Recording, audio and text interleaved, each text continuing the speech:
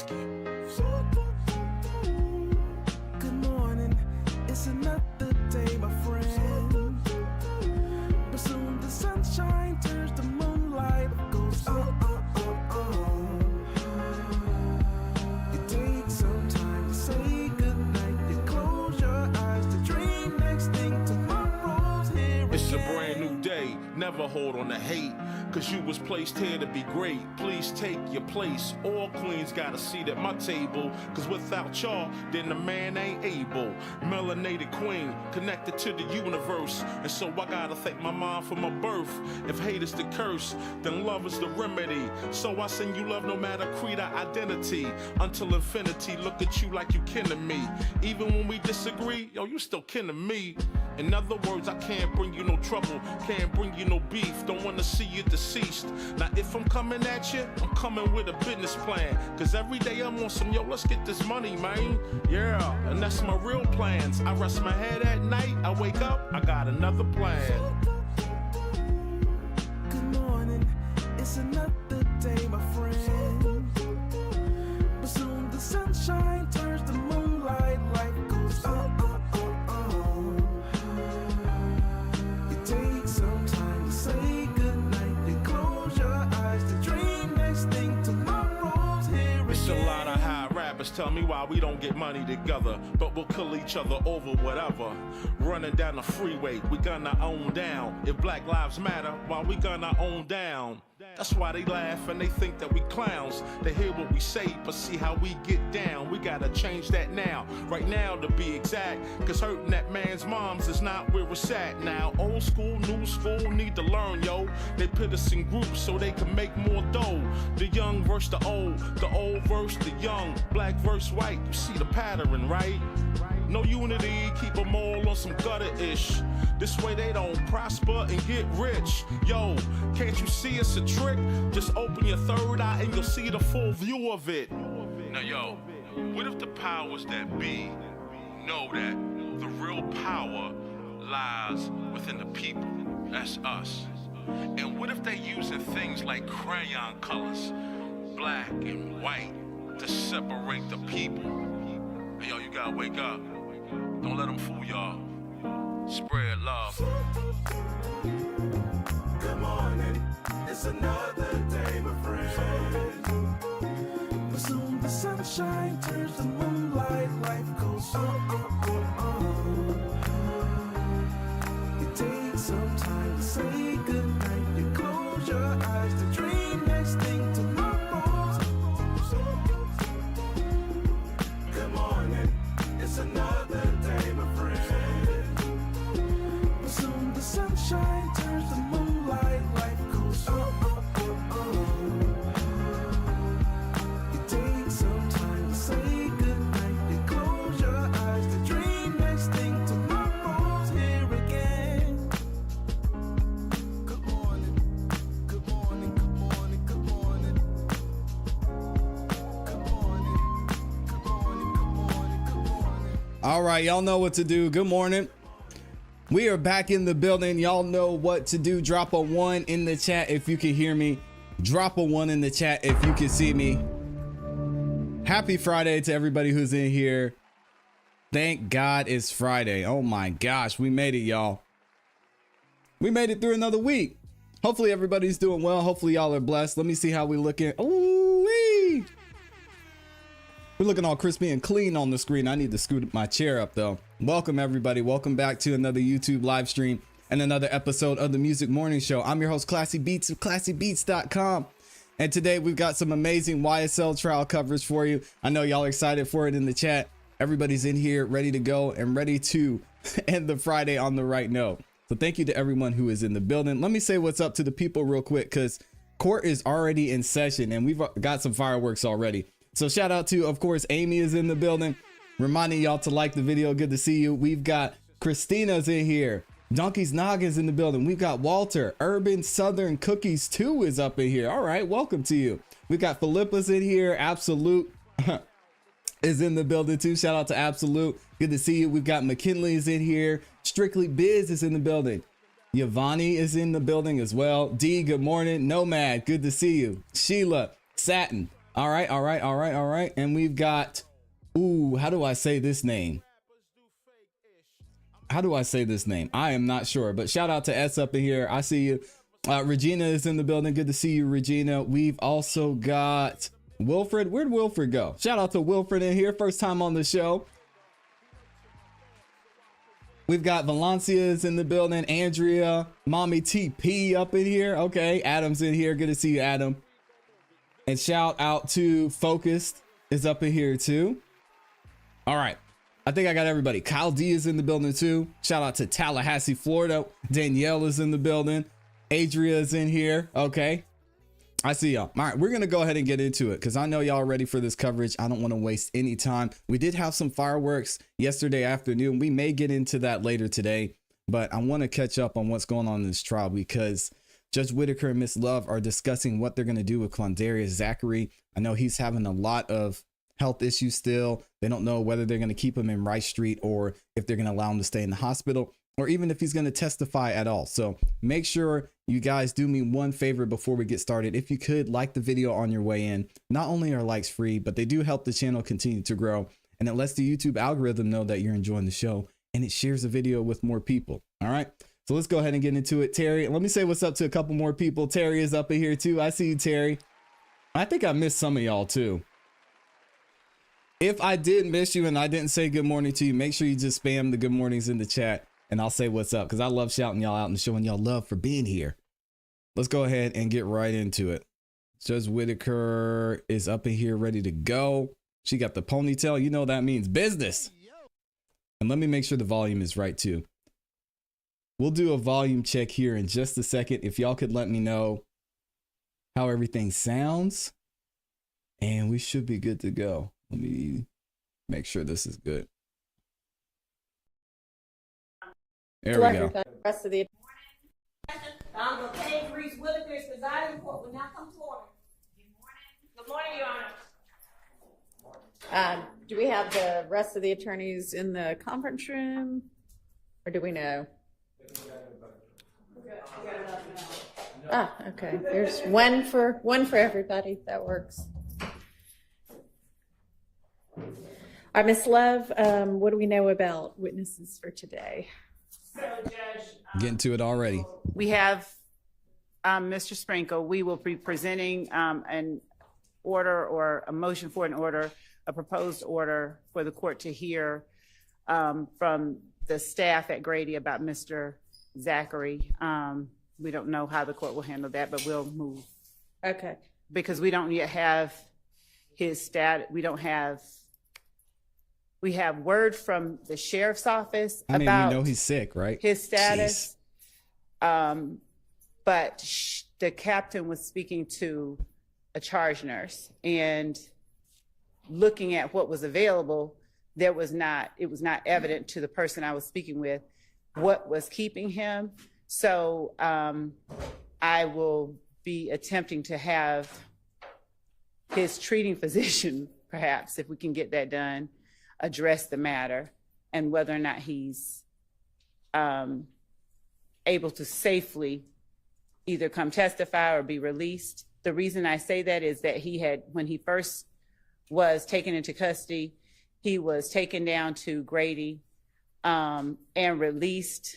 And when he was set, it was in 2 days' time, and then he was set to come here, obviously, but then he was taken back right before, and they kept him because of that. So given the set of circumstances that we have, we'll be asking the court to seek from Grady itself, if they will apprise the court, his status and his availability, his tentative release date. And I won't speak more on it. I'll just present a motion to the court regarding that, and the court can decide what the court wants to Miss do. Love takes a long time to say a little bit. I'm not quite following why we need a court order for that if his attorney who is representing him is okay with the doctor in the hospital providing information, which Thank you. so far they have them. True. And so it would be a matter of, I guess, a Zoom call or something, but I want the treating physician, to directly relate to the court Why? What Why can't he just sign a his letter? current status is in terms of releasability and ability and an impact on coming to testify. This is crazy. All right. Good morning, Mr. Shive. Do you have anything to add to this? I spoke to him twice yesterday. Last time was 5:15 yesterday. He told me he's got two medical scenarios. One, he's got real low blood pressure. Hang on. Can y'all all hear him, or come on up to the mic if you don't mind? And how is the sound? And when you're Everybody. saying you spoke with him, do you mean Mr. Zachary or Mr. Zachary's doctor? His doctor. I He spoke said to this already. Mr. Zachary about 5:15. Okay. And he says they had planned on releasing him, but he said they checked his blood pressure and it's low. They have Okay. to get it up. Okay. The second thing is he has a problem with a certain blood count. I don't even know what that is. I mean, and he started explaining it, but as a layman, I wouldn't know. But he said those are the two things that are holding him right Okay. now. And then once he's released, but I don't know when that's going to be. So because Wow. I'll just stand on what I just said. And before I do anything with his doctor, like if the doctor comes to or is able to reach out to us, I'll have Mr. Shive notified and brought in and deal with that then. I'm gonna. The doctor's not gonna speak to you without his permission and me being there. But from what I gather, talking to the other doctor initially, his situation is tenuous. It goes back and forth. His stress level, and I've done a bunch of research on it, and it's his situation. Like he's had 3 blood transfusions in the last month and a half. Complete. What's still blood going on? transfusions. So Right, because sickle cell anemia is a blood disease. it's messed up. And he's in the family's. He's been in intensive care. So, and that it was indicated by the DA. They put him in jail. He had a crisis. They took him to Grady. It stabilized. They took him back to the jail. He had another crisis. They took him back to Grady, and that's where he's been. Yeah, So, sickle cell is no joke. If he comes here, what I would like is us, and it's within your discretion, and to have a hearing and let him testify, and let the DA ask him questions about what he knows, and see how he stands up under that. And We're not going to do that. I mean, we're just going to have him testify. We're in the middle of the trial, so there's no point in doing a pre-hearing about that. to Yeah, see if God, he he's got the survives or best he has trip. another crisis. But if that Regardless, we'll do that in the trial itself. There's Not no even a point question. doing it twice. Well, just to see how, okay, and see what his testimony would be, because he's indicated, That's not how trials because work. he's real sick, and if we have a problem here, I don't think you'd want to have it from the jury. But, I'll put it on the record, and whatever you decide to do, obviously we'll go along with it. Okay.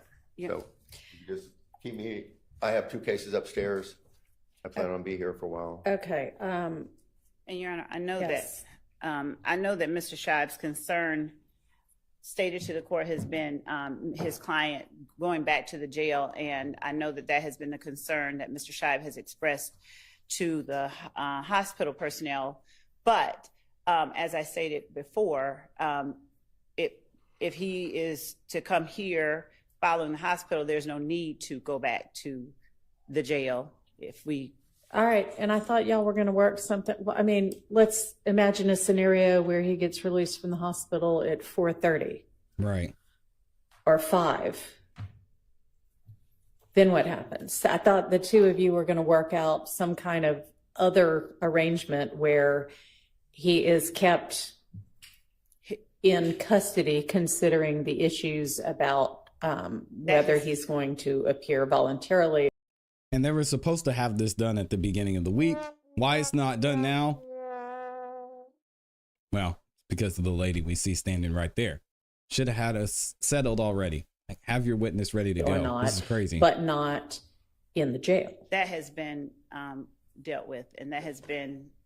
That's what we want. So he can go back to his house. You He want to would put a not. GPS monitor. He would not be at his house. He would be. We would So they still haven't have worked it to keep him in custody somewhere outside of a jail. I suppose we could work on that So and have talk y'all- about that later.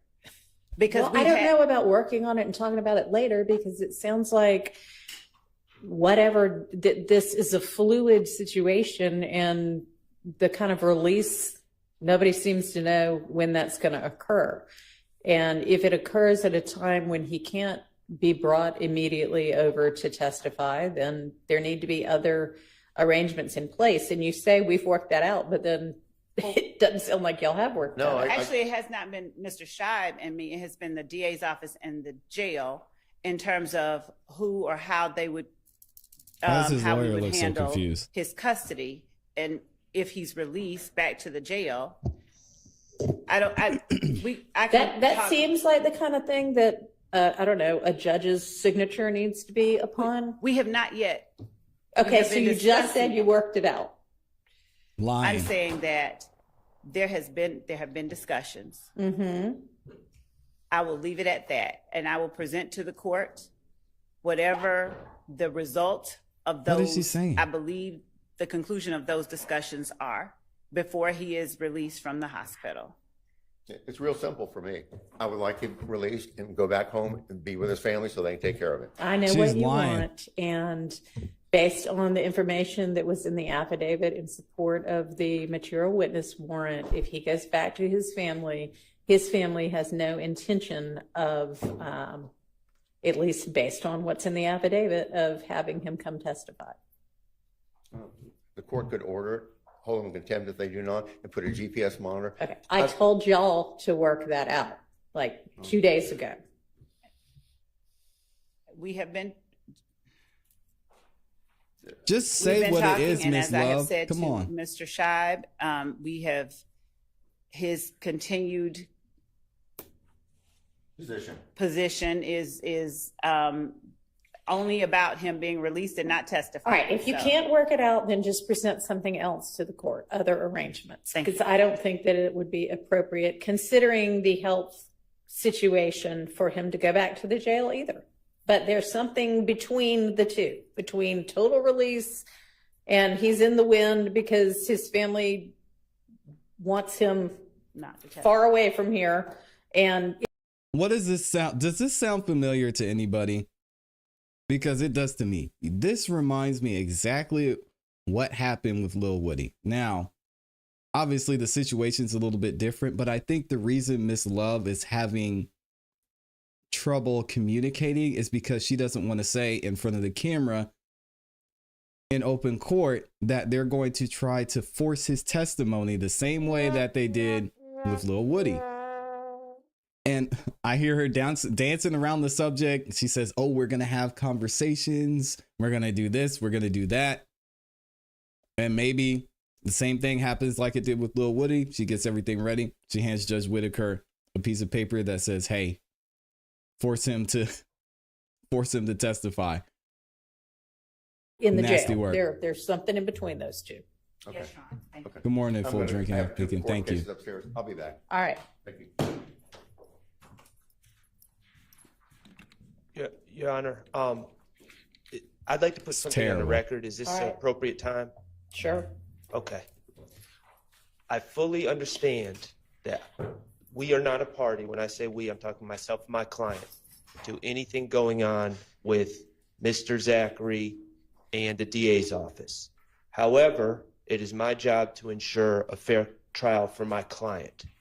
I am putting everyone on notice now. Your Honor, I don't, and I'm not casting aspersions. I don't know how much, if at all, judges know the discovery and the backstory of everything. I don't. What's up, Okay, Sean? all right. Well, this is what That's between y'all until it gets presented in the trial. Okay, Or so- unless you bring an issue to me. that's why I'm bringing this issue. Okay. They do Mr. not care Zachary, about this, man. in statements in 2015, says a bunch of nasty lies about Mr. Stillwell. He blames Mr. Stillwell for everything except the JFK assassination.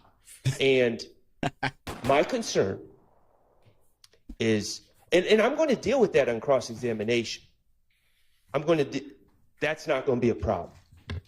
However, if those lies come out and I am not able to cross-examine Mr. Zachary due to him being unavailable, due to medical situation, due to anything like that, and I don't know about his medical, I'm just hearing about it just like you. But if that happens, Yep. there's going to be no one ringing that bell. There's That's going to right. be no limiting instruction that's going to protect his due process rights, his rights to confront his accusers, his cross-examination rights.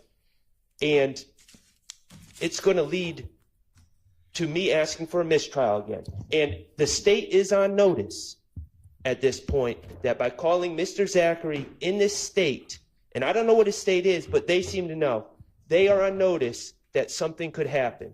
And I'm not the one calling him to the stand, but if his direct testimony comes in or his prior statements come in and I don't have a chance to confront him about those lies, we are not going to have a fair trial. And I'm just putting it on the record now so everyone knows what my stance on that is. Very well said. Thank you. Shout Thank out you. to Max. You know, and again, I don't know risky. what exactly his situation is. I've been told sort of varying. How hard is it to get a letter from a doctor or a note? Is it just me? Why does Judge Whitaker not know his situation? I mean, hell, she could call up to the hospital and probably find out herself.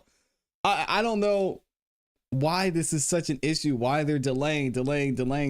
And now it's at Judge Whitaker's feet at this point, because why isn't anything getting done?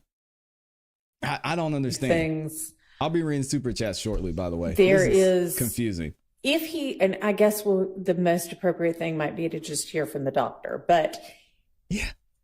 if he is in a condition where testifying at this trial is risky and he may make it through half the testimony and not all of it or something like that, I mean, there is the possibility of taking his deposition to preserve his testimony, which then all of the attorneys would be present for, and you can do a video deposition. And then if for whatever reason he gets through part of it and not all of it, then it doesn't get used.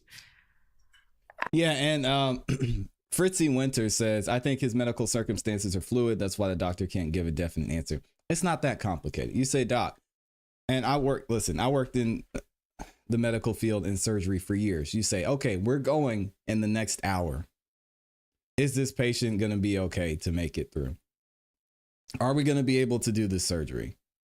You have to do it right now. We have to get him on the stand today. He has to go right now. Is he okay? Yes or no? And then if it's yes or no, then get him over there and get him into the courtroom. It's not that complicated. I mean, that's a possibility. I don't know why. There are just a couple of things that struggling. And the court is correct, and that is those are things that we have tossed around. Yeah. But the state's bigger concern is that given the commentary made by Mr. Zachary's father when we were trying to reach him, that he was going to reach out to Mr. Shart and Mr. Steele. I don't know why, but that's what he said. And he insisted that we could not force Mr. Zachary to come and testify. And given that there seems to be pretty open communication between the Mr. Scheib and counsel for the defendants, they probably have an even better grasp on what's going on with him than even we do. But what we do know is that there are people down there who are monitoring him. And the person with whom I spoke yesterday said that person is not a doctor, but that his vitals on the chart looked normal. Okay. And that there were there had been the representation by Mr. Scheib that if he goes down to the jail, he's going to die. And there are 28, all of these things. And so it perhaps makes certain people protective of keeping him there and not realizing the reality of this circumstance. Yeah, and for those of y'all who are talking about HIPAA and saying you don't think the doctor is allowed to, the doctor is allowed to. And I think the problem is it's risky for him because if something were to happen while his patient's on the stand and he says, yes, he could go on the stand, then that might be an issue. But if Judge Whitaker orders him to give her an answer, then the doctor has to give her an answer. My question is, why is she delaying that entire process? Like she wants Miss Love and his lawyer to be the middleman and get more information. Like she could have taken care of this a long time ago. it appears that whenever it comes close to the time that he has, so.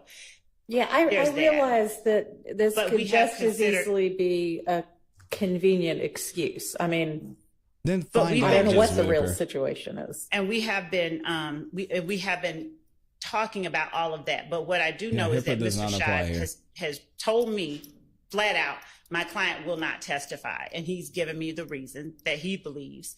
And like I said, I'll just leave it at that. And it's not the reason that he just represented. Okay, So- well, I have also not been presented with any sort of an immunity order, and that was We something, have that. okay. Miss Love stalling, Same. hoping It's just a he standard, recovers.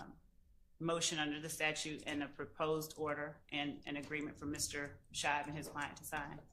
So, and again, Okay, so have the terms been worked out between of the order, whatever the conditions and things like that? Did you and, Yeah, and I was definitely joking. Wendy says, why can't the judge call the doctor in front of everyone and get the answer? Well, that would definitely be a violation. I mean, he has to have some sort of court order. But because he's been subpoenaed and he's being called in to testify, Judge Whitaker is legally allowed to have information that would prevent him from doing so. Mr. Shive worked that out? no, Judge, what we did was track the language of the statute. It literally says that he cannot be, nothing that he the stuff to which he is. All right, so you have not talked to Mr. Shive, and Mr. Shive has not talked to you since yesterday afternoon when y'all said you were gonna, We've communicated, They waste so much time. This is about terms? we have Crazy. been drafting it. We have not talked. Okay, so how about talk to him when he gets back, because he had a couple of other courtrooms to go handle matters in and he was coming back after that, and talk to him before you present anything to me. Oh, okay. But Your Honor, I would also say that she's just putting on for the camera, y'all. And I will do as the court has instructed, period. That's a full stop. The statute. I love when attorneys say, I'll follow your orders, as if you have a choice. I mean, I guess you have a No, choice. I'm- I could hold you in contempt, You- but okay, and thank that's you. not I what intend appreciate to have that. happen, and I don't mean to be or sound Okay. contemptuous. What I'm saying, Your Honor, is I don't want the rest of what I'm saying to be interpreted as if I'm going to do something else Okay. than what the court has instructed. All that I am saying, or all that I was saying, was that the 245507 has specific language, and it instructs that the court knows that statute. So we are going to follow that statute, and we will talk to Mr. Shive about what that means. Judge Whitaker's And waiting for I a don't know chance if to there's hold her in something else that contempt. he intends to or wants, but whatever that is, we will discuss it with him. But the statute itself is pretty clear, and so Exactly, WNC. we will do as I said. It's as the court simple. instructs. Like, Judge Whitaker could just say, all right, doc, he's under subpoena. He's saying he can't show up to court. Can he show up to court? Done. It's not. Jeez. All right, Good there's morning, a new motion WNC. in limine number 60 that I am just opening the email for. Is that something that we need to deal with this morning, or is that just something for our No. next non-jury day? No, but I wanted to inform Fanny this did not honorable pick her. court that you motivated the people at our office. Okay, great. The Thank A-team. you. They The said they A-team, are bail. inspired by your No. words, and they are ready to go. So thank you. Good deal. Okay, well, we'll take that up whenever we have our next non-jury day, if it's just about upcoming evidence, but not immediately upcoming. All I right. don't know if I can make it through another All right, are there any non-jury other, day. we told the jury 9, so we've got a few minutes before it reaches 9 I don't know o'clock. about y'all. Any other matters we need to discuss? Your Honor, we came in early specifically to discuss the Yes. objection that was raised Okay. by counsels for the defendants. And what I believe was happening, if I can summarize it clearly and accurately, on yesterday evening, we had Deputy DA Mike Sprinkle on the stand, who was asked a question regarding how it is that he conducts further independent investigations into the unindicted homicide cases that he receives in order to make those decisions that he makes. There was the objection, specifically when I asked Deputy DA Sprinkle how it is that he decides, with the thousands of jail calls, for instance, that he has access to, which ones are pertinent to look at. And so there was this objection that we were bolstering, that it was irrelevant, and that we should not be allowed to do that. We should only be allowed to ask DDA Sprinkle what he did in this case. To the extent that the defense has made relevant by accusing, in front of the jury, raising their defense of essentially selective prosecution and malicious prosecution by the state. It has not only made this particular testimony as to how DDA Sprinkle conducts his efforts to determine the proper charging decisions to make, not only relevant, but highly probative, and thus not a waste of time or confusion. For the defense to take the position that they are able to show that, or say that the state has essentially chosen to just go after their client because they wanted to get the big fish, and then to object when we try to show the repetitive nature and the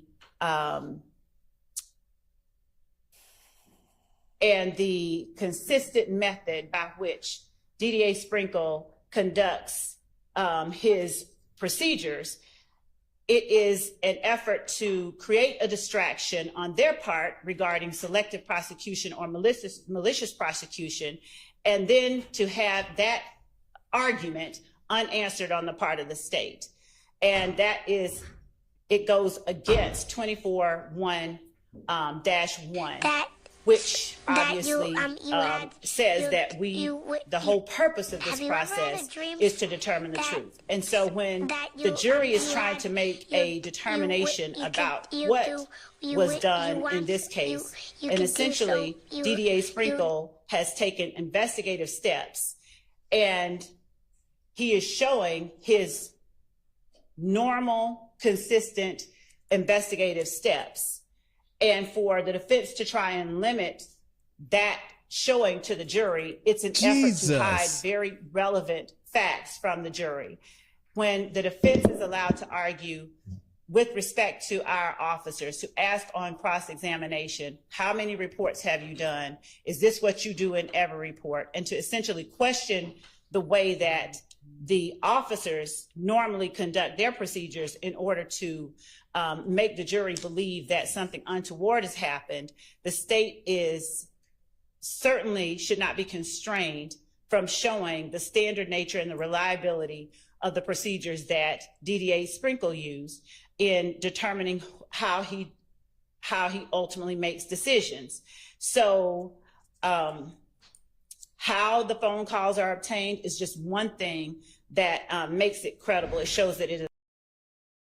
Basically, she's saying the defense is trying to paint a picture of what we talked about in the chat earlier, that there was lack of communication, lack of procedure following, and Mr. Sprinkle is having to go through, clean things up, figure out and put the pieces together on his own. And the defense is making it look like that the Atlanta PD isn't doing their job. I don't know why Miss Love is taking that long to say all this. Clearly, it's because she's reading off of a piece of paper and is a part of his routine policies and procedures. And it is not distracting. It is, in fact, clarifying. And again, under 24-1-1, the state is or should be entitled to present its evidence that what the defense has now put before the jury by way of argument and cross-examination is very relevant. Their entire position is antagonistic to 24-1-1.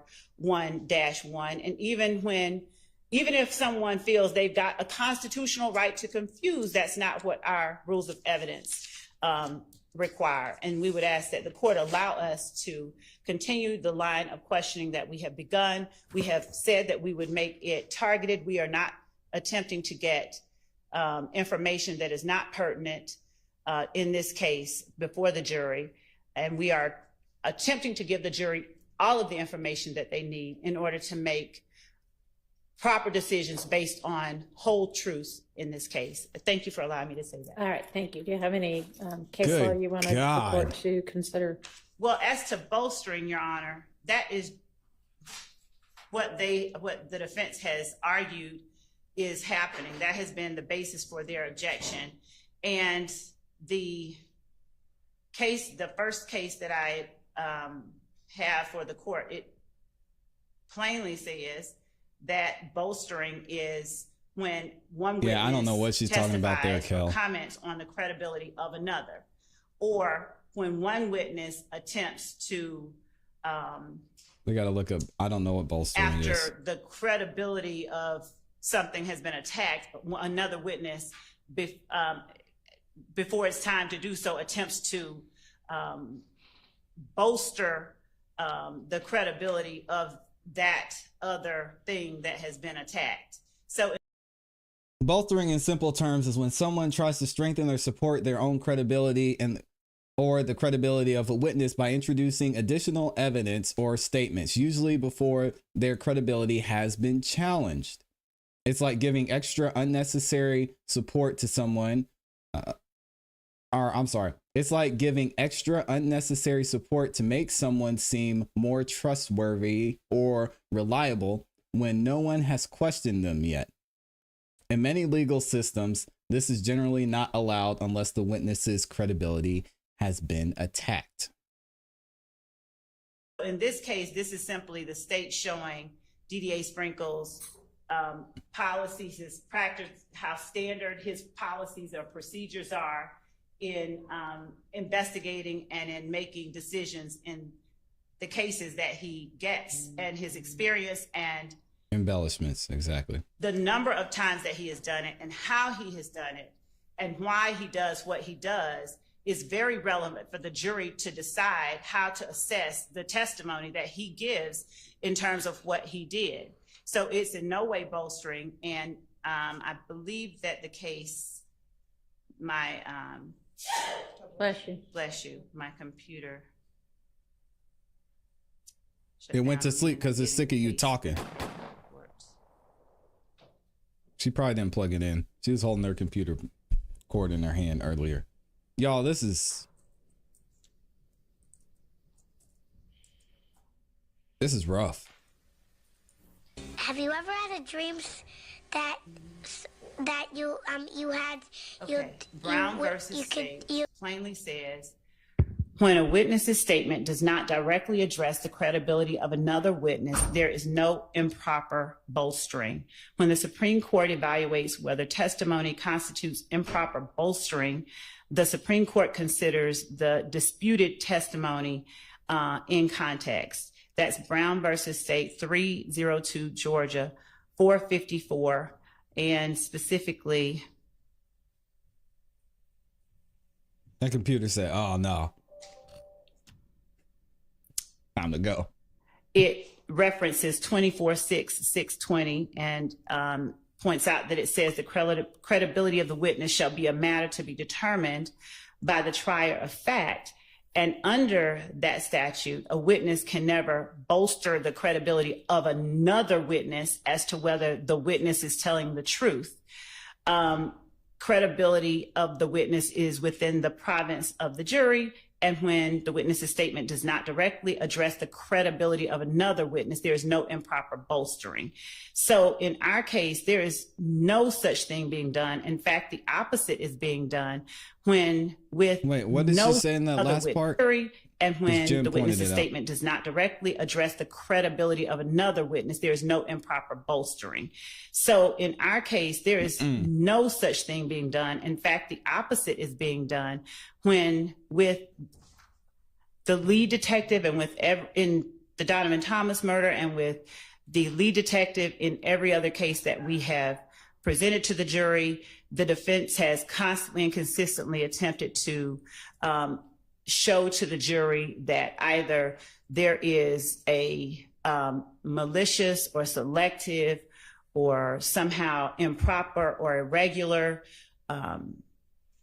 effort to target their clients, to show the absence of those very things with a witness is nothing but to have the witness show, how he is qualified to make the determinations or to do what he did, even when he is a lay witness. What does that have to do with this testimony, though? Argument from defense counsel. And if he didn't do his job, he didn't do his job, right? Good morning again, Your Honor. Good morning. Good morning. Everyone. Your Honor,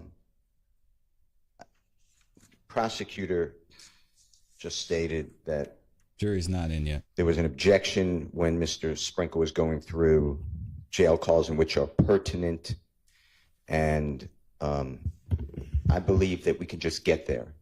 OCGA 24-1-1 talks about the mission of a case, and here the mission of a criminal case is whether the state of Georgia proves to the jury beyond a reasonable doubt the guilt of one or more of these accused. That's it. It's not about Mr. Sprinkle's work. And he can say, I have found this jail call, and if the court admits it, they can play it. But him going through, this is what I do, and I have grand jury power, and I don't always follow the police, and I don't indict other people in other cases at times that the police think should be indicted, is really no play here to that mission. The prosecution's attack or statement or justification maybe would be the right word that, I'll just say me, but have raised the defense that the police targeted Mr. Williams. I stand by that. It came out in evidence. Just for instance, when this honorable court was here, it came out in other factions of the case before this honorable court graced the bench in this case. But Mr. Copeland's statement, which was admitted over objection on June 10, 2015, he's with prosecutors, not prosecutors, police officers. And they specifically say, we don't want Shannon. He's a little fish. We want a big fish. And it comes out, I want Thug. I want to know where his money's from. This was embedded in the case by the prosecution. And Mr. Copeland testified, I knew who they wanted. And he said, whether it's believed or not is up to, obviously, the trier of fact. But Mr. Copeland said, I knew that I can get out of that interrogation room by finessing against Mr. Williams. And I lied. That's, short. That's a fair amount. But I was going through this last night and this morning, Your Honor. And if the district attorneys who's testifying, and he's an honorable man, if he's allowed to say what his conduct was, why he did this, why he didn't do certain things. They asked yesterday, or the court may have said, yeah, but you attacked why some people were indicted and some people weren't indicted. I believe that came from this honorable court. Then I would like to have, I believe that's a waiver of work product. I mean, we're getting very close to strategy, and they're revealing, they being the DA's office through this witness, may be revealing to an adversary, which waives attorney work product, what they did and why they did it. And if that's true, I just know myself, and I, God willing, follow the law. I'm going to serve a subpoena. It'll be met with a quash, I'm sure.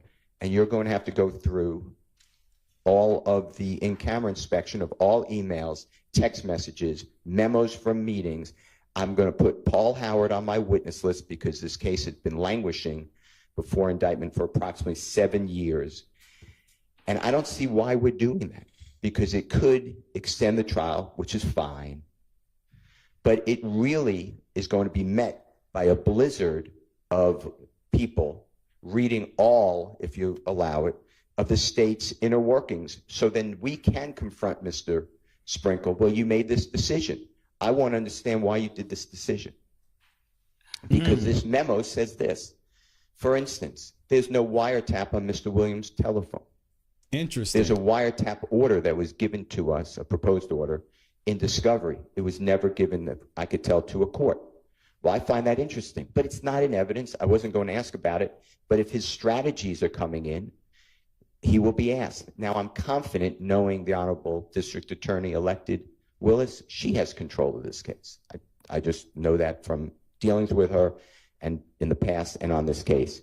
So she will be added to the witness list because it's really not Mike Sprinkle's call who to indict. That's from my experience. I'm not saying came out in evidence. The Honorable Court knows a lot more about the inner workings potentially than I do, but we're going down such a wrong road, and the case law supports what the defense is saying. That's why we don't get into the investigation and the conduct of the investigation, but we get into the relevant information given out, unless, and it says in the rare case, R-A-R-E, rare case, that the conduct of the investigator becomes relevant. And that's all I'm trying to say. And as far as jury instructions, I believe this Honorable Court will be asked, whether you give it or not, it's up to the court. But there will be an instruction.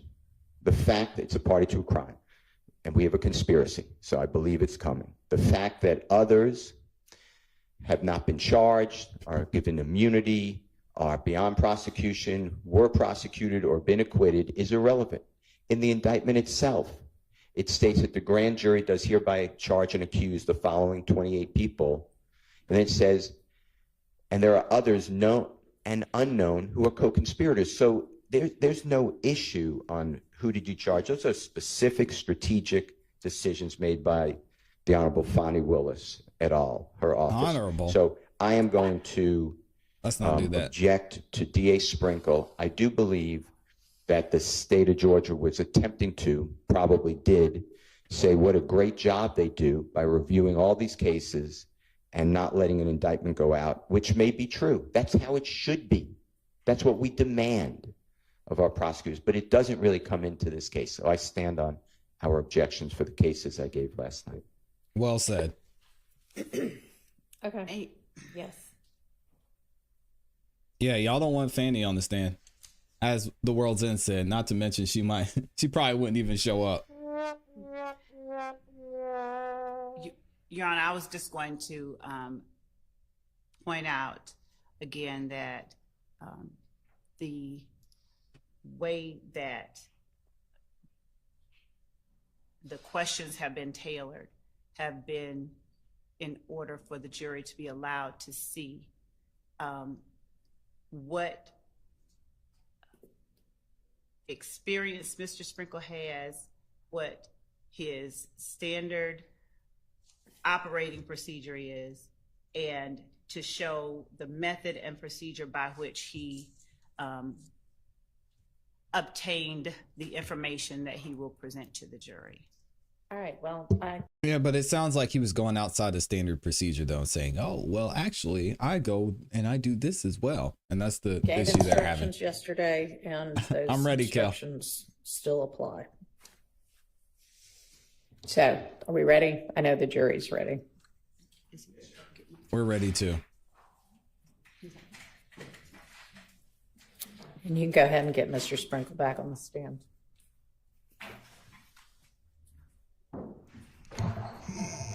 And if we have time, we'll review Officer Sprinkle's initial testimony from yesterday.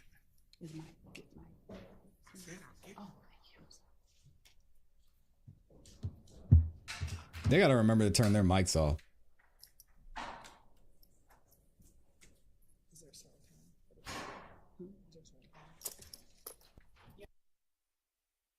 Can we get a Zoom link to send to Brady? It's the same one. No, we're trying to get. For Yes, Grady? Yes. Can we get a We Zoom can generate and a one. time that the court will hear from the doctor? We can generate one. Not, I mean, wouldn't it just be this? Can't we just? I mean, if not, then we'll just send another one to everybody. Is there a time that we can Lunch? give to him? And that would be 12. I mean, you know, I don't know, maybe we need to do it at that person's convenience. We'll find out. Okay. Thank you. And thank you to everybody who's liked the video so far too. Appreciate You can go y'all. ahead and get Mr. Sprinkle in. Thank you.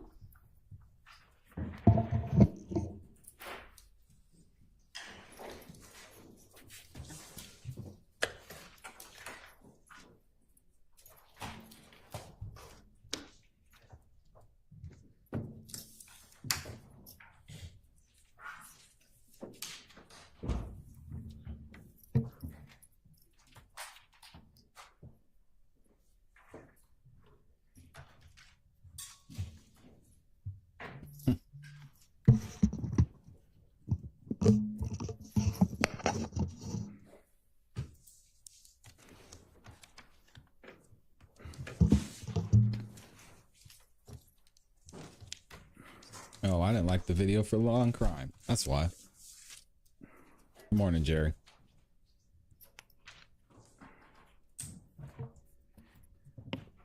Good morning, BDA Sprinkle. Good morning.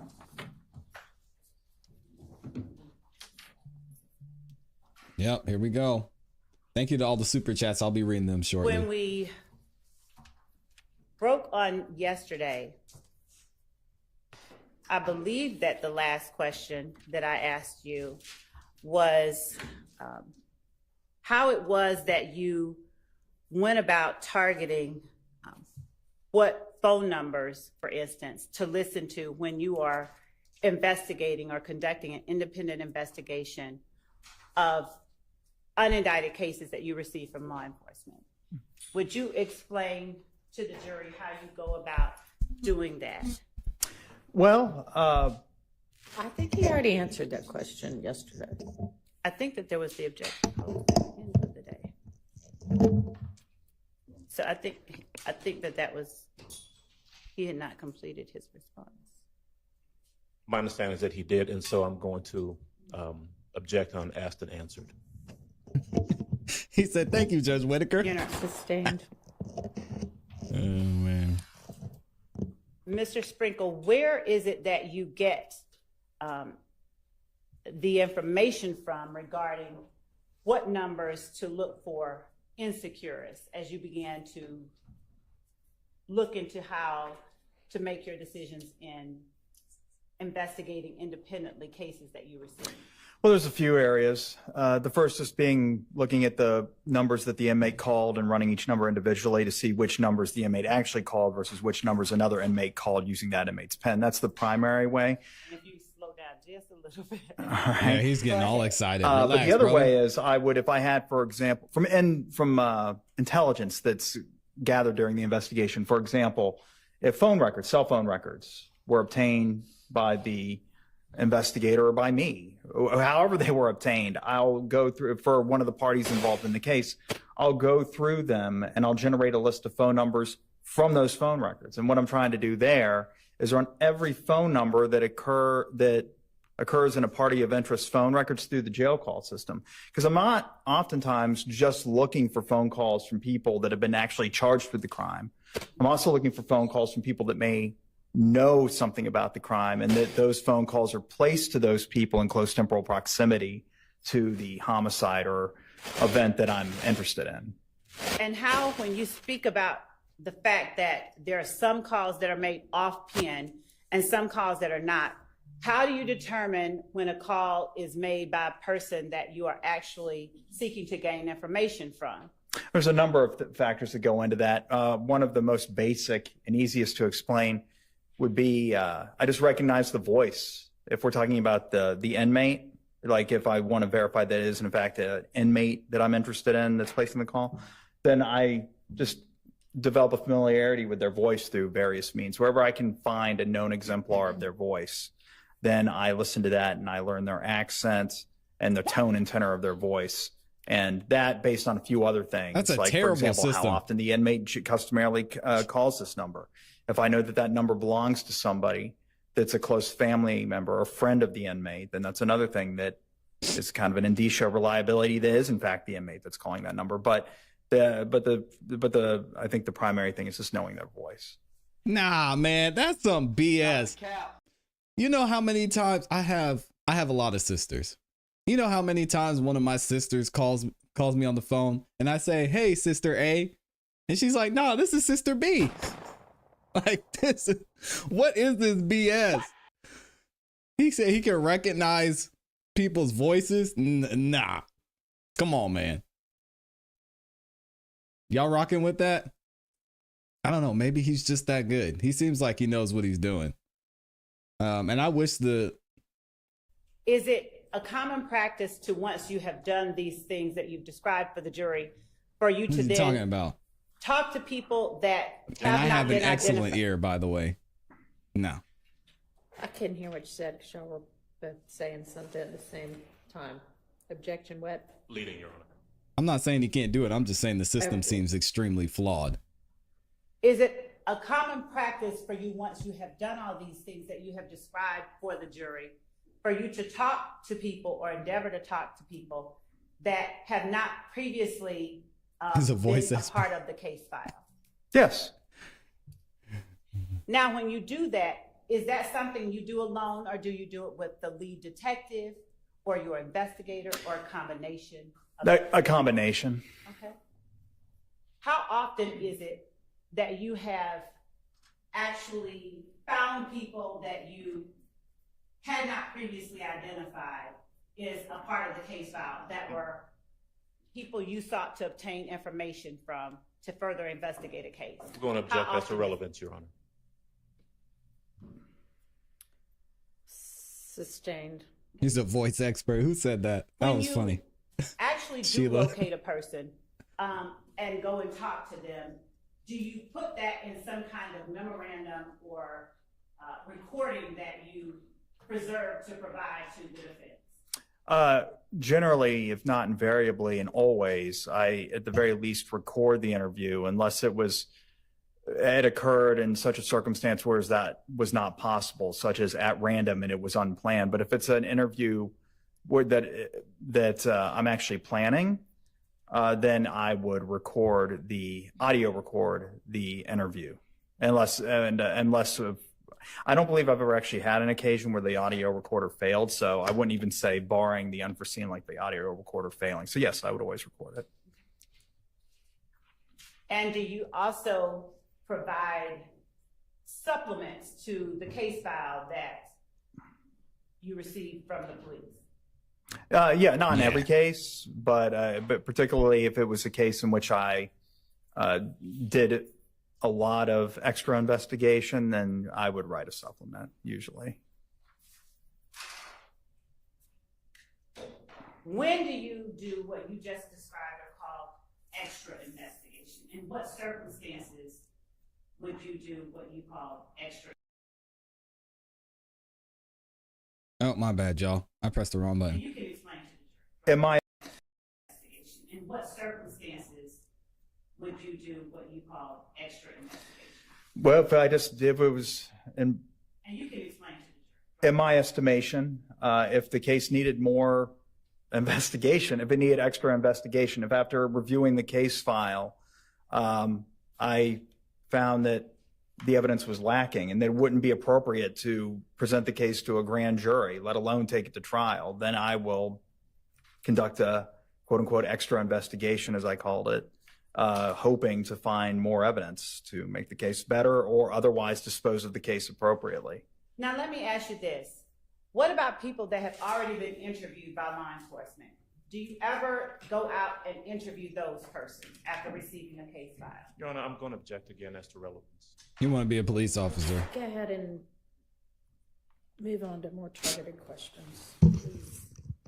When you receive a statement of a purported witness in a case, do you take the statement given to you in the case file as all the that witness has to say, or do you ever endeavor to I'm go gonna speak object with to them leading, Your yourself? That's Sustained. super leading. Come on now. Ask him, how does he handle? Do you do anything with the witness statements that you receive in your unindicted cases that you get from law enforcement? Objection relevance. Your Honor, that goes directly to his practice, his Jeez. way of conducting investigations into the cases that he then makes other decisions for, and it goes to Yeah, they're ready to get him. how it allows the jury to gauge his practice, his Counsel approach, please. Oh, she's about to get Miss Love. She's about to get her and say, listen. They're about to end this guy. Get your questions together. Why don't she just ask him, when you get a witness testimony, how do you... Man. While they're up here, let me read some of these super chats so we don't get too behind. Thank you again to everybody who sent in super chats. We got a bunch of them in here this morning. Shout out to... Is it Shaped Intro? I'm messing up your name. I don't know how to say that one. But shout out to Shape with the 1 bomb. Appreciate you with the super chat. McKinley also drops the 1 bomb. Thank you so much. Full drink and half. Thank you's in the building with the 10 bomb. Says peace and bliss. Shout out to Full Drinking and Half Thinking. And y'all go check him out. I found out the other day Full Drinking and Half Thinking has a YouTube channel. So if one of the mods could drop the link to Full Drinking and Half Thinking's YouTube channel, I would appreciate it. Thank you for stopping by, brother. We've got Urban Southern Cookie 2. First time in the building. Dropping the super chat, says, Love loves to hear herself talk. It's annoying. And she doesn't be saying anything. I'm like, what is she trying to say? Have you ever had dreams that you Talking you in had, circles. It's the most frustrating thing I've ever seen. The World's End has been a member for 1 month. Appreciate you. It's an honor to be a member of the Classic Beats. Thank you for being here. Amy's got the popcorn ready with the 149 super sticker. We've got McKinley in here dropping another 2 bomb. Thank you so much. Asika is up in here too. Asika Tate's in the building, dropped the 5 bomb. And then we've got Savannah Shriver with the 1 bomb as well. Appreciate y'all for the support. I'll be reading super chats throughout the show. And we're going to see what's going on here, because I have a feeling Judge Whitaker is letting Miss Love know, listen, if you go down this path and open the door, I can't save you. And then you're going to have Fanny up in here and she's not going to be happy about it. So I don't know. Maybe Judge Whitaker got a text from Fanny and she said, stop this. Don't let her do this right now, because Love's not looking at her phone. They gotta rein it in. Oh man. Did I miss saying good morning to anybody in here? Antonio's in the building. Good morning. Carmaine's up in here too. Good morning to you. Deanna's in here. Good morning. Good morning. Good morning, TM. Did you work with Detective Thorpe on the case involving the murder of Donovan Thomas Jr.? I did. And in working with Detective Thorpe, do you recall when it was that you received the police file from the Atlanta Police Department? It would have been late 2015 or in early 2016. Did you document when you received the case file from Detective Thorpe in a memorandum or report that you provided as part of the case file? Yeah, it'd probably be this report. Don't hold it up. Don't hold it up. Well, anyway, this report right here that I brought to the stand, the 140-page one. 140 pages? Yeah, I believe that's how many pages it is. Okay. Yep, 140 pages. And did you, would you look at that if you need to refresh your memory about when it was that you received the case file from the Atlanta Police Department? Yeah, right here, in fact, January 2016. It's the first 4 words of the report. All right. Once you received the case file from Detective Thorpe, without going into what was said by this person, did you notice a witness or identify a witness that you wanted to speak with further? I did. Who was that person? Spencer Wright, AKA Nicholas Robinson. All right. Now, Spencer Wright or Nicholas Robinson, first of all, why are you saying AKA Nicholas Robinson? Because Intelligent. well, that was a name he provided contemporaneously with an October or a September 2015 arrest, I believe. Of himself or someone else? Of himself. All right. And is that person a person who had a statement already inside the case file you received from the Atlanta Police Department? He did. All right. So if there was a statement by that person already inside the case file, why did you want to speak with that person? Or did you want to speak with that person again? I follow-up questions. Say that again? I had more questions, follow-up questions, other questions that after reviewing the case file that I had that hadn't been previously asked by the Atlanta Police Department. I can tell you right now, the APD probably can't stand this dude. I see y'all cooking him in the chat. He's probably, oh man, telling them how to do their job. And is it common when you have We all know the questions type. that haven't been answered in your regular course of reviewing cases to locate those persons, to ask them more questions? Yes. Objection, relevance. Overruled.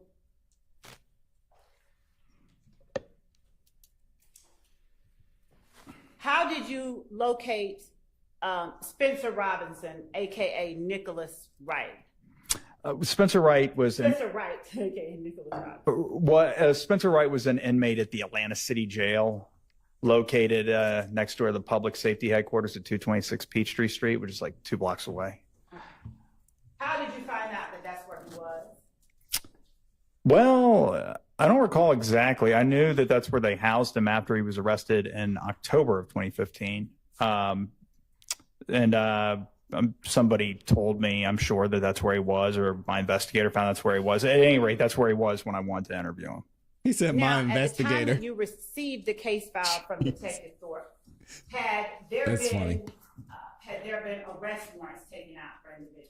Yes. Mm-hmm. Who were the arrest warrants taken out for at the time that you received the case file? Kenneth Copeland, Antonio Sledge, Demiki and Garlington, and Shannon Jackson. Shannon Jackson, does he have any other name? Shannon Stillwell.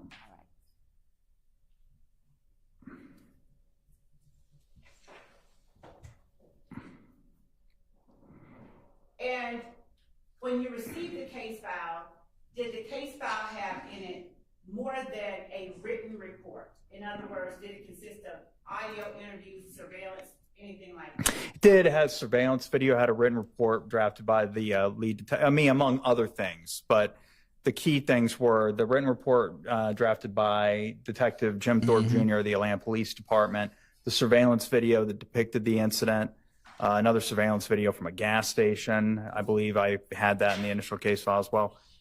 Crime scene photos, I believe, may have been in there.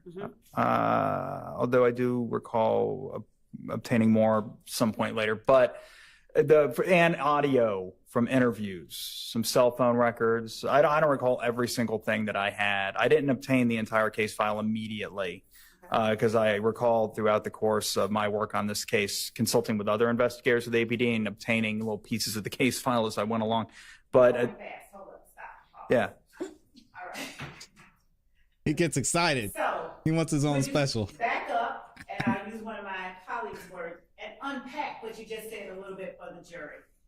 Regarding the murder of Donovan Thomas, I had audio interviews from some of the people that, if not all of them, that Detective Thorpe interviewed as part of his investigation and his report, and surveillance video. All right. And so slowing down a little bit, you said you did not have all of the case file, that you got other information from other investigators? Well, I guess that's how you define case file. I had what Detective Thorpe provided me. But there were other investigators at APD that had been working on this matter. And so were those other investigators, the information you sought to get from them, were they not in or part of the file Detective Thorpe gave to you? Right. I remember in particular, there was a lot of cell phone records that I obtained from another investigator that I did not obtain from Detective Thorpe. And that if specifically when I say another investigator, I'm talking about Tyrone Dennis. Okay. He was putting all the pieces together for them. Dang. Now, if you would, slowing down a little bit more. If you would, please tell the jury how you determined that Detective Dennis had information of interest to you in this case. Well, I went out to the field. You know, I signed out on a cruiser and I went to Woody's residence. And I found the shell casing sitting on the ground. And I determined, maybe we need some further investigation on this.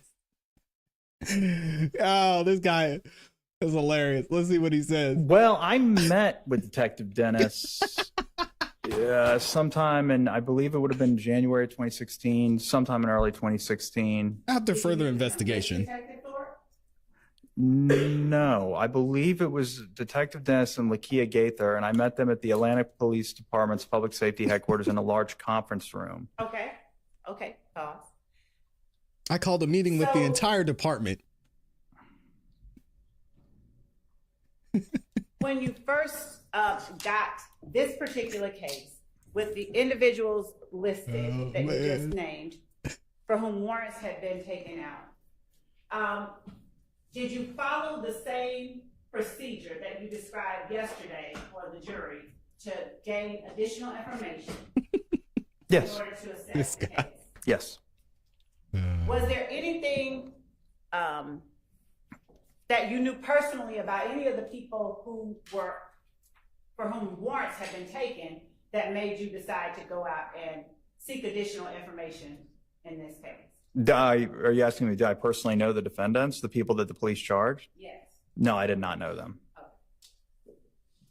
He's helping her ask questions too. Man, this guy does it all. Did you have, He's gonna be the mayor one did you day. know when you got the case file when it was that Detective Thorpe had talked to Spencer Wright? It would have been in October of 2015 on the night of his arrest.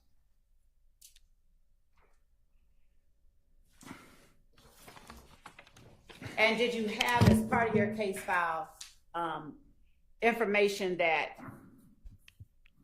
immediately after talking to Spencer Wright or Nicholas Robinson, that Detective Thorpe took out the warrants for the persons you just named? So Spencer Wright was arrested on October 19th, 2015, the same being the night that Detective Thorpe, among others, interviewed him. And the warrants, and please correct me if I'm wrong, but I don't think I am, were taken out October 20th, 2015. For the four defendants that I referenced earlier for the murder charges. Where did you have surveillance video from in the file that Detective Thorpe gave you? So there was a from what I recall, 2 surveillance cameras mounted on the barbershop located at 330 McDaniel Street. And then you went about maybe 100, maybe not even 100 yards away. There was a gravel lot and then a street. There's a Texaco station, McDaniel and Northside Drive. And I had surveillance images from that station. Were you personally familiar with that location? Have you gone out and personally seen it? Yes, I've been to that location before, yes. After you got Detective Thorpe's file, did you find yourself out there again, or did you go use what you had to make any kind of determinations? Yeah, I drove by there a couple of times, a few times, as I looked over the case just to get the lay of the land, because you can only see so much from Google Earth. All right, so backing up, when you say you drove by there a couple of times, did you just like drive down the street, or did you stop? What did you do? I drove down the street, I would stop, and I would just take a look at the lot just to get a kind of, rather than the 2D perspective that you would get on, like I said, Google Earth. I wanted to just kind of see where all the buildings were situated and that kind of thing. I mean, I didn't get out and like linger around, get out of my car and like linger around or anything like that. I didn't really see any reason to do that. But yo, did I just call it? Did he say he went out to the crowd? Hold on a second. Hold on. What did he say? Did he say he went surveillance, out to the scene? images from that station. Were you personally familiar with that location? Have you gone out and personally seen it? Yes, I've been to that location before, yes. After you got Detective Thorpe's file, did you find yourself out there again, or did you go use what you had to make any kind of determinations? Yeah, I drove by there a couple of times. I told y'all. I told you. I called this. That man, he got him a cruiser. He signed out a cruiser. He said, yeah, I need to do a little bit more investigative work on this. And he drove out to the scene. Make any kind of determinations? Yeah, I drove by there a couple of times. Crazy. A few times as I looked over the case just to get the lay of the land, because you can only see so much from Google Earth. All right, so backing up, when you say you drove by there a couple of times, did you just like drive down the street, or did you stop? What did I you do? told you. I drove down the street. I would stop and I would just take a look at the lot just to get a kind of, rather than the 2D perspective that you would get on, like I said, Google Earth. I wanted to just kind of see where all the buildings were situated and that kind of thing. I mean, I didn't. This is the dude that class is over and he's like, teacher, you forgot to give us our homework assignment. Didn't get out and like linger around, get out of my car and like linger around or anything like that. I didn't really see any reason to do that. But yeah, I did like survey the crime scene. Why did you do that? Why did you go out there if you already had the surveillance footage? I didn't get out. Again, just to, because it's one thing to look at a scene on a screen where you can get some three-dimensional perspective from the images. It's quite another to actually be at the scene and not be staring at it in 2 dimensions from a computer screen. You know, you get to see, you know, where somebody's view would be obstructed depending on where they were standing and that kind of thing. This guy's super involved in this Is investigation. that the only thing that you get of value by going out to a scene after you get a police file? Like Yeah. where somebody's view would be obstructed. You're allowed to tell the jury what value you gained from going out to the scene. Well, I mean, it's just important to see where the crime actually occurred. Sometimes, particularly if it's like in an apartment complex, you know, going out to the scene, you can do a witness canvas, start knocking on doors. Did you do that? Have you done that? I have. I didn't do it in this case because this occurred on a public thoroughfare. Okay. But yeah, anywhere where there's a homicide, where there's a lot of people, like pretty much an apartment complex or a neighborhood, I found that can be beneficial. All right. Did you also mention Google Earth earlier? I did. Why did you mention Google Earth? Well, Google Earth, in this specific case, I went to Google Earth because I did eventually end up interviewing Spencer Wright myself. Mm-hmm. Without talking about what he said. Right. And right. Well, I'm not even going to get into what he said. I just went to Google Earth to to take still shots of images that were photographed by those Google Earth vehicles, I guess, just so I could show them to him and say, okay, well, where were you at this time when you said you saw this, et cetera. Okay. And had he said those things previously in his interview with Detective Thorpe? Had he given the information of where you were at this particular time? Without saying where he was, had he given that? He offered a verbal description of where he was. Did you capture whatever it was that he said verbally in the Google Earth photos that you then chose to show to him? Objection, Your Honor, hearsay. Objection, what? Hearsay, Your Honor. Did he verify when the Google Earth images were taken? After listening I would hope to so. Detective Thorpe's interview with Spencer Wright, did you attempt to find on Google Earth where it was that he was located? I did. Were you able to locate an area that coincided with or matched the area he described being in? Your Honor, I'm going to object to any reference to statements made by this witness who's not testifying as hearsay. It's a good point. This witness is not going to tell the jury, first of all, we're not offering it for the truth of the matter asserted. We're offering it to allow the jury to see what Mr. Sprinkle did in context. He located a certain area. Let's not say what he did. We need to hear that from the witness. Okay, so it's provided. Overruled. Thank you. So.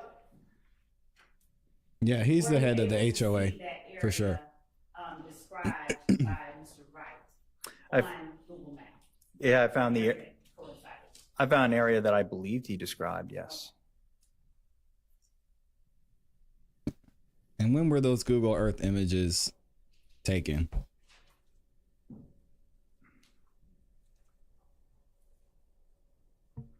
Why were you looking for the area where Mr. Wright described? Well,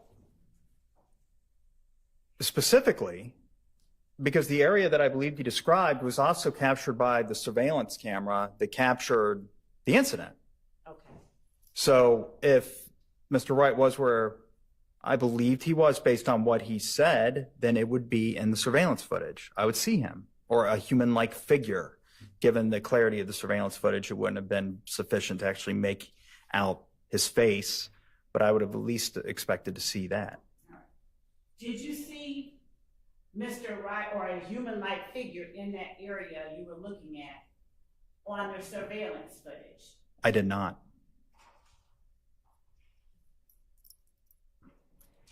Did you fully capture that area on the still shots that you took down to show to Mr. Wright? I did. When did you meet with Mr. Wright? This would have been January 12th of 2016. Where did you meet with Mr. Wright? The Atlanta City Jail. They might. Now, was Mr. Wright being held on felony or misdemeanor charges? It's a probation violation on a felony case. He's got a great memory. Now, did you offer anything to Mr. Wright in exchange for him speaking with you? I didn't. Had, to your knowledge, anything been offered to Mr. Wright by your office in exchange for him speaking with you? Not to my knowledge. Was there any insinuation that you would lower his charges or drop his probation warrants? Not by me. Okay. Was there any made by anyone associated with you that you have any knowledge of? No, not to my knowledge. I have absolutely no information to indicate that that ever happened. Okay. Who went with you when you talked to Mr. Wright? The aforementioned, the investigator I mentioned yesterday, David White.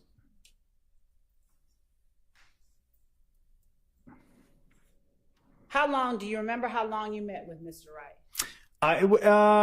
Probably maybe like an hour. I audio recorded it, so however long the audio recording is how long I met with him. Well, for in relevant part, and I audio recorded the entire thing. It would probably 45 minutes to an hour and a half, I would expect, somewhere in there. Did you video record it as well? I did not. In fact, I brought a voice recorder no, I just brought a pocket voice recorder. Now, why weren't you in an interview room video recording you all's interaction? It was actually in a pod, like an inmate dorm at the Atlanta City Jail where Investigator White and I interviewed him. And there's like a little, like a break-off room to the side of the pod, and we just met him in there. There was a table and chairs in there, and we just talked to him. And were any other inmates around while you talked to him? Present? Well, they weren't in the room with us. I don't recall if they were out and about in the dorm. But yeah, there were other inmates. I don't recall that any of them were within earshot of us, though. Not within earshot. Is that what you said? I don't know. Certainly nothing happened during the interview that alerted me that somebody was listening in. I'll leave it at that. And I don't recall having a feeling at the time that, oh my, because I believe I would have. That would have left an impression on me if I thought that others were eavesdropping. And I didn't have any feelings of that sort while I was doing the interview. They were spying on me. Now, He's writing a whole book over there. Mr. Sprinkle's going to come out with the how book many on this trial. images did you show to Mr. Wright? I don't know exactly how many. Let's see. Probably like 15 to 20. Were all 15 to 20 images that you showed to Mr. Wright? Probably more like 10 to 15, actually. It's somewhere around there. It was less than 25. Actually, All it of was. the images that you showed to Mr. Wright, images captured from the barbershop footage in front of which the murder occurred. Yes, it was Google Earth still shots that just depicted the scene. And still shots from the barbershop surveillance footage. Starting with the Google Earth still shots that depicted the scene, what did you do with those still shots? I printed them out prior to going into the interview. And when you showed them to Spencer Wright, given that they weren't from the actual night of the murder, what were you doing with them? Well, given that the scene had remained, from the time the murder happened to the time that the Google Earth vehicle photographed the scene had remained unchanged. In other words, the lay of the land was essentially the same. Mm-hmm. My objective was for Mr. Wright to identify where both he was and other parties were at various times during when he witnessed the incident, according to him. Okay. So was Mr. Wright, without saying where or what he said, but was he able to point out an area that he was claiming to have been at? Yes, he did.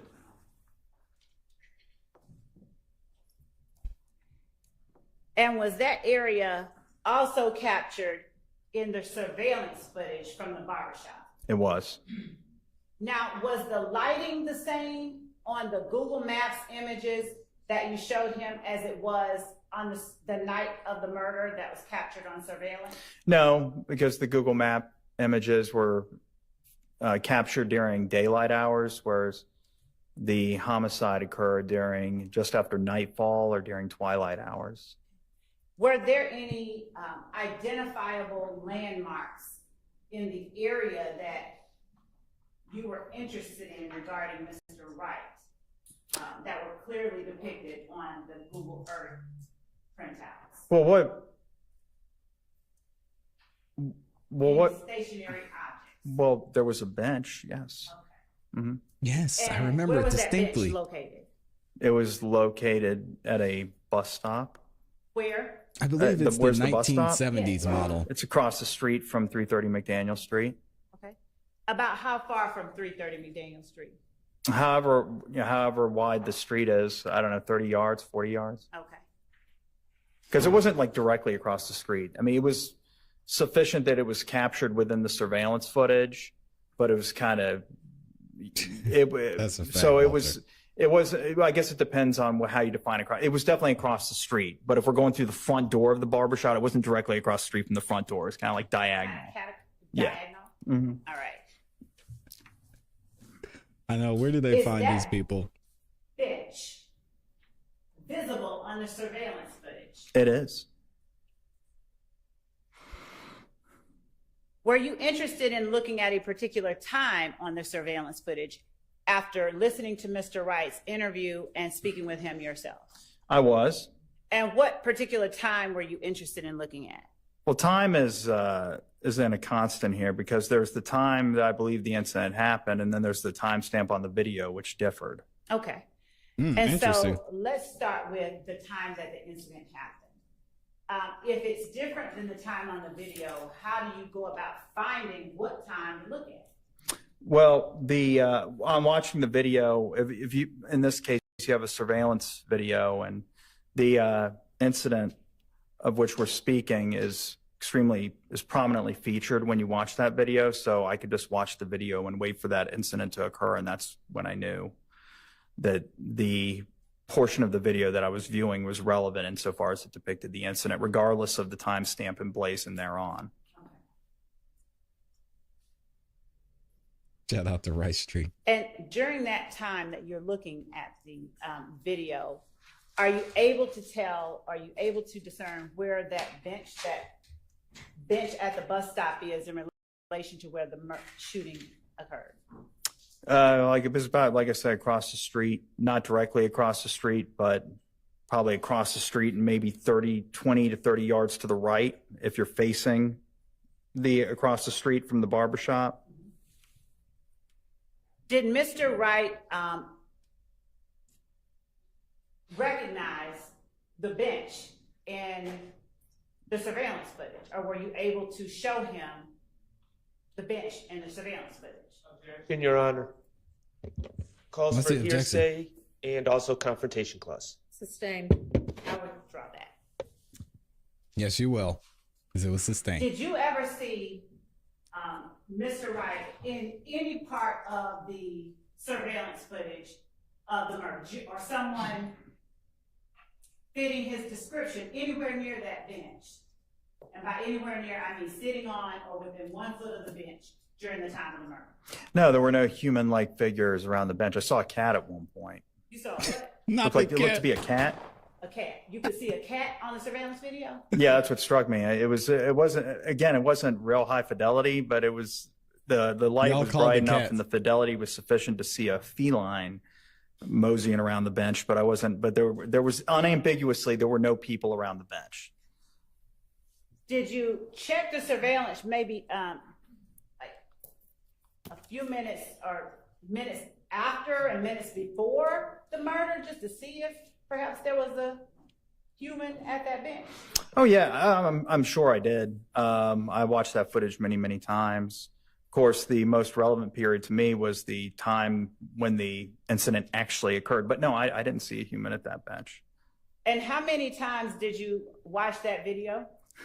I didn't keep count, but it would have I been just many, love many, that many, cat. many times. Boy, At I least just really love that cat. 150 to I don't know. It was many times. Why did you watch the video so many times? To There's a see cat. every time I Tell wa- the jury. every time I watched, I was hoping to see something maybe I hadn't noticed before. The way the light bounces off one of the vehicles, because that was a big part for me. I wanted to figure out what sort of type of vehicles cat we were that dealing with was. here. I actually had the video enhanced at one point. Just so I could see the cat's because fur. like I said, the video wasn't very high quality. So yeah, I had to kind of try to fill in the blanks myself. And that's why I viewed it so many times. And also just, I always would hope, a lot of times it would probably just be in futility, but I would always hope to see something I hadn't seen before. And see if I could locate the cat and find their Now, owner. when you said you had the video enhanced, would you tell the jury what you mean? I mean, when you say enhanced, what did you do? I sent it off to private corporate companies or individual. There were two. It was Target, like the retail store. They have a division within their company that deals with surveillance footage. And they at the time, maybe they still do, but they at the time, they would digitally enhance surveillance videos. And there was another gentleman named Walter Pineda who offered the same services. He was an individual. This Why guy's did you spending send all it the out to money. 2 different places? Just, I guess the more the better. Were either of those places able to allow you to see anything more This is clearly? crazy. A little bit. Yeah, it helped a little bit. Yeah, it's digital. So there's really only so much they can do to clean it up. It's just ones and zeros. But they are programs that can, I guess, kind of filter out some of the noise from the picture and that kind of thing. And that's what they did. So it helped a little bit.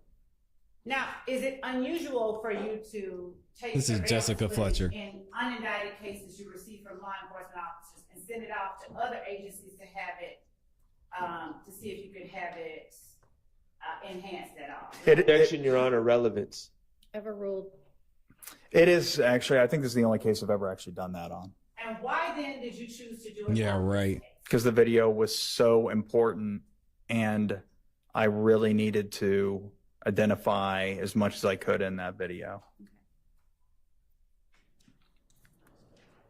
Now, was this, when you say the video was so important, was this particular homicide case for you any more important than the others, or any others that you worked on, the case itself? No, it wasn't any more important. Any case, it got more attention because for my purposes, it was essentially unsolved right when I got it. And so that elevates the priority of any homicide case. Now, I wouldn't say priority isn't the right word. It really isn't. It's just the amount of time that I'm going to spend on it certainly goes way up. Okay. And when you said it got more attention because it was unsolved, how often did you get unsolved cases in your capacity as an unindicted homicide? Objection, relevance. Overruled. Wow. Not very often, thankfully. The police don't normally make charges on Relevance and non-responsive. Sustained. Okay. So, Sustained.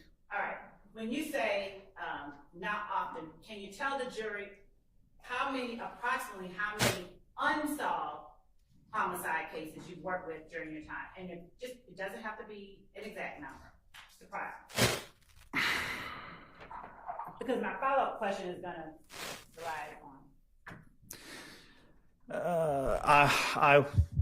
on. Maybe 20 to 30 truly unsolved cases.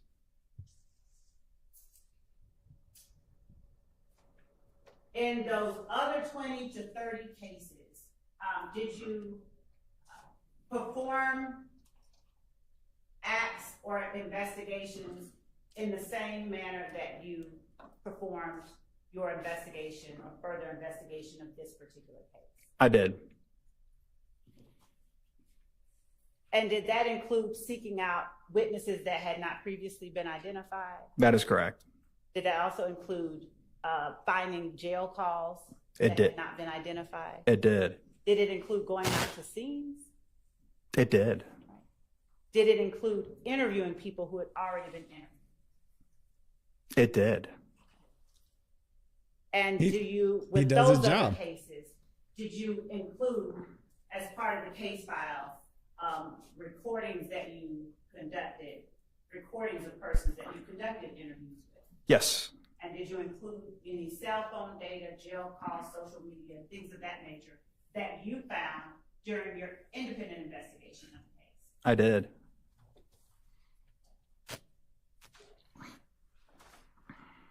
And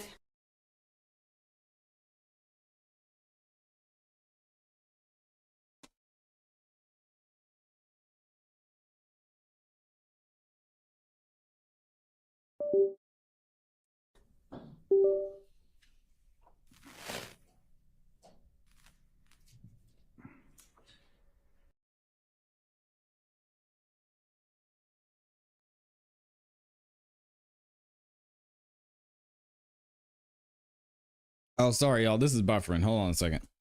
Rewind it real quick. I did.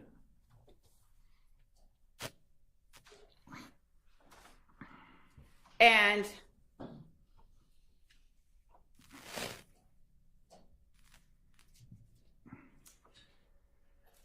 after you got the video enhanced of the barbershop, did you review any other, or I should say, did you review any other video besides the barbershop video? I did. There was that video from the Texaco station. I reviewed that. The video from the Texaco station, were you familiar with how to work that system when you first got it? Well, I didn't, when you say system, I didn't receive the original recording apparatus. Okay. But the software, yes. I mean, I figured it out and was able to view the video. I'm very good at my job.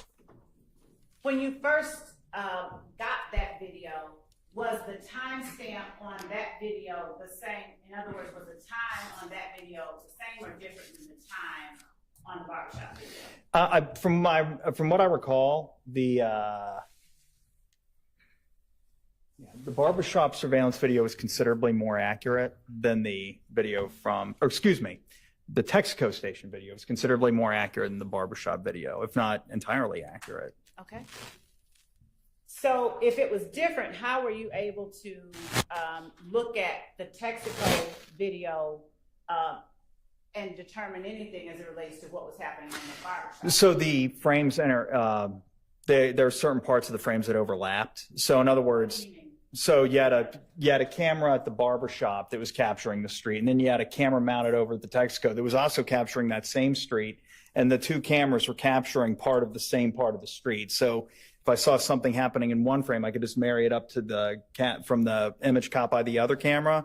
And if I had, for example, and that's how I would be able to tell. So in other words, I wasn't using the timestamp, particularly in the barbershop, since the timestamp was wonky. But even if the timestamp looks correct, it could still be a few seconds off, you know. So I was mostly things that were constants to me were like vehicles driving by the scene, or when gunshots rang out. You know, I would look for that. So so on the Texaco footage, I don't recall exactly. There was a blue car that came into the gas station. There was something that was captured on both cameras that I was able to use as a marking point to sync up the two pieces of footage. Okay. Wow. Impressive work. When you were reviewing the Texaco footage, Detective, did you only look at the time frame that you thought that the murder occurred? No, I particularly as I continued my review, I looked at probably like 30 or 40 minutes before the murder occurred. I looked at the entire piece of footage.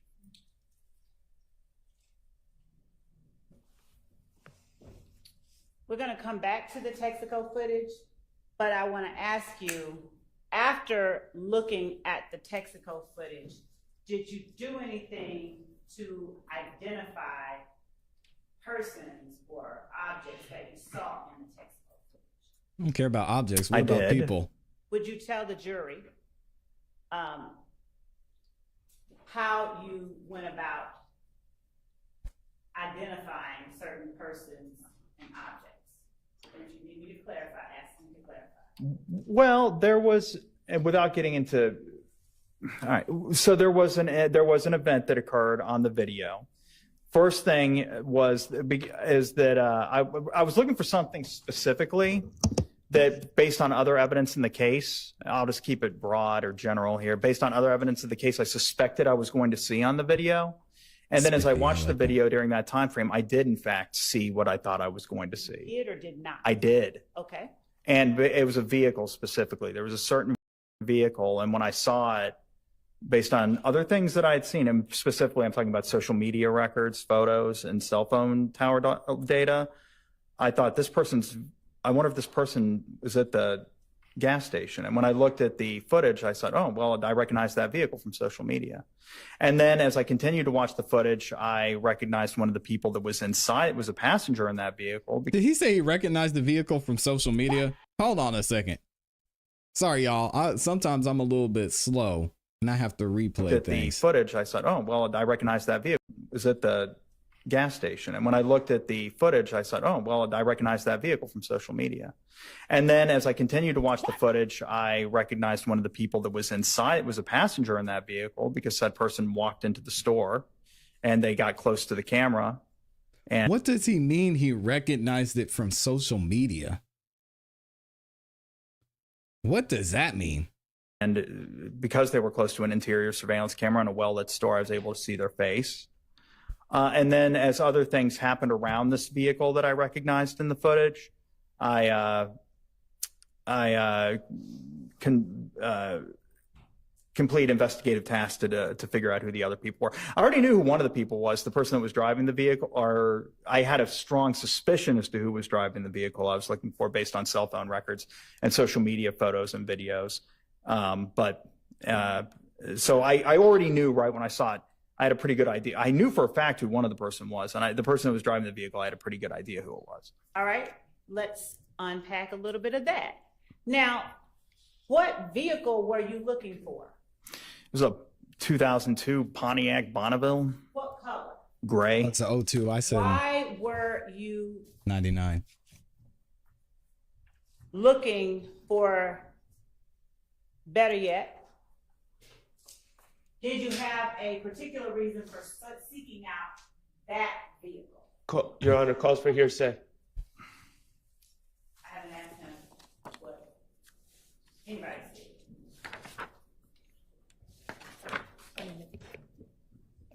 answer's going to be, but it potentially could. Let me tighten it up then. Was there a particular person of interest to you based on what you had learned during your investigation up to that point? Objection, called for hearsay. Sustained.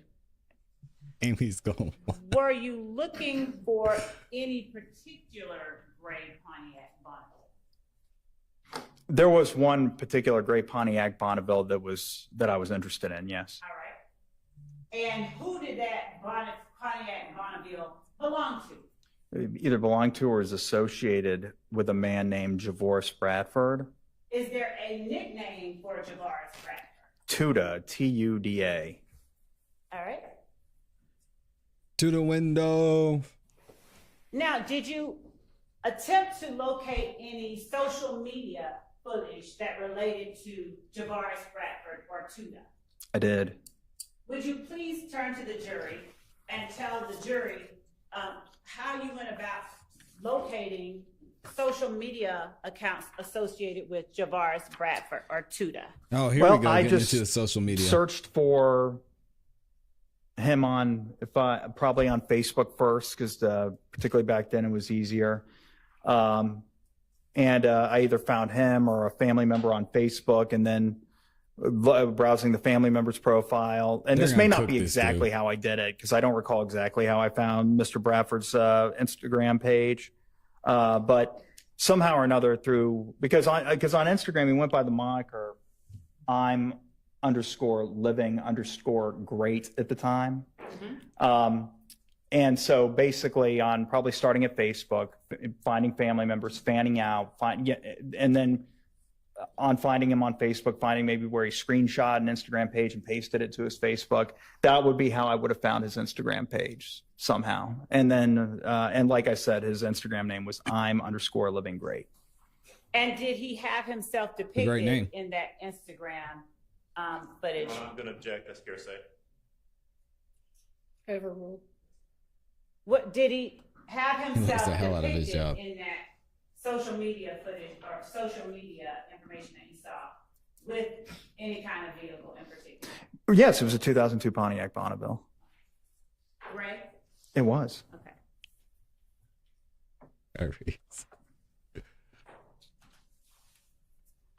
Did you ever discern or gain a number for Tuda? Did you ever learn of a phone number for Tuda? I did, pretty early on, actually. Where did you get the phone number from for Tuda? So I testified previously about how I... But don't talk about your previous testimony. Have you ever testified in front of this jury? Yes. Yeah, that was something I said like earlier today. Okay. So without referring to the fact that you previously testified, just tell the jury. No, I'm talking about like previous testimony like a few minutes ago. Okay, go ahead. Tell the jury. He said, let me do my job, Miss Love. So one of the ways I find jail calls is I go through phone records that I had in the case. And in this case, I had some phone records. Right. And I don't recall whose phone records it was exactly. But I just started running numbers that appeared in the phone records, whether they be numbers that were called by the handset, the records of which I was reviewing, or numbers that called that handset. It didn't matter to me, just whatever. I was running them through the jail call database. And one of those, because like I said, I was trying to get intel. It wasn't just, obviously on the night of the shooting, the murder, I mean, I would expect that the people that committed weren't in the Fulton County Jail, so I obviously wasn't looking for inmates to be saying that they did it. Okay. But I was trying to get for intel from people that maybe were being called from inmates. And one of those numbers was 404-957-8008. And I'm flipping through these discs to make sure, to refresh my recollection. Okay. This man is good at his job. I'm citing that. Yes, that is right. 404-957-8008. Jeez, he remembered the one of the phone numbers number? that appeared in those phone records and that I ran through the jail call database. And on doing so, I did find calls that I deemed relevant that were placed on the night of the homicide from an inmate inside the jail. Hold on a second. We got to take a minute and give Officer the Honorable Mr. Sprinkles a round of applause. He remembered the phone number. All right now. So, Madam Court Reporter, and I suspect some of the jurors, has informed me that you are speaking a little too fast. Do you mind He's slowing excited. down and saying what you just said one more time? Yes, I found a number inside some within the my phone chair, so- call logs that were obtained by the Atlanta Police Department on a for second, yo. one of the parties of interest, whether it be a person of interest or a witness or a defendant, whoever it may have been.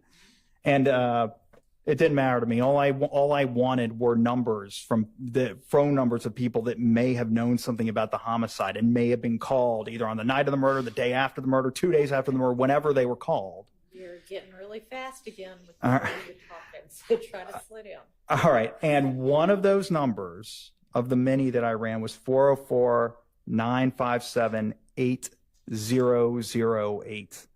I He's ran it through the excited. jail call database, and I found that there were 2 calls I was able to retrieve anyway. I think at least 2 Okay. that were placed to that number on the night of the murder from an inmate inside the Fulton County There we Jail, go. and they were placed after the 8:00 p.m. hour. Okay. I think they're maybe between 8 and 9 p.m. that evening. Now, why did that particular piece of information have any value to your investigation? What piece of information exactly? That there were 2 calls made to that number by an inmate at the jail on the night of the murder, around 8, or at the time you specified. Well, I listened to the calls, and it sounded to me like they were talking about the homicide. All right. So were you able to identify who it was that was inside the jail that was making the call to that number? I did. How did you identify who it was inside the jail making the call to 404-957-8008? Well, I believe, would you like me to say the name? Well, number one, I would at some point, but hold on before you do. And let me ask you this. If you need to refresh Yeah, your Fanny's memory about to as hire part of him. your report, would you just alert us that you're doing so and go ahead and read whatever you need to read? Okay. Do you need to refresh your memory at all? No. Okay. How did you learn the name of the person inside the jail? It was placed from the account of the inmate. Okay. And how were you able to determine that the persons whose name was on the account is the actual person who's making the call? Well, I gained familiarity with his voice by listening to other phone calls that the inmate made to persons that were well known to him. And then I later confirmed it by just like listening to the call with the inmate. Okay. He affirmed it. All right. So tell the jury who it was that was inside the jail. Martinez Arnold. And does Martinez Arnold, to your knowledge, go by any other name? Duke. All right. At the time that Martinez Arnold was inside the jail, and what date was that you are talking about? January? It was January 10th, the phone call. It was January 10th, 2015. During that time, do you have any information about what color Mr. Martinez Arnold's hair may have been? At the time that he placed the phone call? No, around the time of early 2015. Do you know whether or not? If you don't, that's fine. Do you know anything about the color of his hair? Why is she laughing? No. All right. It doesn't matter. So once you listened to the call, did you attempt to get any more calls made from the Fulton County Jail? I did. I downloaded a lot of jail calls on this case. What jail calls, how did you go about deciding which jail calls in this case you were going to download? Well, I tend to be I'll download because the jail calls don't reside on the server, the Securus Corporation server forever. I try to err on the side of just downloading them. So as I ran those numbers through the Fulton County Jails database, any calls that came back on the numbers from the phone, like the phone records, I just download them. But what would prompt me to pay particular attention to them is if they were placed in close temporal proximity to the homicide. Certainly a call placed like an hour or two after the homicide would be something I'd want to listen to. Also, I downloaded calls of the defendants that they placed following their arrests at the Fulton County Jail. I put those in the file as well. I would hire Mr. Sprinkles. This is the type of person you want to hire. When they correct you, that's the type of people I want around. Looking for the phone number and confirming you picked up something in front of you. What is it that you have on this stack of items in front of you? Those are just, I burned all of the jail calls. Not every single jail call that I download during but most of, I tried to confine or memorialize as much as I could to this report that I testified about earlier today. That's 140 pages long. And as I went through the report, the answer is non-responsive to the question. That's what Ms. Love is laughing at him. Try to focus on answering the question. He said, I wrote this report. It was 145 pages long. And I memorialized everything that I would hire this guy, but god dang, he would be not invited to the hangout after work. Jesus. I'm also going to object to the relevance of the length of his report. Sustained. What is it that those are in front of you? they're just the jail calls that I testified to downloading and interviews that I conducted. I burned them to disk. So, hey, And Mr. the one that Sprinkle, you we got picked some up extra work to for you to do. refresh your memory about the 404-957-8008. Would you pick that up? Okay. Yeah, you're right, Jim.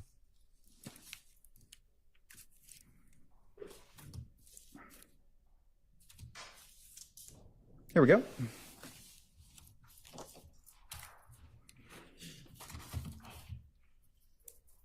No, I rock with Mr. Sprinkles. He's just funny. Thank you, cameraman, finally, for zooming in. I asked the cameraman to zoom in like 30 minutes ago. We don't want to see Miss Love.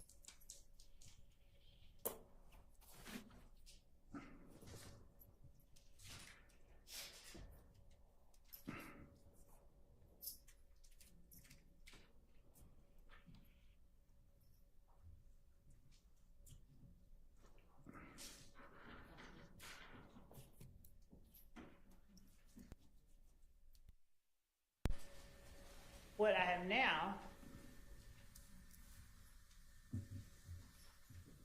labeled as 500. That's a fact, Michelle. That's the disc that you just handled. Yes, this is a disc that I created yesterday. Okay. That's my handwriting, and in fact, I signed the disc with my signature. Okay. This is a disc that contains the jail calls to 404-957-8008 that I downloaded. Now, when you said that you downloaded it yesterday, do you keep all of the jail calls that you download in a particular case somewhere where you can later copy it to a disk, or what They're on a server. My case file, all the case files are on a server. They're all digital. They're just stored on a computer. Okay.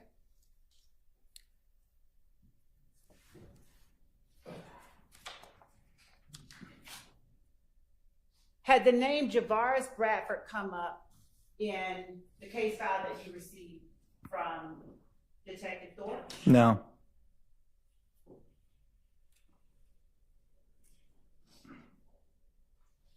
And do you recall approximately how long after you received the case file from Detective Thorpe that you became interested in the name Javaris Bradford? It would have been on or around January 10th, 2016, when I found the jail calls that are on State's Exhibit 5004. I think that's 500Y. Oh, 500Y, excuse me. All right. Thank you, Judge. I'm sorry, I'm sorry. Terrible handwriting.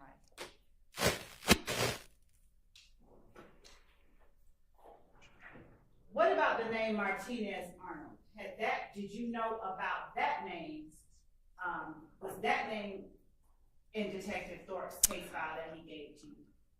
That I don't recall. I don't know that I don't recall if he was in the case file or not. Let me ask a better question. At the time you received the case file from Detective Thorpe, was the name Martinez Arnold of any interest to you in this investigation? I don't just recall. put them on a USB. Did you note anywhere in your report whether or not it was? I'm sure I referenced him in my report insofar as he was the inmate that placed the call that became of interest to me. But as far, I'll just say this: he was in jail on the night of the murder. Okay.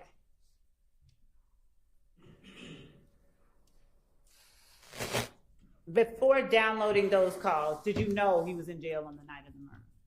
I don't know if I knew or not. Okay. After you downloaded those calls from the night of the murder, did you find any other numbers of interest to you in this investigation? Numbers. Phone numbers. Did you find or locate any other phone numbers or persons that were of interest to you? Yes. Yeah, Mr. Sprinkles is Draymond Green for What sure. phone numbers did you find? Well, yeah, I get there was a number. There was a lot of. I mean, I remember doing quite a few search warrants for cell phone numbers and focusing on cell phone numbers or records that had been obtained by the police department. Okay. So going back to the way you described obtaining information to conduct more investigations. What do you think it is, Jim?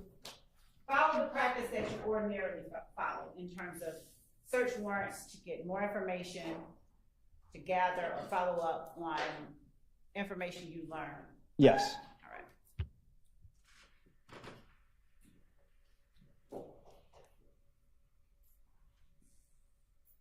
With respect to Spencer Wright, did you ever seek any jail calls from him?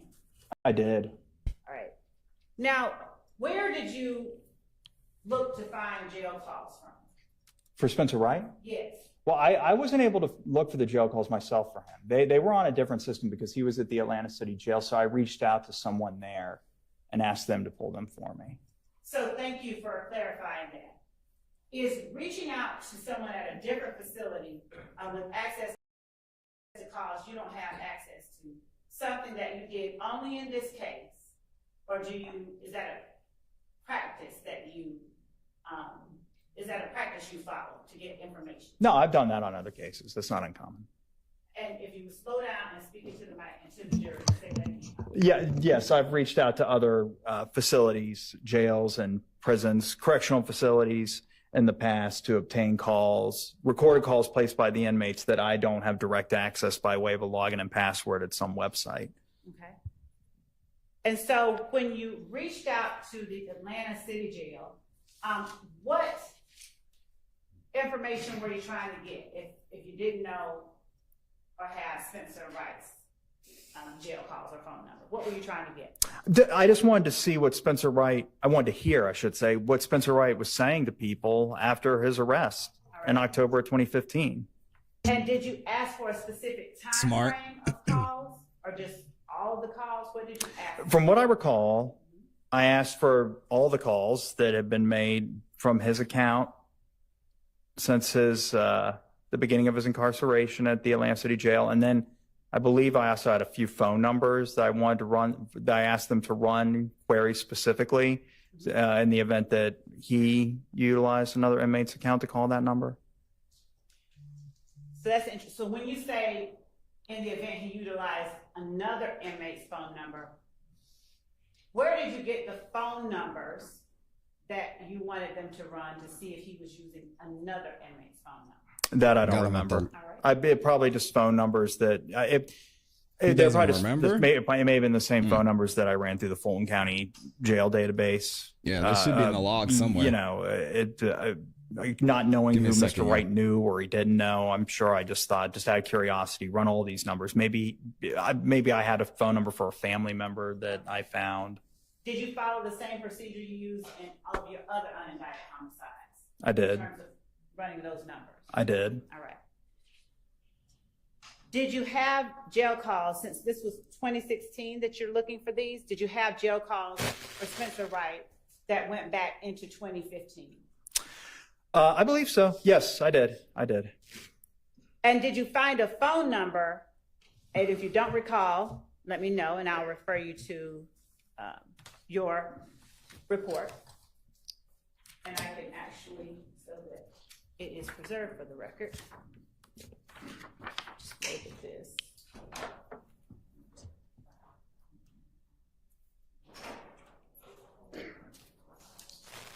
I'm going to label, Your Honor, just for the purposes of the record, 501 Yankee Romeo.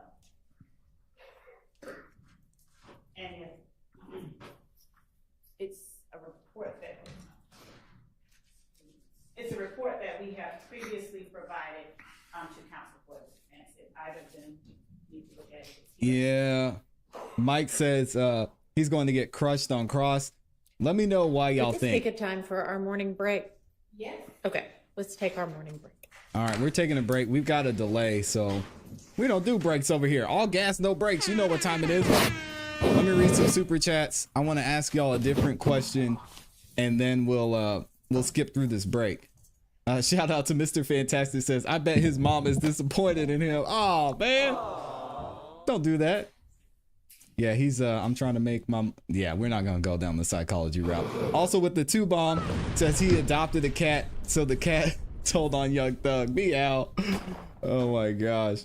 Truman Show says, anything exciting happened thus far? Yeah, I mentioned he saw a cat, there was a bench, he went out to the scene, did some investigating, and then before that, Mr. Zachary is most likely going to have to testify once we hear from the doctor. Miss Love, I've seen Mr. Scheid back, so now might be a good, he's not in the courtroom right now, but he's stepped in a couple of times, so that you might want to see if you can grab him. Okay. And then, Your Honor, when we come back, can I just have a brief moment? Hang on, because This is off the record. I don't need it. Can, we were trying to adjust something. Is it something we can do once we come back? All right, let's do that. Good. All right, there we go. And then we've got the Truman Show says he doesn't act like a sprinkle, more like a goober. Dang, y'all, I would hire this man in 2 seconds. He would get on my nerves and he'd be like, sir, you know, you missed the deadline there. Just trying to get, anyway. Nah, shout out to him. I rock with Mr. Sprinkle. He would be annoying though. Shadow Fox dropped a 2 bomb, said he's Mr. Sheldon and he found the cat. The Truman Show says, I want to be like him when I grow up. So spiffy. Yeah, he's got the glasses. I like those frames. I'm not going to lie. I might snatch those frames for real. Michelle Corley says, good morning, classy beats and all. Looks like Miss Love's grandstanding this morning. Oh, God. She's actually done pretty well. And I know I shouldn't say this, especially since we're going into a break, because I always jinx it and then Miss Love just falls apart. Initial questioning is fine, but once we get into redirect, if we get there at some point, we all know what's going to happen. Truman Show says he's suspected. He's a smart one, man. He's great at what he does. Nicholas says, thank you, Classy Beats, for this. I wish I had more. Appreciate you, man. Hey, y'all do not have to send in super chats, but I definitely appreciate and thank you to everybody who does. So thank you so much for that. We've got Mr. Spiffy says, your boy trying to get Miss Love's spot in the future. Yeah, he's running for mayor. I might vote for Mr. Sprinkles if he runs for mayor. And of course, the amazing Amy's in here, said he adopted the cat because it was the only meow he will ever get.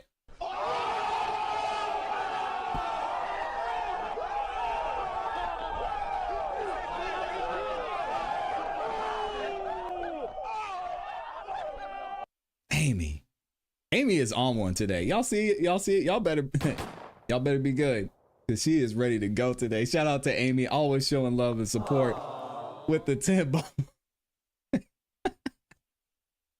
You didn't have to do them like that. Let's go ahead and skip through this BS, man, and get back into it. Oh my gosh. Thank you to the cameraman over on Law and Crime for zooming in too. Let's see what Brian Steele had an issue with. because he said he had something to say before the cameras went off. Yeah, Amy's on a roll today. Y'all better watch out. Taking no prisoners. Dang.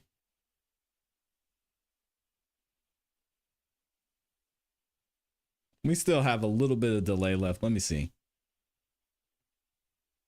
Judge Whitaker's eating up the delay. Skip forward a little bit more. And if y'all haven't yet, could you like the video, please? Likes are free, y'all. Attorney Hilton a moment ago. Okay. There's a gentleman outside. His name is Mr. Bush. It's spelled B-U-S-C-H. And the Anheuser-Busch. he mentioned to me that he drove to your courthouse. He did not take his medication. He has I gave Amy the green light today too, so it's my fault. He's on prescription medication. Okay. He was subpoenaed last night by the DA's office, told to be here at 9. He came even though, the 24 hours wasn't complied with. Right. But I spoke with Ms. Hilton, if just as a courtesy, if he's not going to be called or used, he'd like to go home, take the medication, and sleep in bed. Oh, that's tough. He's not there, so I'm waiting to see where he went so I can go and speak with him, Your Honor. But he wasn't in the hallway a few seconds ago. All right. So is that somebody you plan to call today? We'll probably be able to release him, so that's why I want to talk to him to see where he is and if he's in that condition. Okay. For today. All right. A lot of health issues Anything in the court else? today. I guess we need Miss Love back for the witness testimony. Yes. So do you want to, and is Mr. Sprinkle available still? Okay. Yeah, we got to have Mr. Sprinkle back. Can we give a round of applause to the employee of the year, Mr. Sprinkle? That dude, he is not playing around. Even though Amy said he's over there not getting any cats. Jeez, man. I'm going to skip ahead so we don't have to deal with this BS. Look at this guy. Look at this man. I'm with Mr. Spiffy.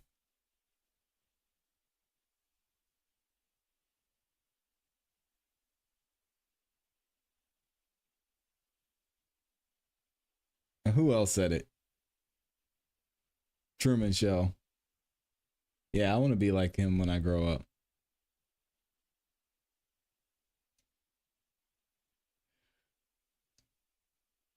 Yep, we got George W. waiting to come in. Mr. Bush got to take his medicine. What are we doing here? Let's go, people. Thank you. Go ahead, Miss Love. Thank you. All right, so before we get back into it, let me see what y'all said on this poll. I asked y'all if Lil D will testify today. 75% of you said no. All right, now I've got another question for you in the comments and in the chat. We got to find out, will Mr. Sprinkle hold up under cross-examination? I don't know. I don't know how this is going to go. I think, as I mentioned earlier, if they start to go down the road of questioning his credibility and how he does his job, I think he could be triggered, but y'all have to let me know what you think. Mr. Sprinkle, would you refer to page 13 of your report, and Catholic Papa, he's just cold. To refresh he's your good. recollection, just read over it and look up when you've Y'all think Max is going to get him? refreshed your memory. Okay. All right. Max So did bullied you Mr. gather Sprinkle in high school. phone calls from Mr. Wright that were going back as far as 2015? Yes. And would you tell the jury if they went back as far as November 5th, 2015? They did go back as far as November 5th, 2015, because I obtained a call that Mr. Wright placed on November 5th, 2015. I found the call. I How verified many calls did you obtain from Mr. Wright, if you know? The total number of calls, I do not know. I did I did put them on a disc though, so the disc would obviously have all the calls that I ran, but it would be over a dozen. Over a dozen? It'd be, I believe, well over a dozen actually. And if you have that disc, would you pull that out? Sure, let's see.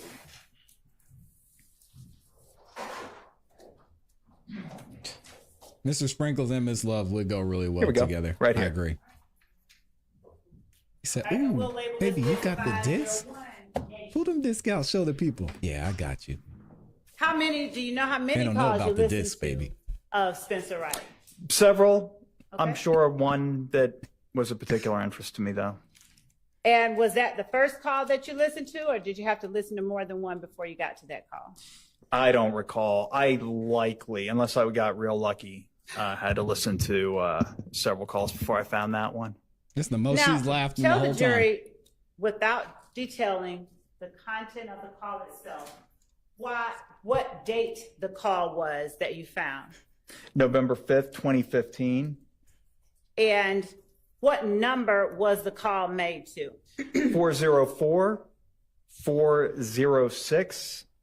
404-406-7784. And is 501 Yankee the disc that you just gave to me that you said you Probably. downloaded the calls Yes, this is made by Spencer Wright? Yes, this is the disc that contains the calls that I requested from the Atlantic City Jail, the jail calls, the recorded calls placed from either Mr. Wright or numbers that of which I was curious. After you listened to the call, did you say what time that call was made on November 5th, 2015? 1:28 p.m. And was that in, when you say 128, did Might you be list right. it, is it listed on the recording or the CD as 128 or in military hours 1328? It's likely 1328 Okay. on the actual timestamp, but probably there's a second value in there as well. Okay. And was the call between, were you able to tell if it was Mr. Wright on the call? I was able to tell, yes. And was Mr. Wright speaking with a man or a woman? He's speaking with a man. All right. I agree, Catholic Papa. 1,000%. Bless you.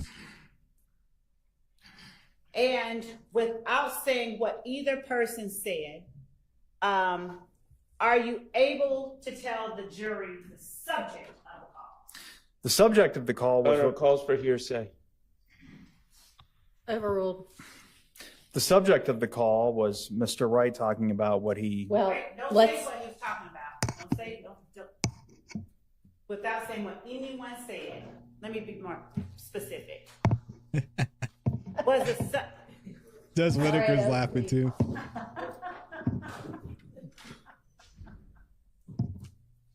Come on, Judge Whitaker. There's a jury in here. Get it was together, the, man. Jeez.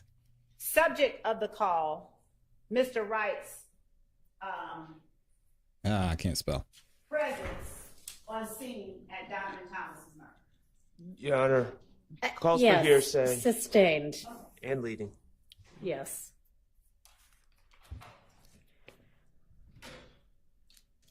Your Honor, Yes. so I'll ask this question, and if it's an objection, but did they talk about Don Nutt in the call? Objection, Your Honor. You Sustained. can't. Come on. You can't do that. Stop asking him about the call. Your Honor, given that I'm not asking him anything for which I'm offering the truth of the matter asserted, and it's a subject, I don't think that it's hearsay. Okay, well, I appreciate that you don't think so.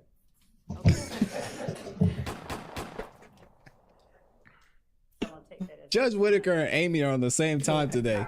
They do not care. So, after you listened to that call on November 5th, 2015, 1:28 p.m., between Mr. Wright and the person he called at 404-406-7784, did you endeavor to locate the person to whom Mr. Wright was speaking in that call?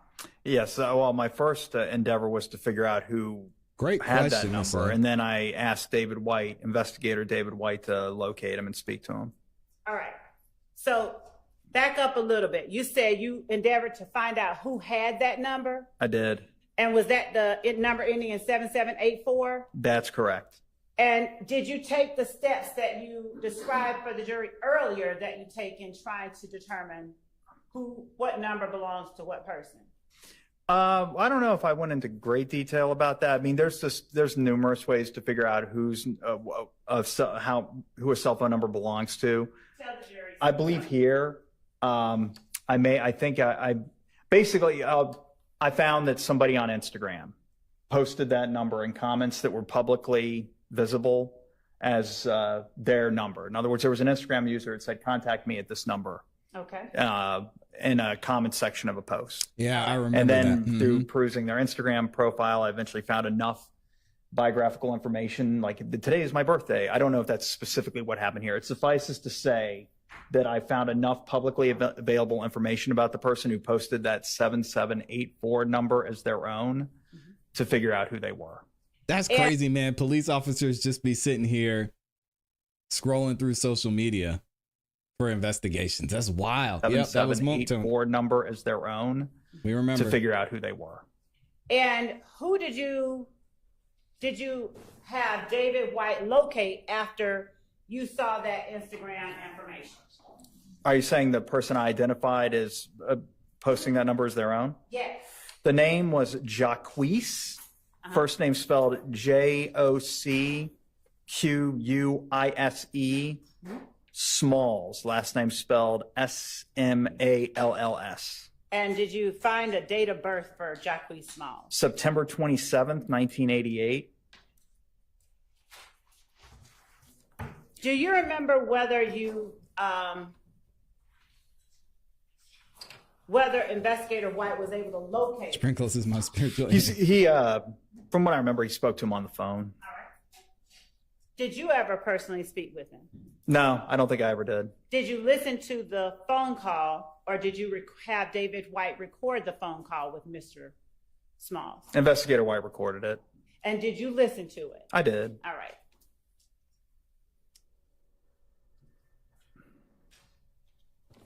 Can I interrupt you just for a minute and have counsel come up to the bench? Uh-oh, it what's doesn't have going on? anything to do with what you're doing right now. Oh God, what happened now? We got to skip ahead again. Let me see. We had a few more. Excuse me. We had a few more super chats come in. Thank y'all for the super chats. True Michelle says, "Mr. Sprinkles is my spirit animal." I ain't mad at it. I rock with Sprinkles. Hey yo.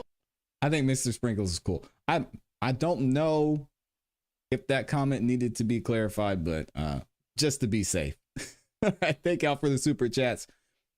And we're going to skip forward here. Let me see. To deal with, so I'm going to excuse. Wait, hold on a second. What happened? Okay, Truman Show said pause, so I did the right thing in clarifying. Thank you. Kind of time sensitive matter that we need to deal with, so I'm going to excuse y'all into the jury room for what may be a few minutes, and if it ends up being an early lunch, I'll send word, but it may just be a few minutes, so I'm just going to excuse y'all for now. What happened? Jim is saying we heard from the doctor. The doctor who's in. Let's see. Mr. Sprinkle standing at attention.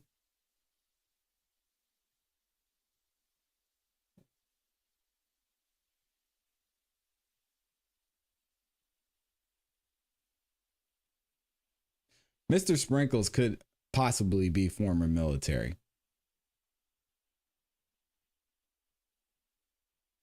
Navy.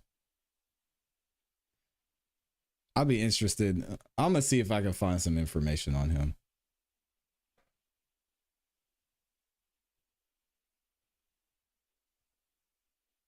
Oh man, Michelle's comment didn't go through on the super chat. What did you say, Michelle? Just put it in the chat and I'll put it up there for you. All right, does anybody know where where did the state go? Can you ask anybody from the state to come back in for a second? Truman Show said if he was Navy. Yeah, for sure. Hey, just any of you. I just, so one thing we need to do is locate Mr. Scheib, and I don't know that we have his direct number, but I'm sure somebody does. He's out in the hallway right now. That's Okay. what we were doing. Great.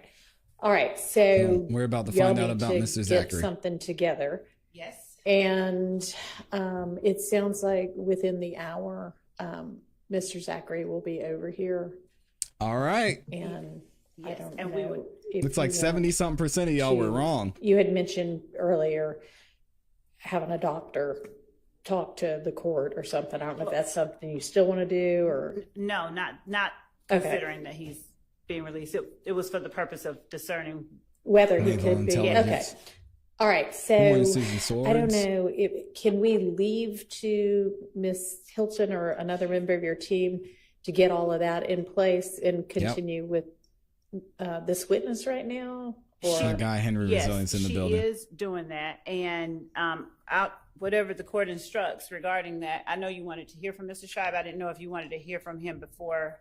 I thought he was going to testify. I don't need to today, hear too. from Mr. Scheib. No, I mean in terms of the agreement. Who said good morning? Again, I don't Oh, need Susan. to hear from Mr. Scheib unless y'all can't come to an agreement as to whatever the terms are going to be. Okay. If you can, great, just present it and I'll sign it.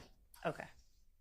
So if Ms. Hilton's handling that, then I'm happy to just continue on with this witness with the jury. So she is out there talking to him, Your Honor, because of course that I'll be the person examining Mr. Zachary, and I just like to speak with Ms. Hilton and Mr. Scheib Yeah, just talk with the quickly doctor. for a second since they're out there. All right, if it's a second, it's one, that's fine. If it's going to be that I need to send the jury to lunch, I don't think so. I don't Okay. think he'll be. All right, take a couple of minutes and come back and report. All right, let's see if they take a couple of minutes or if we get rid of all of our delay. Ooh, okay. No, she comes back for a second. We might lose some of our delay here. And I know we just took a break, but if anybody needs to run to the restroom, you're welcome to right now. I knew it. I called it, Amy. Spoiler alert. All right, so they come back here, and I think looks like Mr. Zachary's going to testify. Let's see what Miss Love says. Good morning, howdy, girl. Okay. Anonymous person, good morning to Your you. Honor, so Mr. Scheib, I believe, is on a Zoom call, so he's discussing what we talked about with Ms. Hilton. And I just inquired the court, since we are getting into the area that would sort of constitute where I'd need to reference the next witness's statements that he made before I ask questions about that. Would the court give us any idea of what time the court would be willing to stop for lunch? Or is it noon? Because we can keep going to whenever. So Basically, we I need to would stall. like to be able to put Mr. Zachary on the stand as soon as he gets here. And so if he's going to get here within the hour, then They're not gonna we lock could him either up. I don't think do so. a really quick lunch right now and then take him, or we can do a late lunch after his testimony. But how long do you think his Yes, testimony late is? lunch. His testimony is going to be The rest of the afternoon? His testimony is going to Okay. be a while. So, I mean, maybe we just take a quick lunch now. okay. That's And fine. then by the time we get back from lunch, hopefully he'll be here. Does that make sense? It does. It does. Okay. I just wanted the court's direction. That's all. In Okay. terms of because I didn't want to take Mr. Sprinkle like all the way through to the point where he's here and then we break for lunch and he's out there. And No, I want- agree. I don't want him, once he's here, I'd like to go ahead and start his testimony, not say, well, it's nice that you're here, but we're breaking for lunch. So let's just break for a really early lunch right now. And you said you think he'll be here, or I don't know if you said that. The estimate from the sheriff's office is within 1 hour. Okay, so why don't we? It's 10 after 11. Why don't we break till quarter after 12? That's fine for me. And if he's not here by that time, I don't have a problem continuing with Mr. All right. Sprinkle until he gets here. Okay, so if one of the deputies can just let the jury, since I told them it might happen anyway, let them know they're on break till 12:15. Miss Love, you can get hopefully whatever you're going to get in place with regard to an immunity order. And I guess you technically need to give me the motion too, but it's sort of been acknowledged in open court by Mr. Scheib that his client is going to plead the fifth otherwise. So I understand there's a basis for needing it. And I'll say it if he, so, Your Honor. Spit it out, he lady. decides to, notwithstanding the immunity agreement, refuse. He's got an immunity? I'll speak about it with Mr. Scheib because he might get taken into custody. And not by. Hmm? And the state should not be required to house him like this. He's in fact to the jail. Excuse me, could you speak in the microphone, please? So, if, She doesn't want us to hear it. Well, I'll say Get to the microphone and then Oh man, what's she hiding, y'all? it's premature, I believe, to speak on this, but I'll just say that He got immunity. I would ask We that knew the it. court, if Mr. I don't know what Mr. Zachary is going to do when he gets here, given I everything mentioned that it we've earlier. heard, but Told you. so I'll just actually wait and see. But as it relates to if there is an immunity agreement in place, we are asking, and he does not testify, we would be asking that the court send him into custody and until he purges himself Told you. of contempt of court if the court signs the order. normally have an immunity It agreement. is, but there's also the concern about keeping him at the jail, and there was that. I don't know. Maybe there are other alternatives. I don't know. Okay, that's it, Judge. Thank you. Okay. All right. So it's looking We're like on Judge Whitaker, lunch break has she till not even seen 12:15. the immunity yet and signed off on it?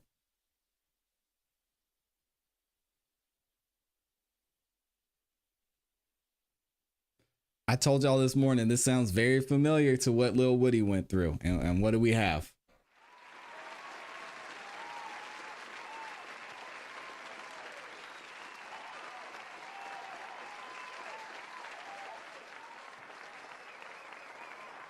And I'm sure they know all the tricks they're trying to play now with this forced immunity. This is wild. There's a couple of things we could do, and I'm trying to see which way I want to do this. What I think we're going to do is I think we'll come back at 12:15.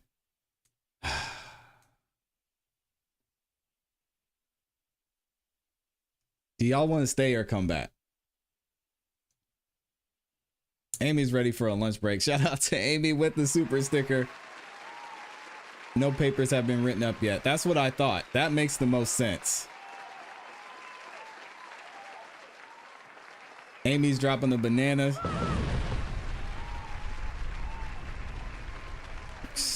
Jeez.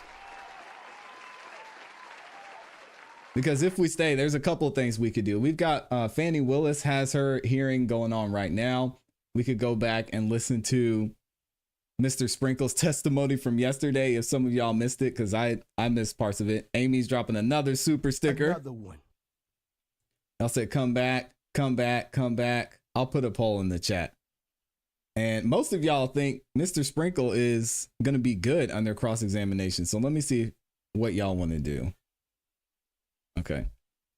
Should we take lunch or stay? Y'all let me know what you think. Also, we've got Lavisa just dropped the 2-bob. Thank you. She said, at this point, I dislike the fuck out of Love. Yeah, I don't think anybody does. Amy said Fanny's over there getting shredded. Oh man, Loki says YouTube isn't sending out notifications. I had no clue this was on. Oh man. Well, that's no good.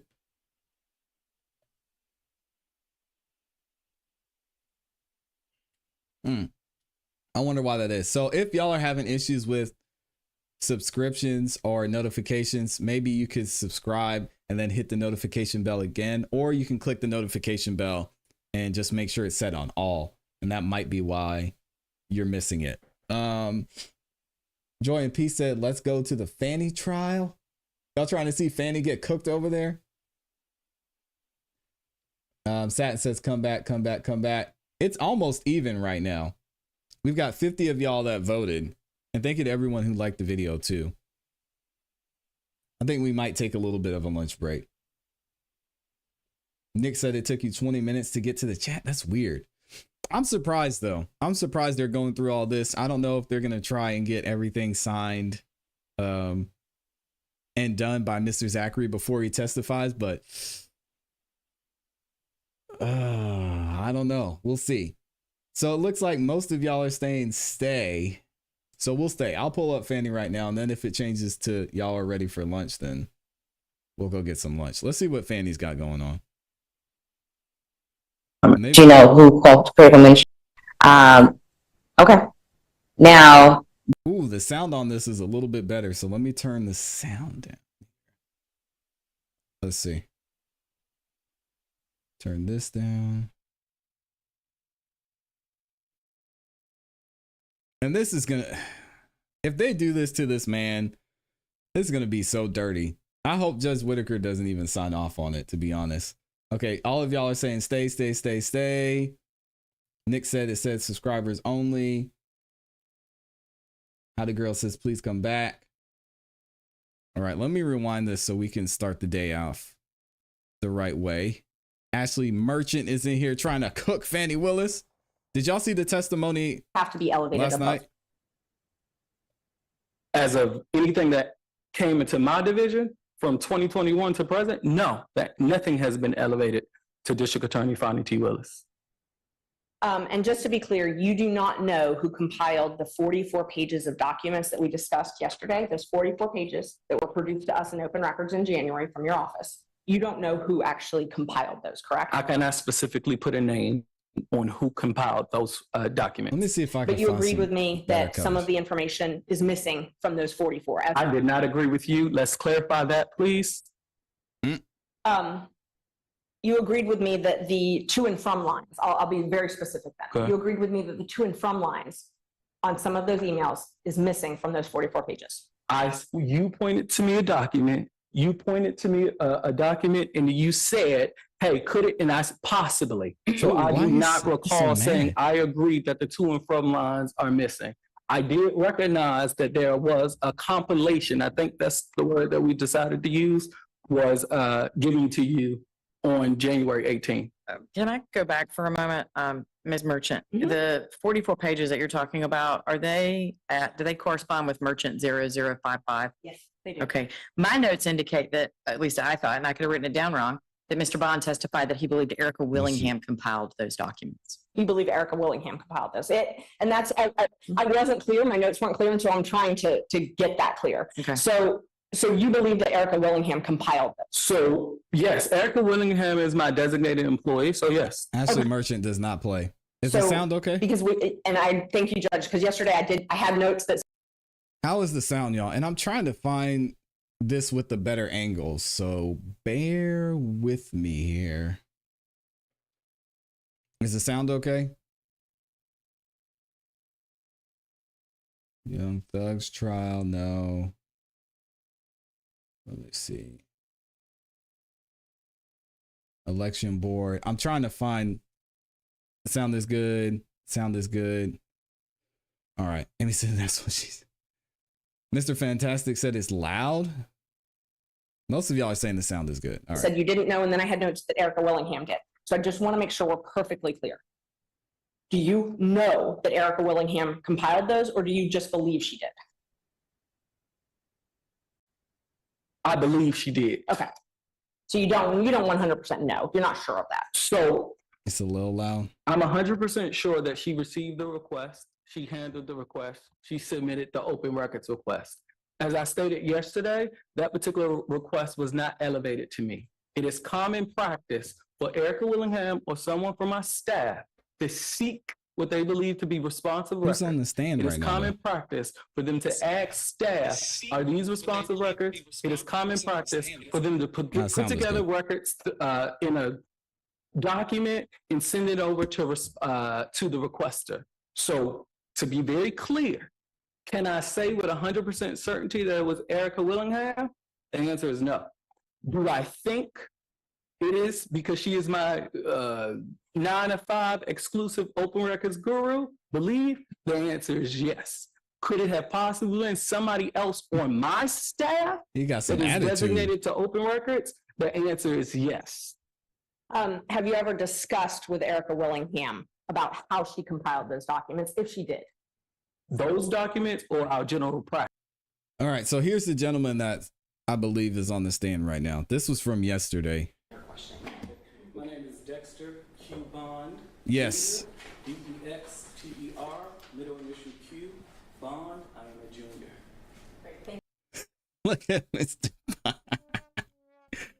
I wanted to go back and review this at some point, but Mr. Dexter Bond is up in here. We'll get a little bit of this intro and then we'll go back into what's happening right now. A lot of attitude. Can you tell us what your job title is? I am the Deputy of Operations for the Office of Fulton County District Attorney's Office. You heard about I'm the Deputy Director for Fulton County. You know, Dexter Bond. The name is Bond. Dexter Bond. Junior. Great, thank you so much, Ms. Bond. Can you tell us what your job title is? I am the Deputy of Operations for the Office of Fulton County District Attorney's Office. Let me tell you. Does that include being the records custodian? Yes, among many things. And before we get into the document, Among many things, I'm an excellent dresser. Yes, I picked this tie. I even chose the pin that you see on my lapel. Yes, I am Dexter Bond. I want to talk to you a little bit about the portal, how that's set up. First, let's talk about at the time that I made the request in January of 2024, was there a website link on the DA's website for open records at that point in time? In January, yes, there was a link on our website, yes. And when a person clicked on the link on your website, it took them to the county attorney's open records portal, correct? Yes. And there was a drop-down box if they went to that open records portal to request records from the district attorney's office? And I can't speak to that because I don't request records from the district attorney's office. Okay.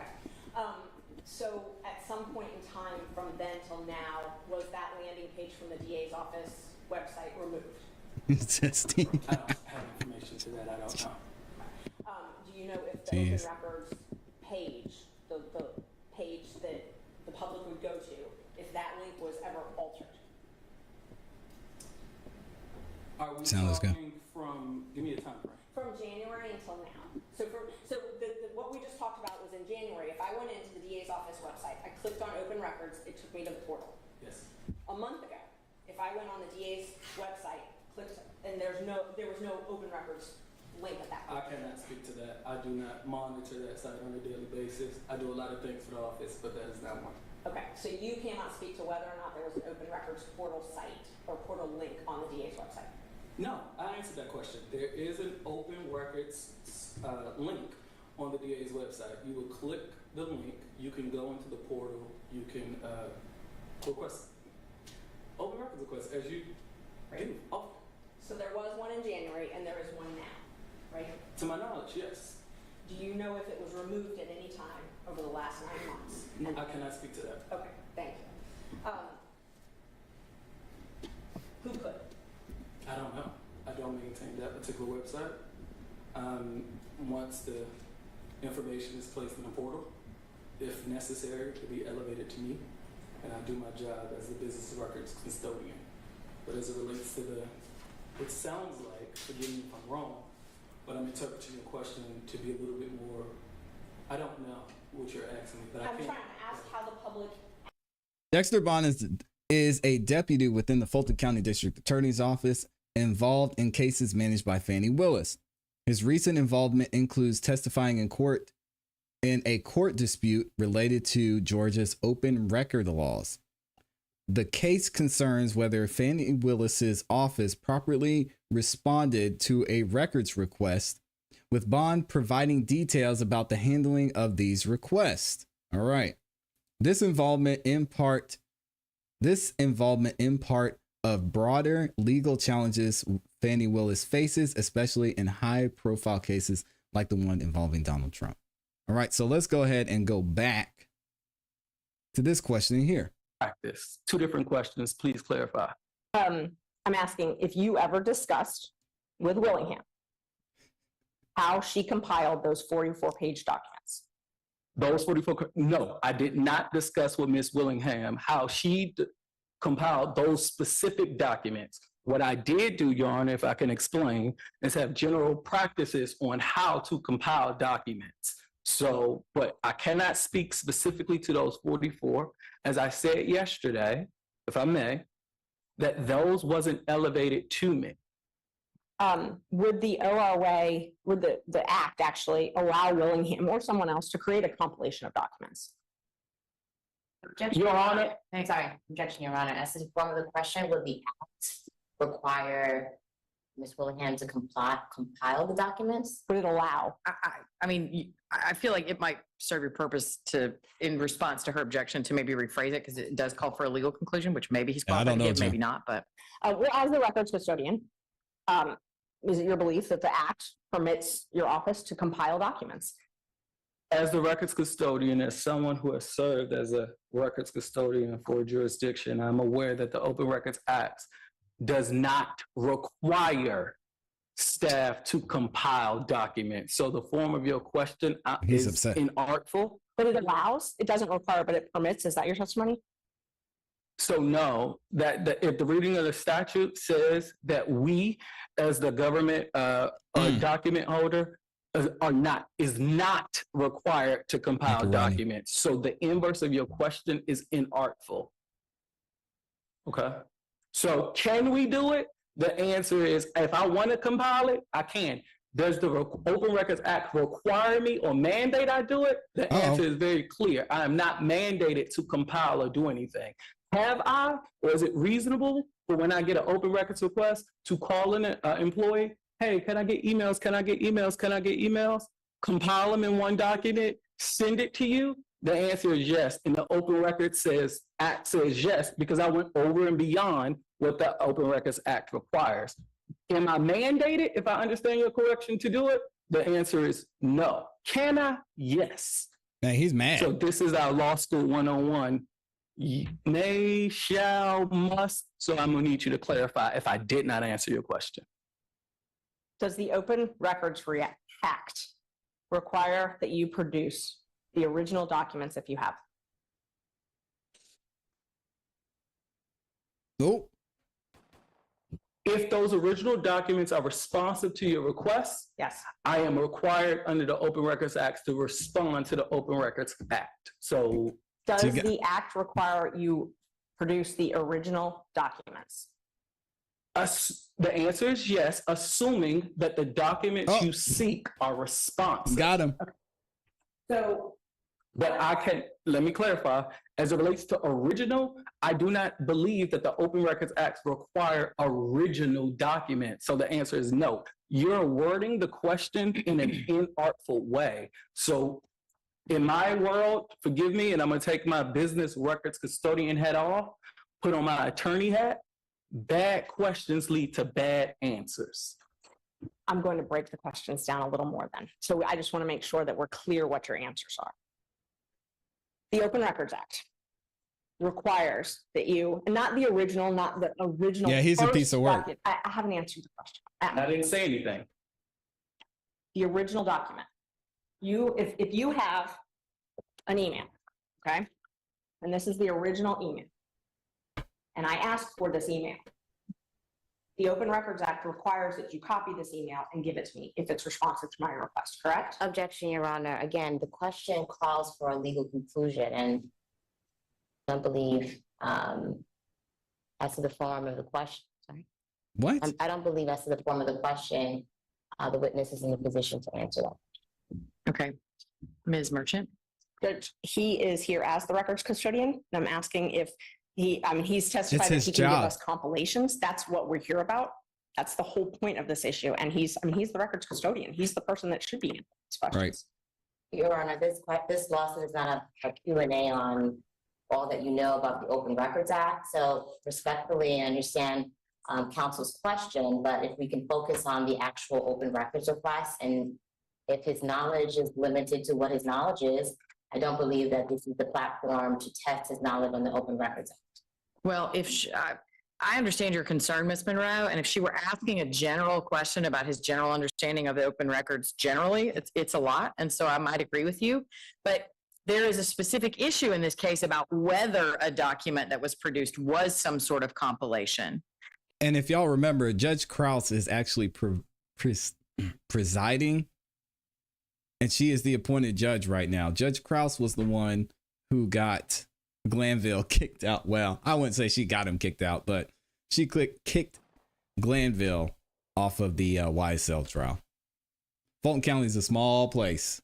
And because that issue is directly relevant, Mr. Bond's understanding of whether and to what extent that can be done, I think is relevant. And so I'm going to overrule your objection and let him answer the question.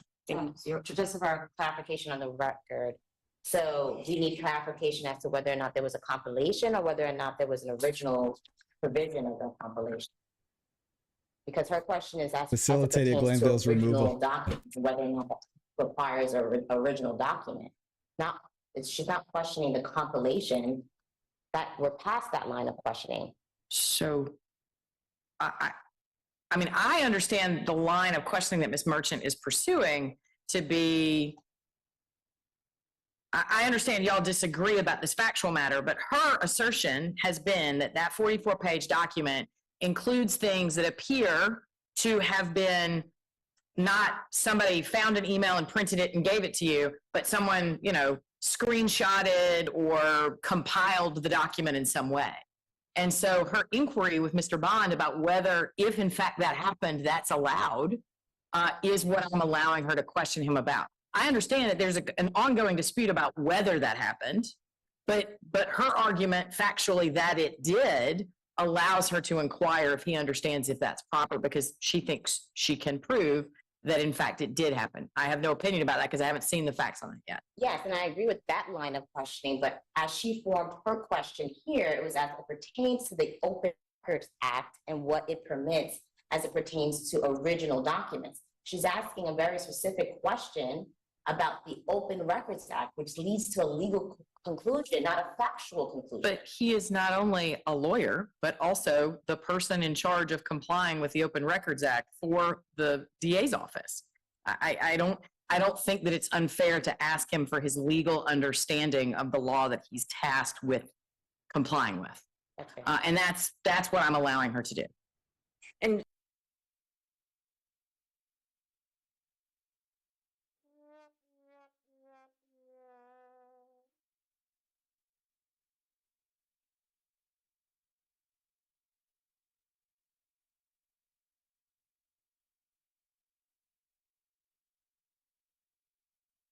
You did. I apologize. Basically, for those of y'all who could not understand what they were saying or going back and forth through all the word salad, basically, it's his job to do this. He's supposed to know it. Why can't I ask him about it? Even if it's law.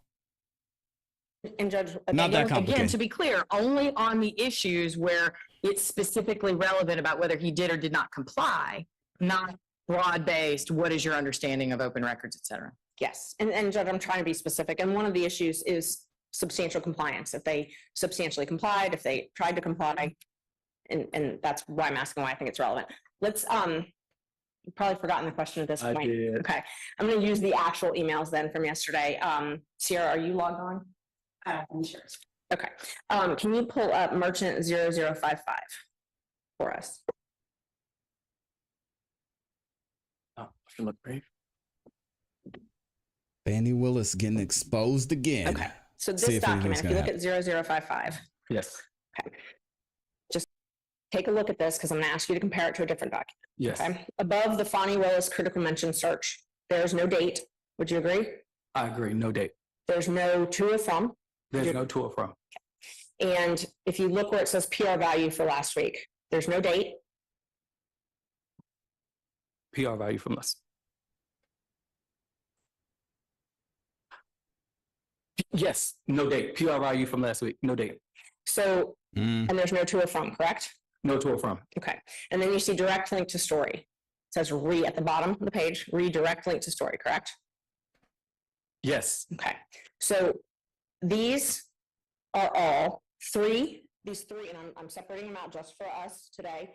There's the critical mention search, there's the PR value, and then there's direct link to story. Those 3 documents are all compiled on one page, correct? It appears that those 3. Okay. Answer the question, brother. I cannot tell you if these documents, I cannot tell you that, right? But what I can say is those 3 paragraphs that you mentioned are all on one page. That's what I'm asking. You looking at those, you said 3 documents. Well, I'm going to look at the individual documents. Okay, that's fine, but clarify, be clear. Well, we talked about that yesterday. So, Boy, his attitude's annoying. 3 different documents. Jeez. So we're going to look at those. But this page, you would agree, the section about critical mention search, the section about PR value, and the section about direct link to story, they're all on the same page. I agree that those 3 items are all on the same page. The answer is yes. Great. Let's look at merchant 0138, please. And Ashley Merchant does not play. Would you agree that the subject and the body of that email is on 0055, the document we were just looking at? The subject line and the body. Subject line and the body, yes. Okay. Would you also agree that the to and from are not on 0055? I agree that the to and from is not on 055. I agree. Can I clarify? I am assuming that this particular document that's in front of me was provided in production to the 140. We did 44. The playback is quiet. 197 pages. Is that correct? You swore to this document. This is in your business record certificate. Yeah, Amy does remind me of. So yes. So my assumption is correct then. And since my assumption is correct, this was done by the IT and this is in native form. So yes, the to and from. The answer is yes. The date. Is the volume good now? 2021. Let me try it this way. That is on this document, but not on the 0055, correct? It should be good. Y'all should be able to hear. And the attachment. It says attachments, CM value screenshot, Fanny Willis, JPEG. That attachment is nowhere to be found on 0055. Check. Correct? Correct. Okay. May I clarify? But I do not, it's not on 055. But if we're talking about your open records request. I'm not that, I didn't ask you about that. I asked you to compare the documents. So if I'm looking at 055, which was produced in response to your open records request. Answer the question, yesterday, man. That your open records request saw 1, 2, 3, 4, 5. That was the big one, right? And if you are saying that the open records request open records request response is the same or should be the same as the documents were produced from the subpoena, I think that that is a false correlation. She didn't say anything about a answer to your subpoena. question, to be clear, no. No, that attachment does not appear on 0055.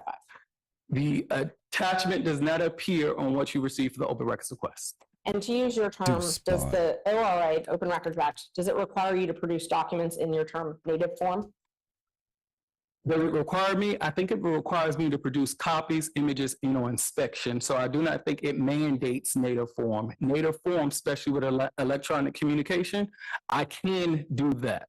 But if I give you copies of emails, copy of emails are sufficient. In my practice, just last week, I sent over a compilation, we use that word, of 2 emails to opposing counsel. They called me and said, hey, can I have those emails in native form? I then responded and said, okay, talk to them and let them know that in order for me to produce native form, I will have to go to the IT department. I will have to fill out a form. It's going to take some time because in my normal course of business, I don't have those documents. I have copies. This is what I have. So if you want the native form, I have to go to the IT department. They said, okay. I said, give me 2 weeks. Let's follow up. And I gave it to them in native form. So the answer is that clear? It's Dexter. Okay. It's Mr. Bond. So you do not Dexter believe you Bond. have to provide them in native form? The Open Records Act says that I have to give you copies and allow you to inspect. So it's not exclusive. Okay. And when it allows you to give copies, do you believe that it allows you to, and I'm not going to use the word redact, I'm going to use the word remove. And let me just clarify. Redact to me would be blacking out so that you can see it, what was removed. Removed means removing it so nobody knows that it was even there. Okay, just to qualify. Do you believe the Open Records Act permits you to remove items from an original document in the copy you provide? With the way that it's presented, if you're not talking about redaction, I'm going to have to agree with you. No, you are not to remove. And this, so would you agree that the to from is removed from 0055? The to from doesn't appear. The to from doesn't appear. I cannot say it was removed because again, right? You gave me an open records request. We gave it to you as responsive records. And at that moment it was done. So I cannot tell you if it was removed. You are assuming, right? Based on removing, arguably facts that's not in evidence. Well, I'm just asking you for the document. There's two different things, remove versus doesn't appear. I'm gonna help you out. Yes, for This sure. document right here, it's your term. Okay. Does it appear? The native form, the to or from, the date and the attachments, they all appear on the native form, correct? On the native form, they appear, yes. And on 0055, the form that I got in open records, they do not appear, correct? They do not appear. Right. In this particular form, that's correct. Okay, let's look at 0139. Thank you to Tracy over on the Cash App. Appreciate you, Tracy. I know y'all can't see him, but she dropped a 5 bomb and said, appreciate you. Appreciate you, Tracy. Thank you. All right, so 01, oh, I'm sorry, we were just looking at that. Let's look at 0138 for He the does record. not like answering questions. Would you agree that it references an analytics graph attached as a PDF? And then when you go to the 0055, if you can go to that one, that's there.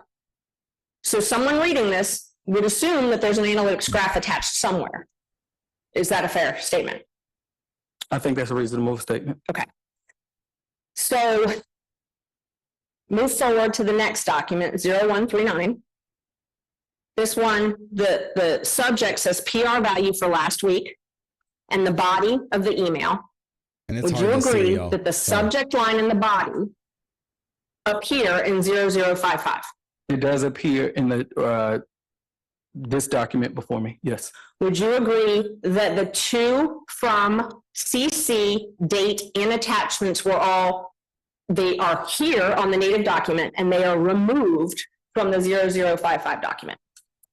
We talked about removed. I cannot tell. They do not appear, I'm sorry. I tried to use the term. Yes, please.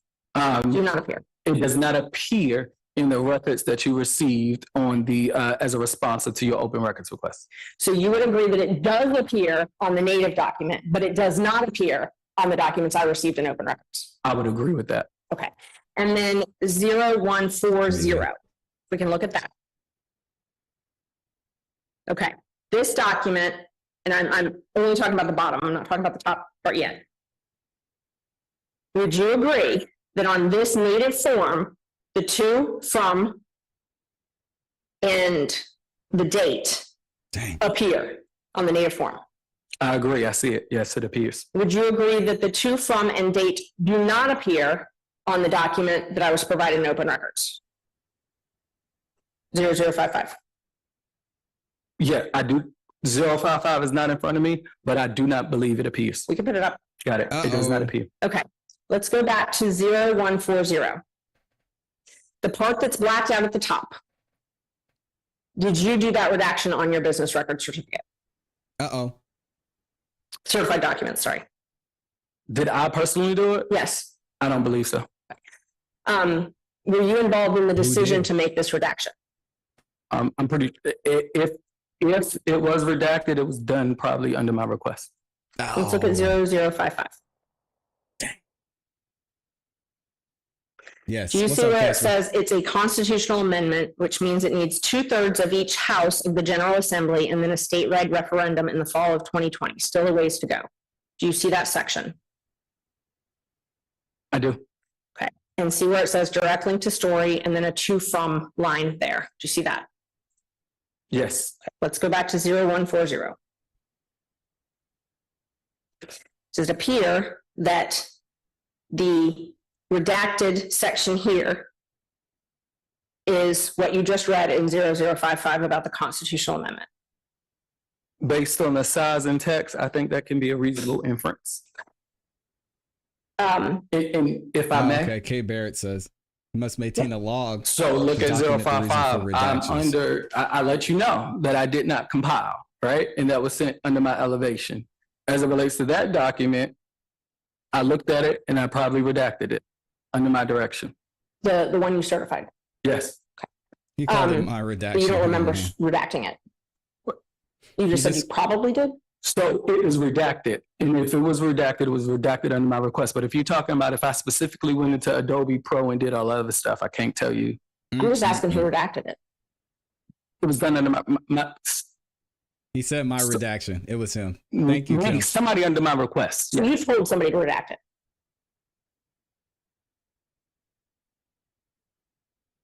Yes. Okay. Can we look at merchant 0056? She got him now. Sorry, that one may take a minute to pull up. Wow.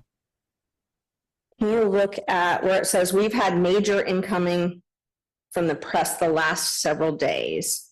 It's in the middle. It says, do you need your critical mention login?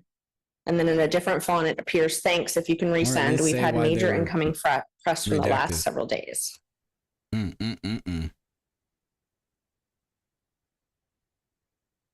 What, thanks, if you can see. Yes, I see that. There is no email that correlates to that in your business record certificate, 197 pages. Do you have any idea where that native document exists? No, I don't. No, I do not. All right. Nothing else. Thank you, Judge. Thank you. Ms. Monroe or Mr. Bowen? Monroe.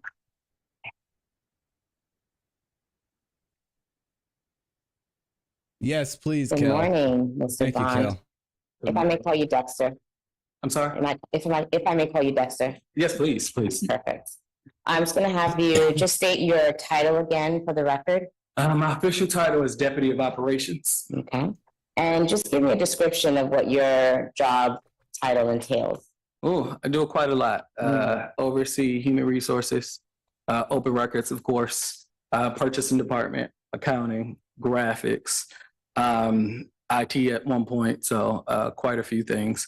I like to think that I give the gas to my attorney so that I can run. So whatever they need, we're ready to go. Can we see Excellent. them though? I don't want to see this piece of Now, paper. in terms of your role as record custodian, can you give us some insight as to what your official duties are there? Sure. On a day-to-day, I have one designated staff member who deals with open records, bless her heart, from 9 to 5. This is what she does. She gets about 1,000, probably a year, if not more. She receives them. And you said 1,000 a year, 1,000 a year what? Oh, good question. 1,000 open records requests, about 50 to 75 a month. That's her sole job. So she receives it. She goes into the portal. She responds. More often than not, she handles it. There are certain times, and I'm getting to what's my role. She elevated. If we need to discuss exemptions, if we need to discuss various different things, and then I'll step in. So. And you testified yesterday that if there are other members of your office that need to be pulled in on certain projects, thank you. That's something that you would do. How often does that happen? It depends. Very often. You know, as you know, open records requires a lot of retention. So depending on how much documents, redaction, I'm sorry, you go and I say, hey, get someone that's suited in this particular area to conduct the redactions. Media. A lot of media people want videos. So I would have to go to a graphics or someone on that team to actually look at a video and redact various statements. Anything that's specialized, especially as it relates to the case files, we know. If it's open and active, you're not going to get it, but there are some exceptions. So I have to work with the attorney and I allow them to determine what's not, that's privileged. So it's very difficult for me to pinpoint. There's only two of them. You know, who is handling what as it relates to open records. But I can say for a staff member, based on my workload, I have one designated staff member.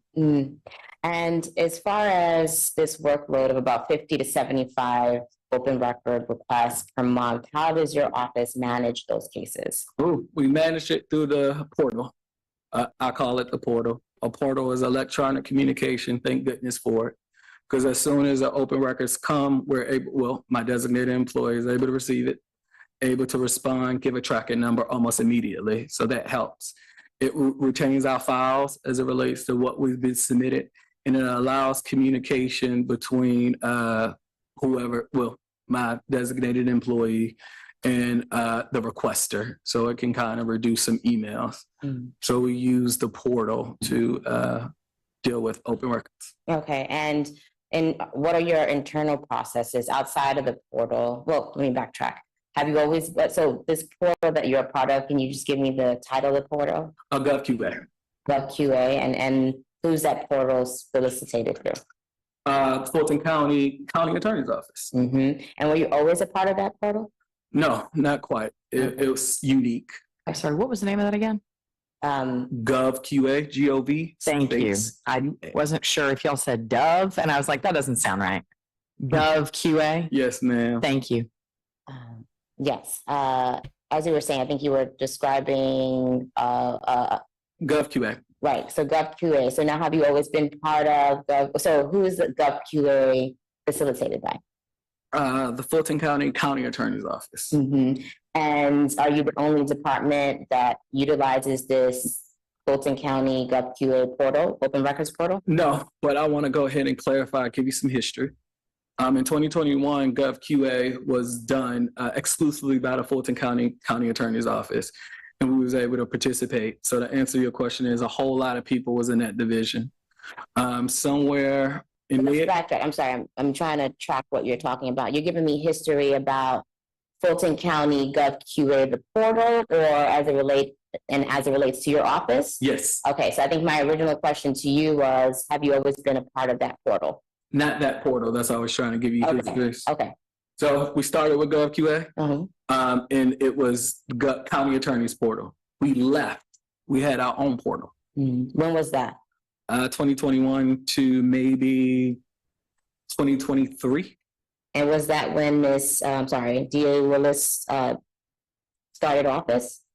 And real quick, thank you to Kel Bell for giving us some insight. Says, when I redact a document, I use black mark to show that information has been redacted. So basically letting everyone know there's information there, but you can't see it. Although not always required, I sometimes put a redacted stamp on the document. You may also need a privilege log. Okay, you may also need a privilege log to explain the redaction.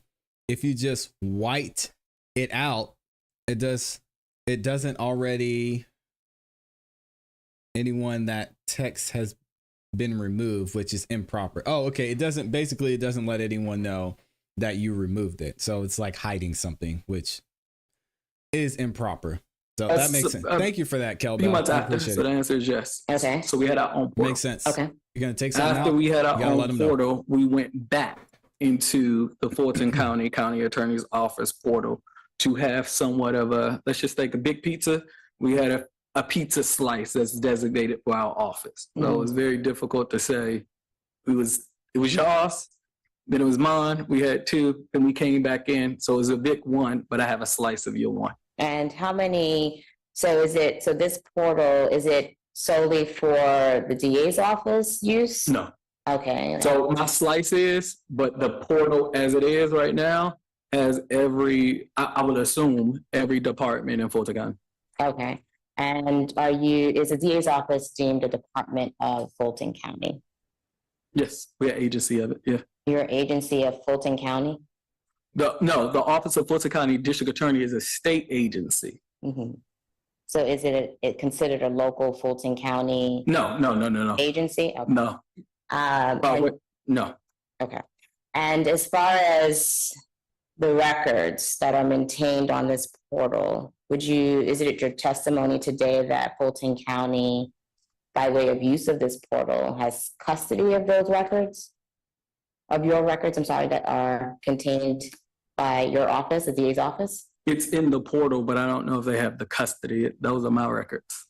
So outside of the records being maintained on the portal, let's say if the documents are never uploaded on the portal, would Fulton County have access to the records of the district attorney's office? Thank you for that. The answer is no. Okay. Now, if, for example, Fulton County would need to access some records on behalf of the DA's office, how would they go about doing that? If it's Fulton County, they would probably contact me as a business record custodian. And then what? Depending on what they ask, it goes in various different routes. But ultimately, if there are documents to be provided, who would provide those records? It would be me. It's my responsibility. And when you say me, do you mean you in your official capacity as custodian of records? Yes, me on my team. And so we're learning here. Okay, thank you for that background. So in maintaining these requests, you mentioned that the portal has been very useful in maintaining those requests. Any other operations within your office that take place to maintain those records or to maintain those requests? What are some of the things that occur within your office internally to manage these requests? It depends on what the request is, right? Yeah, it's just him. I look at it in several boxes. If you are asking for documents that fall in a box of, we know it's coming, right? Let's think about in January or something. I know that I'm going to have an influx of a request for a specific document. We try to go ahead and compile those documents. So soon as when a request comes, we can get it out, right? So that's a way of, if we know it's coming, we anticipate it's coming. I know you're going to ask for this particular contract, this MOU. I have it ready to go. We're ready to go. Okay, perfect. How about meetings? Do you guys hold meetings? We do. My open records, I have a staff meeting on Tuesday. My staff meeting on Tuesday is with a whole host of people. The reason why I bring that up as it relates to open records is because sometimes my 24-hour designee, as I call her, she works around the clock. She has a request, and let's say it's asking for something that I don't know. That is her opportunity to talk about all my direct reports, right? So it may be something that I don't know, but if my lobbyist does know it, or if my graphics designer know it, or if my accountant is familiar with it, it's discussed at that meeting, and we can go about seeing how we can get those records, right? Also, specifically for open records, it's important that I have a one-on-one, if necessary, on Thursdays. You know that I got a tight deadline as it relates to open records, so that Tuesday, Thursday works, right? So if I hit it on Tuesday, then I can touch it on Thursday. At some point, I can try my best. Of course, with 1,000, we're not perfect, to hit a turnaround or have a valid projection of when I'm going to be able to get it. Is DA Fanny Willis ever part of those meetings? No. How about any member of the Fulton County Open Records team? Are they ever part of those meetings? No. Why not? Oh, those are my staff meetings. Those are all my direct reports, people who report directly to me, my executive assistant, my HR, my accounting, my whole operations division. We sit around, we powwow, see what's going on with the office, and then we strategize for each respective division. So they wouldn't have a reason to be there on the team that I lead. Does Fulton County Open Records team ever have anything to do with your? Oh, no. Sorry, let me just finish the question. The open records requests are received by the DA's office? Sometimes I'll reach out for help if I don't understand anything, but to that extent, no. Okay, talk to me about that. When you say reach out for help, how is the Fulton County Open Records team of assistance to your office? They have more resources, to be honest with you. So if it's a redaction project, perhaps I'll say, hey, can you help me out here? If it's a legal question as it relates to an exemption or of interpretation, I would jump on a call and say, hey, let's powwow. what's your take on this? So it's another set of bright minds that I can discuss things with. So it's more like a consulting type of relationship. Absolutely. Have they ever provided records? Has a Fulton County Open Records team ever provided records for requests that have been submitted to your office? Have they ever provided or produced documents on the district attorney's office behalf? No. You testified about the cyber attack that took place in January of this year. Do you remember the exact date? Cyber attack. I don't. I remember it was at the end of January. January was a crazy month. So. And how did that cyber attack affect the operations of Open Records in your office, in the DA's office? We couldn't have access to the portal. Electronic communications was down for a quick while. So what we did do is actually consult with the county attorney's office. I remember receiving a template of a letter saying, hey, we need to put requesters on notice saying that things was going to be significantly delayed. There was a period of GovQA. I don't see it every day, that we just really couldn't get files, or we couldn't access files GovQA in itself. It also infected our office because, a lot of our requests require us to go to archives, go to emails, do electronic searches, right? At one point, Lexus, there were things best way to put it, our hands were strapped during that period. And we wanted to communicate that effectively to all my requesters. And so would you say that as a result of the cyber attack, has your department fully recovered? What a convenient cyber attack. They've recovered from a cyber attack? Yeah, I'm going to give her a little bit of latitude to the extent that I'm assuming she's going to argue affected his ability to comply. Go ahead. Oh, well, with that being said, I'm going to say no. We could not recover for a couple of different reasons. The cyber attack was put some stress on my staff from January. But as a personal note, as a business record custodian, I'm not sure if you know, I had surgery in December. So I was out of work quite some time. She asked about the cyber attack, though. After I broke my toe in October, had surgery, a procedure in November, had to have surgery in December, was out of the office for quite some time, had limited work from January to February. So then a cyber attack happened. So if we're talking about personally my ability, let's talk personally first and then a cyber attack. So coupled with those things and my working level and resources, things was difficult for this particular year. We started 2024 off very interesting. He's up there crying. It was a tough year. Do you have any, Poor guy. would you say that increased the cyber attack caused an increase in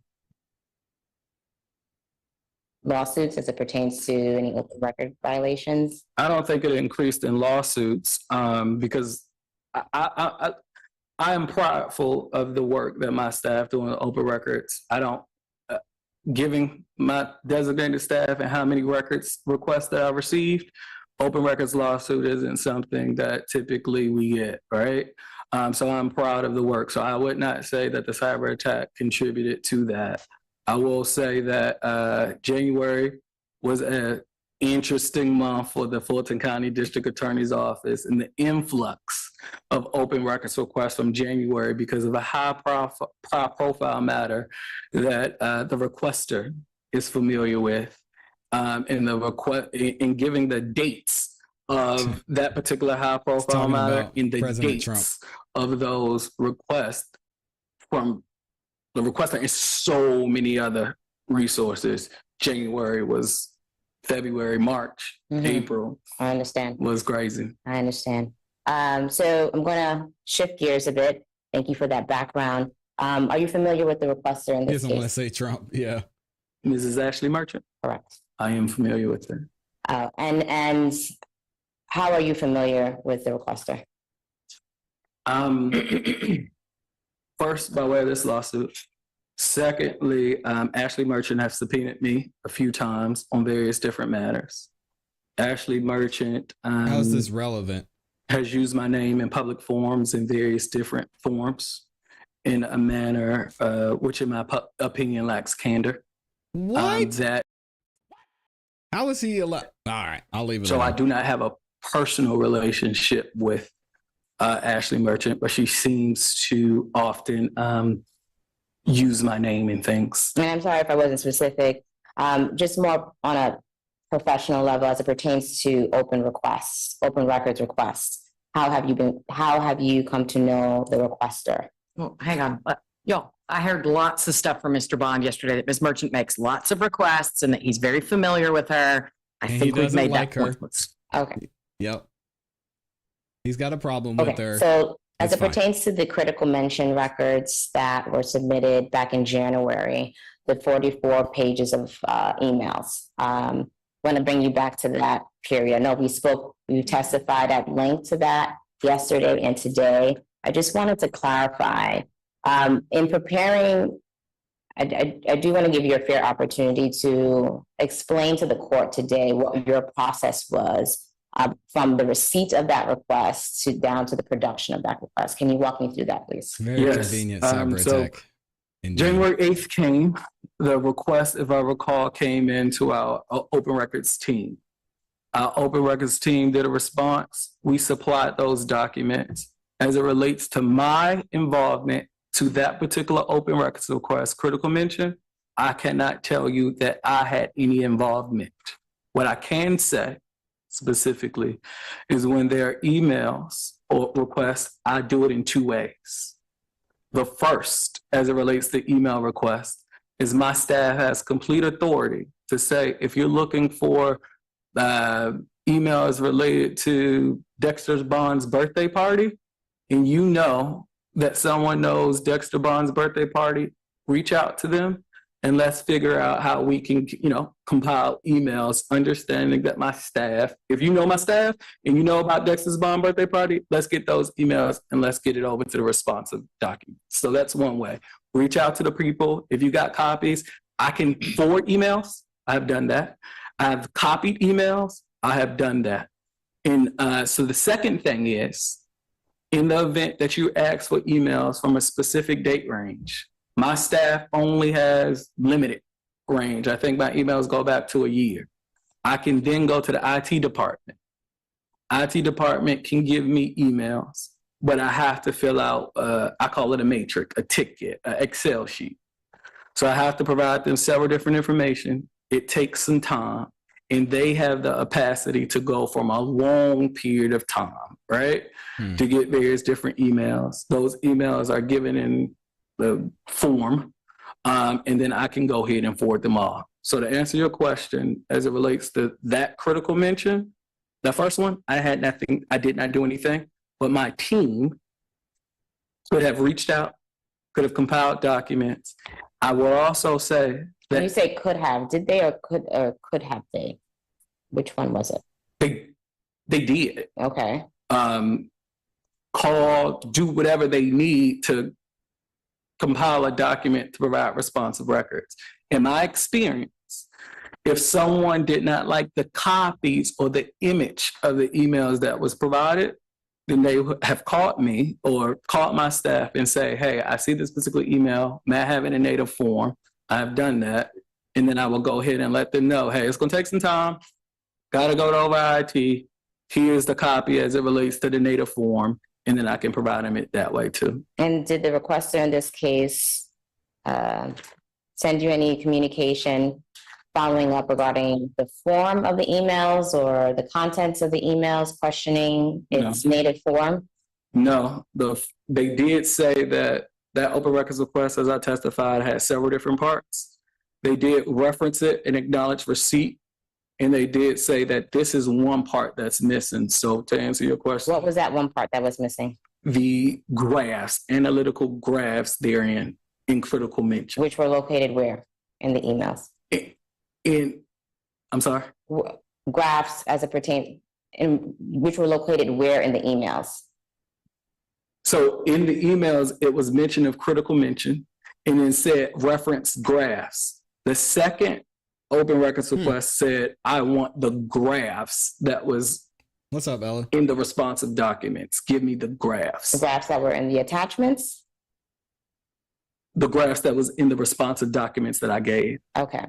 And so Yeah, How he did didn't you like her, though. address that follow-up from the requester? At that time, I responded and said, I do not know. It's not reasonably calculated to know what you're talking about. Because at the time, I had no idea what she was talking about. And what were your attempts to research the graphs or the attachments that she was referring to? At that point, I start staff meeting. Hey, I have something, critical mention. What is critical mention? What is that? Are there any graphs? Then I start reaching out to various different people. Originally, I thought it was security because critical mention, I thought it was some research device.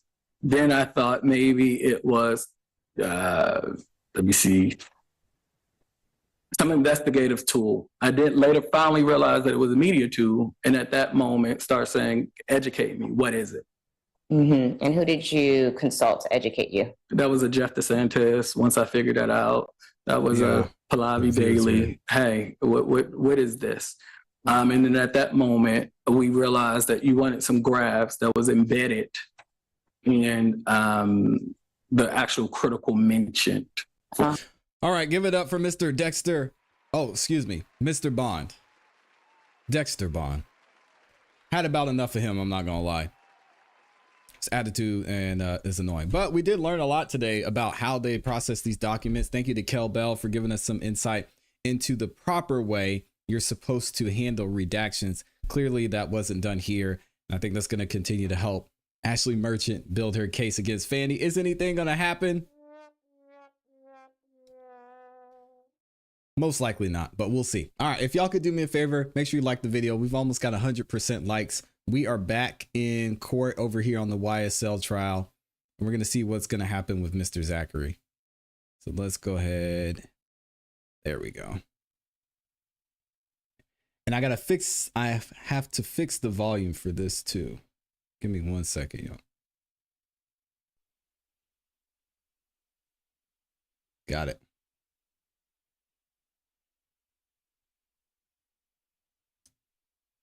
Yeah, I know, Amy.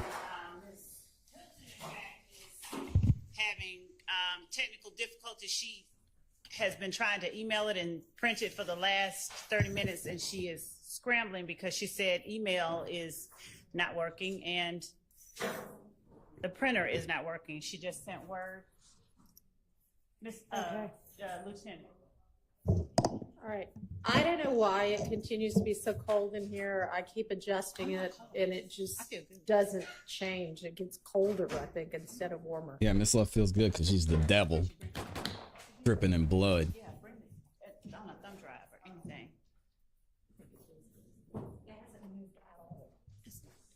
For once, I'm not too cold. Well, We don't care, no, but Miss Love. everybody else does. Nobody cares. Let me see what's going on here. Ask her to bring it over on a thumb drive because if we can't print and we can't email for whatever reason from her computer, will the court look at it, and if the court can print it. Thank you, Crystal, for the 10 bomb over on Cash App. Okay. She can do that. That's fun. So this is something that Mr. Scheib has seen and approved of? It is, but Okay. what we're sending to the court also is the motion and the. Yeah, that too, Amy. Okay. Shout out to Crystal Wright over on the Cash App. She dropped a 10 bomb. Appreciate y'all. And we have 0 delay left. So we're officially we're not delay ganging anymore.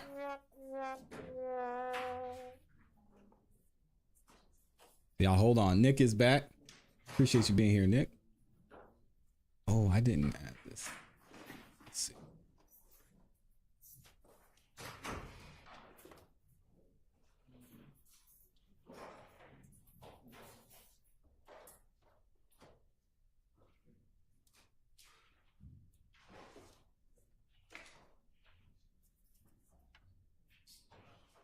What's up, KC?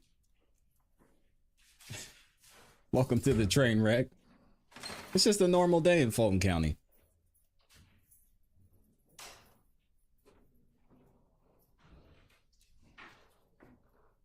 That is not what I meant to do. Let me see.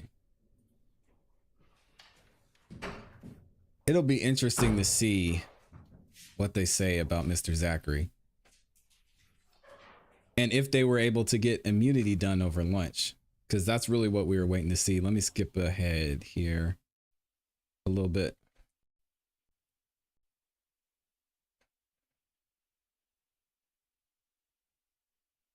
Order.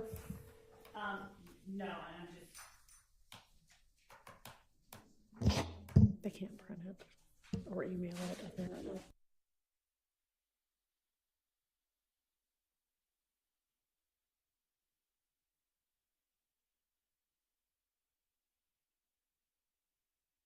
Yeah, I missed the delay too. Mr. Tesla says, welcome to Fulton County, where you get robbed for being a law-abiding citizen. Yeah, they don't like us out here. And Uber drivers. Don't forget the Uber drivers. Do you have it electronically on? They're bringing all three on a thumb drive. That was what we said. Right. I Amy, just you wondered know if exactly Mr. what you Scheid need. might have it on his email, on his phone, and then he could maybe try to email it to us and we could print it. It's not any of those things. Okay. That's fine. Wow. Okay. Okay.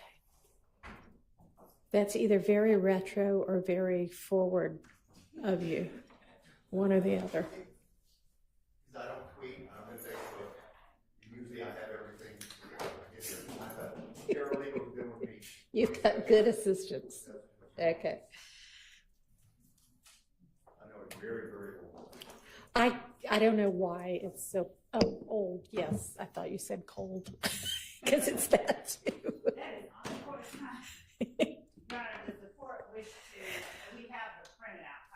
Sure, I can look at least that. I mean, I assume I know pretty much the motion's going to say what y'all presented orally in court. Correct. Okay. Yes. Extracts the language of the text.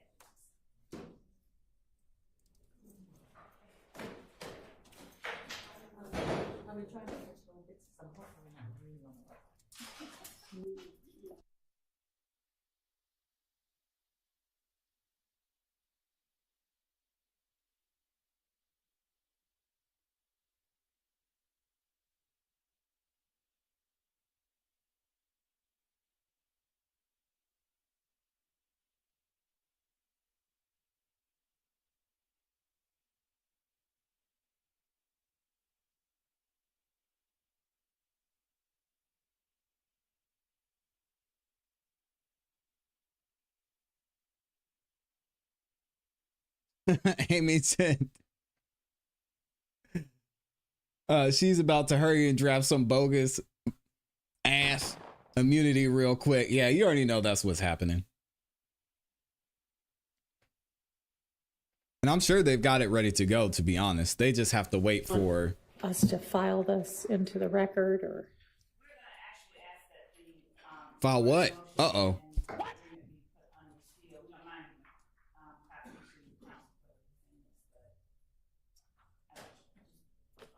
I couldn't hear what you were saying.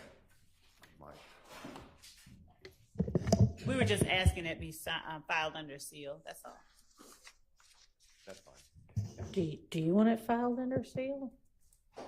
It means we're not going to get it. I mean, what's the basis for filing it under seal? Let me consult. I've actually never had one of these done. Okay. Got it. Is it the immunity? Oh, man. It doesn't matter. I mean, it's normally if. Normally it occurs doesn't prior matter. to the person, basically walking into court to testify. Your Honor, I am not speaking for Ms. Love or Mr. Scheid. For myself, on behalf of Mr. Stillwell, I would like a copy of the order granting immunity. That's fine. And dang. unless They if got somebody him. wants to vocalize a reason it needs to be filed under seal, I don't intend to have it filed under seal, given the, circumstances of. So he has two options: testify or go to That's jail. fine. And I wasn't trying to keep a copy from the defense. I'm actually bringing the electronic copy for everybody to have. But I mean, I don't think it's a big deal because Mr. Zachary doesn't seem like he has an issue with testifying because he was already talking about Shannon. Since I'm his lawyer, am I going to be permitted to object if they badger him? No. Or just No, You're here so that if he wants to consult with you, Okay, and I was going to ask that, but if yeah, he wants to no, consult with I me. mean, you're, you're not a party to the case, Well, so you don't and get I to just- make. I don't usually. Okay, I'm not gonna do this, but his lawyer seems a tad bit uninformed. So I wonder, is maybe he a public defender? Is he a new attorney? Brother seems a little lost. I wanted to make Those sure I Is it was just clear me? on that. options. Okay. And then, but he can consult with me anytime if he wants to stop and talk to me. Yes. Okay. And I just want to make sure he knows that. All right.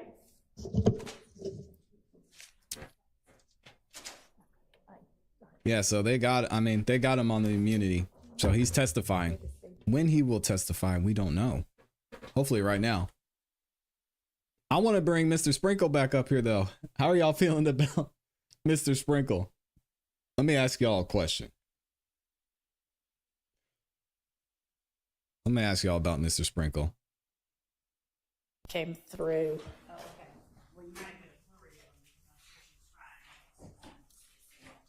It just basically says the state spoken with Mr. Scheib regarding the immunity agreement attached as a motion for the order and a proposed order.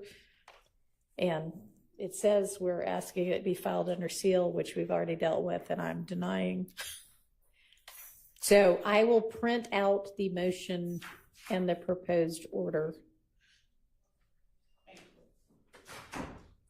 I'm going to see if there's a way we can find this immunity too.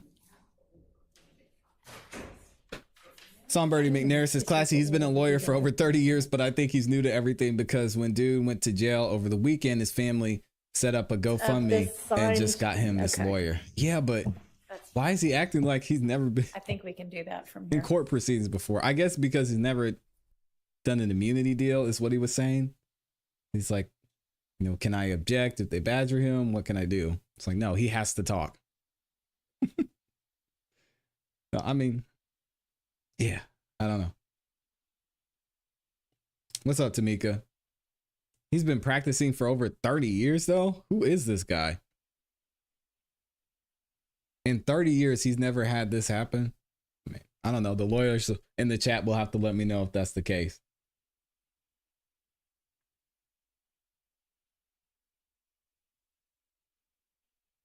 Mike Bree says, I would kick it with Sprinkles. Yeah, me too. I think he could sit there and tell you stories for days.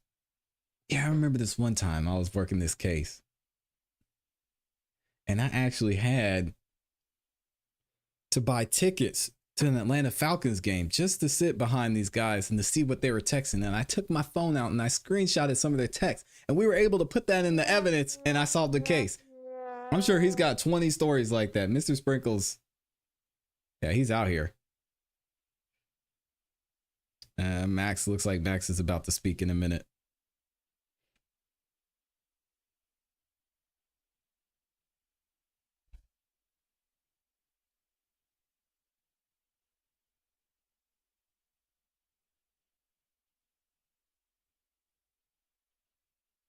I do have a request of the court. Contrary to insinuations that have been made today, I have no idea what's about to happen. Neither do we. Max. However, if Mr. Zachary is not going to answer any questions, which strikes me as a possibility, I think we should determine what Mr. Zachary is going to do in his condition and everything else before the jury comes out. What do you mean? What do you mean? His condition, his pleasure. I don't. No, I know what you mean by his condition. What do you mean by, I think we should determine what he's going to do in his condition? Because he's going to say, I don't recall. I don't know what he's going to do, but if he's going to refuse to answer questions, Doug must be I sick. don't believe that would be appropriate for that refusal to occur in front of the jury. And I don't know if he's going to do that or not. Let me be clear. Your Honor, actually what is, and we had this happen with another witness, and what has been, I know that what is the case law is that if the state has the opportunity to sit there and ask questions while a person continues to plead the fifth, it's not a pleading of the fifth and that causes a mistrial, it's if the state is allowed to put testimony in essence in front of the jury in the form of leading questions while a person continues to plead the fifth, and the defense does not have an opportunity to properly question or elicit any answers from that person, that's when the problem arises, not when the words "I plead the fifth" come out of their mouth. So we would ask that Mr. Zachary be allowed to be brought in just like any other witness, not be pre-questioned, and that the state be allowed to begin its examination. All right. Mr. Scheib, you've just recently talked to your client, and you have, I presume, discussed with him the immunity agreement that you all have entered into. Is that correct, generally? All right. And so in the course of that, you would have talked to him about the fact that once an immunity agreement is in place, the pleading the fifth assertion is not basically applicable anymore. It's not available to him as an option. Does he understand that at this point, if he says, I plead the fifth, that he may get taken to jail and held until he decides to testify? Okay. And has he given you any indication that once brought out to testify, he is nonetheless going to still plead the fifth? He's not going to plead the fifth, but just to tell you what he's going to say. Your Honor, I object to Mr. Scheib. All right. I object to Mr. Scheib putting on the record representation about what his client is going to say. I would ask that the court allow the state to question the witness and under oath, and it be brought out then. Go ahead, Mr. Scheib. Yeah, Judge Whitaker asked him Also, questioning or what he's going to say. He's been taking narcotics, so that's in his system. So something else. They don't care. Okay. They don't care if he's falling off the stand. Just get him up there. That's all they want. Having to deal with someone on narcotics that's going to claim to not remember anything is quite honestly ridiculous. If he's going to testify, he needs to testify. If he's not, and he's just going to say, I don't recall anything, then we're not going to be able to cross-examine him. If he's going to say, oh, I'm too high to answer questions, that's not effective opportunity to confront a witness. And so I don't know what's going on here.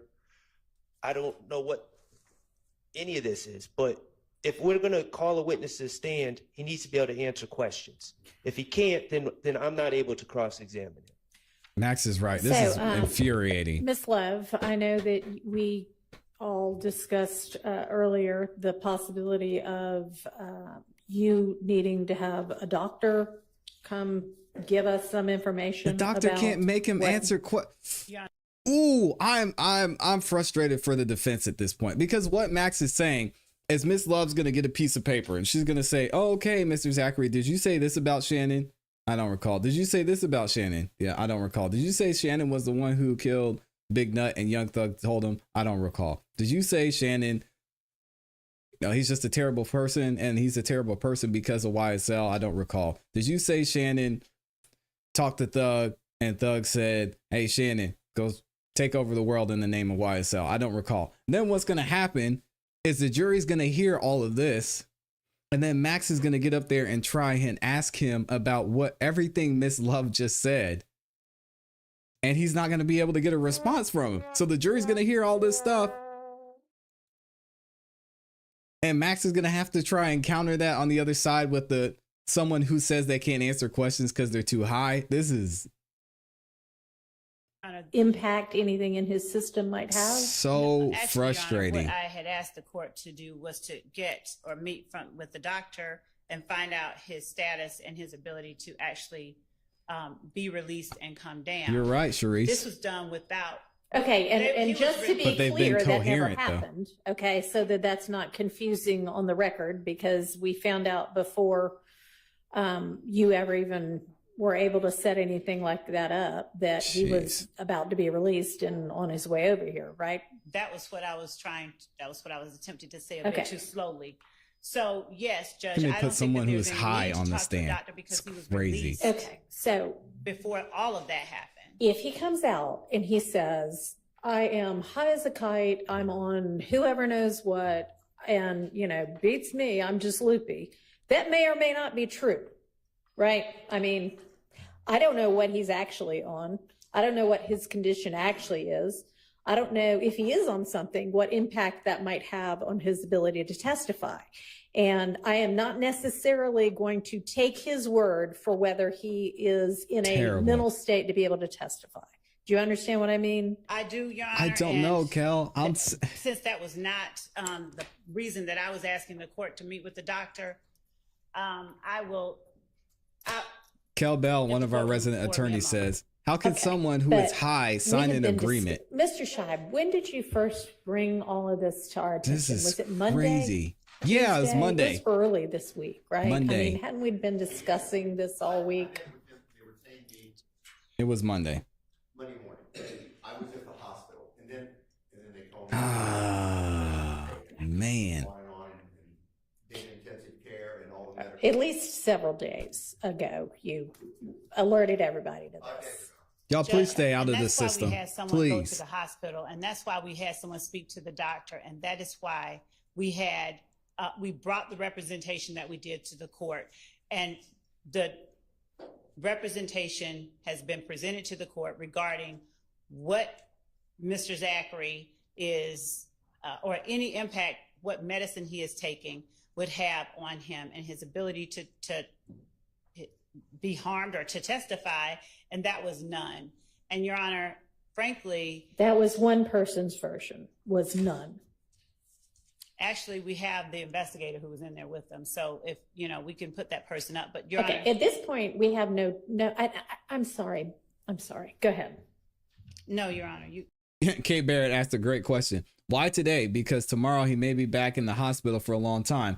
No, they want it to be today because if he pleads the fifth or refuses to testify, they can lock him up in Wright Street for the weekend. And God knows what's going to happen to him there. Go ahead. That's why. Your Honor, there has been a series of events that we have put on the record. There's been no indication that Mr. Zachary is going to be unable to come in here and testify. He was released even before with we his were medical even able to concerns. I check don't care. on his status. Your Honor, He might be would dead not- by the and time they get to him. Grady has been apprised of what he is being released for. We know because we have had investigators down there. So the court may or may not have been privy or may have seen transcripts of other witnesses who lose all memory with the state, and it comes back when the defense starts asking questions. I don't know what kind of antics, as we have been apprised that Mr. Zachary doesn't want to testify, and his father wanted to or did call Mr. Sharp and Mr. Steele. I don't know what he's going to say, but Your Honor, I believe that he should not be allowed to hamstring, to hijack these proceedings by asserting things that are not. Okay. So I think we have a fairly good indication Drug test through him. his attorney that he is potentially going to come out here and say some version of, I'm so messed up on whatever drugs they've given me that beats me. I mean, you're an elephant. So then how are you going to deal with that? Your Honor, as Mr. Scheib did not relay that to me, and I don't Well, think he related just to relayed it to everybody in front of you. So I'm not you heard it too. And it's been a possibility that he has relayed several times as well earlier this week. Your Honor, Yes? the doctor is on the phone. How about that? That's what we have. We have the doctor on the phone. We can get the doctor on the phone. I don't know. This is what I said earlier. Get the doctor on the phone. We have the, He has a great deal of anxiety, and that's one of the scenarios that he could go into a crisis with his Anxiety, yes. They should have done this on Monday. for 30 years and been built up, and quite frankly, he's an addict. He takes oxycontin every day, and can't take morphine because he's addicted, or he just can't take that. But he's been on drugs for 30 years, and he's been in and out of intensive Okay. care. I thank you. we have the doctor on the phone, Your Honor, who Did I not say? Didn't I? Okay, yeah. Just call the doctor, Judge Whitaker. Is everybody going to accept that this is his Grady doctor on the phone? I think you need to have, what needs to happen is, under the law. This is a mess. Give consent for her to have a conversation with him.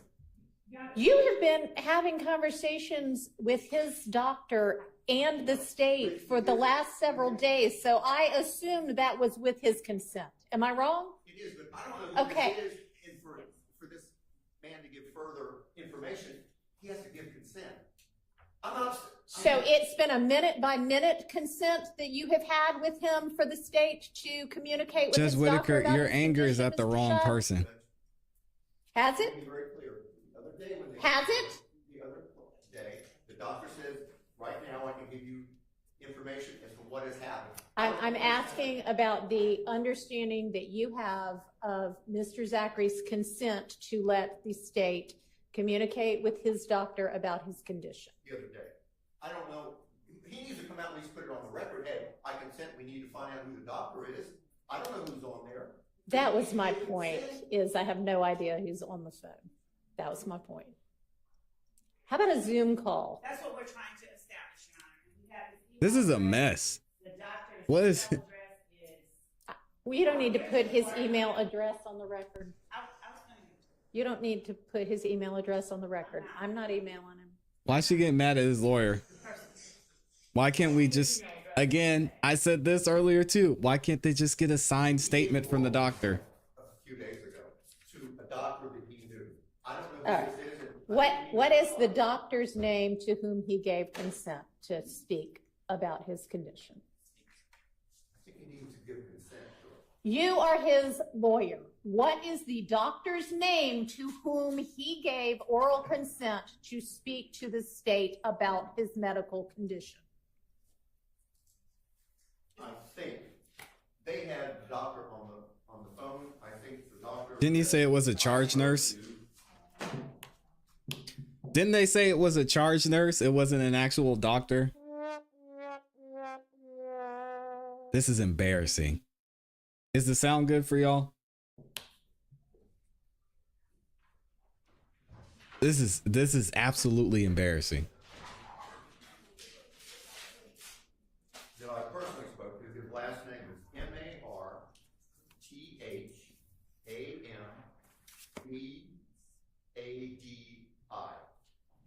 That's who I spoke to, face to face.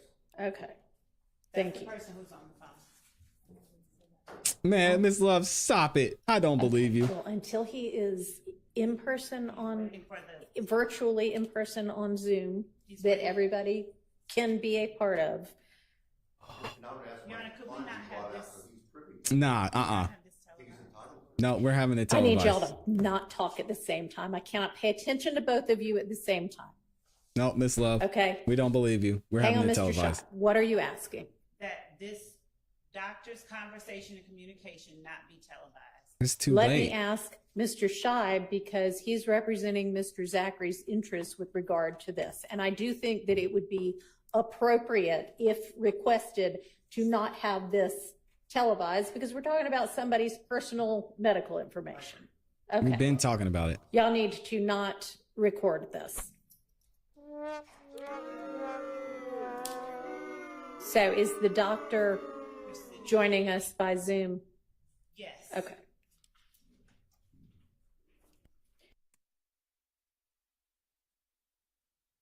So now we're all concerned about someone's information. How interesting. This is the craziest thing I've ever seen. I cannot believe that it has taken all of this just to get a statement from a doctor. It's not that hard. It's not that complicated. It should have been done on Monday. And if his condition changed and the doctor was monitoring him, update the court. But can we get something in writing? Chris Hamilton, HIPAA's already been violated. No, it hasn't been violated. And we kind of went through that.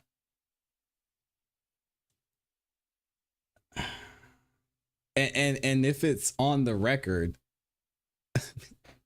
whether it's recorded or not doesn't really matter, right? I can't believe this. Did I miss? Let me go back and make sure I didn't miss any super chats. And again, thank y'all to the few of you who were over on the Cash App. We had Tracy over there said, appreciate you with the 5 bomb. We had Crystal Wright over there dropping the 10 bomb too. I appreciate you. Thank you. Thank you.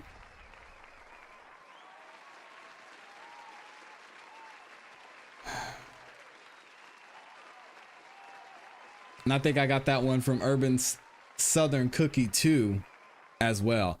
I mean,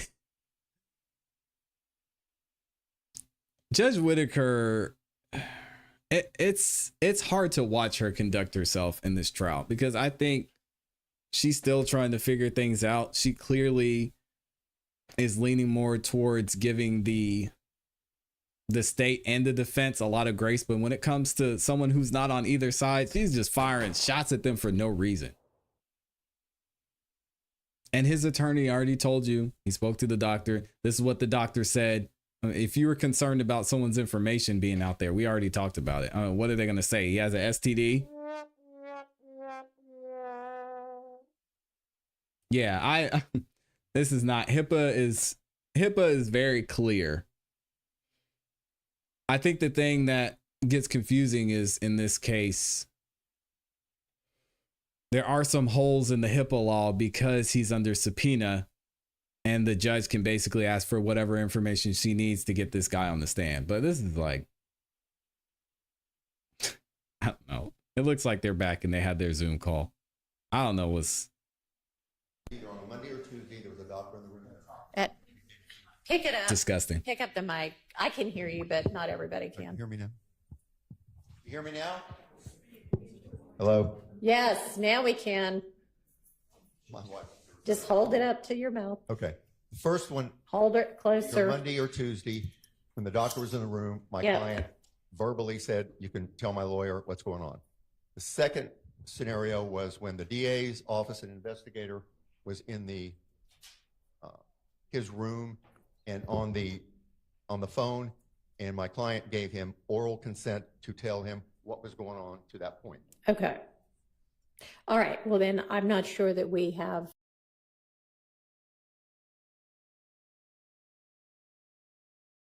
Did he just break privilege? It doesn't matter at this point. His consent to talk to this doctor currently about what's going on.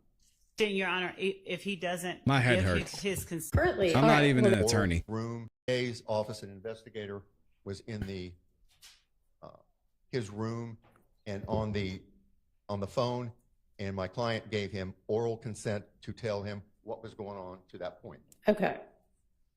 All right. Well, then I'm not sure that we have his consent to talk to this doctor currently about what's going on. Thank you, Your Honor, Lavisa. if he doesn't give his consent, I think he just needs to All right. So come out and take a stand. I mean, I don't know why. let's admit, get Mr. Zachary out at this point. We'll have him take the stand. He'll be able to see Dr. Bethina. I'm going to go ahead and let Dr. Bethina into the Zoom. And Your Honor, no one is recording, right? I know the court said not to, but I just wanted to ensure that. Oh, they're about to get in trouble. That cameraman said, oh, well, hold on. If I go to law school, I need to ask y'all a question. If I go to law school and let's say I'm able to finish in the next 2, 3, 4 years, will y'all support me in my mission to take down and change this system, Fulton County court system? I will make it my goal, my one goal, to get in here and make everybody in this situation be held accountable. Are y'all going to support? I won't even go. Listen, I won't go to Brown, or I won't go down the street, to Georgia Law School. I'll go somewhere cheap. I'm gonna need y'all to help me get through law school so we can get this done. I can't watch this anymore. And I keep saying it. I keep telling y'all this. Amy says she's got me. Thank y'all, man. Monica said the honorable ClassE Beats. Yeah, shout out to y'all. I mean, look, I can't even believe this happened.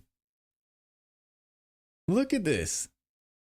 This is real life professionals, legal professionals.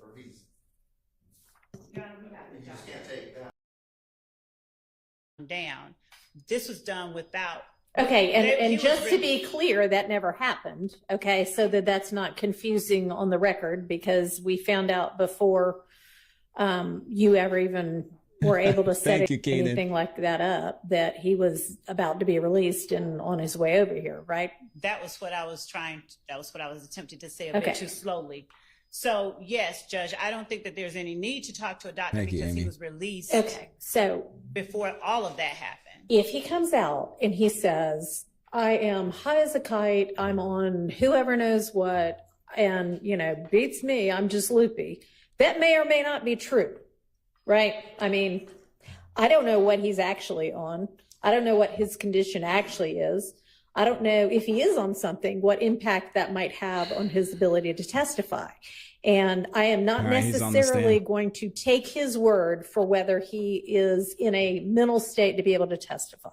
Do you understand what I mean? I do, Your Honor. And since that was not the reason that I was asking the court to meet with the doctor, I got you right, Street. For me a moment. Okay, but this whole turn of events is wild. Let's go ahead. Looks like Mr. Zachary is on the stand, high as a kite. Judge Whitaker doesn't give a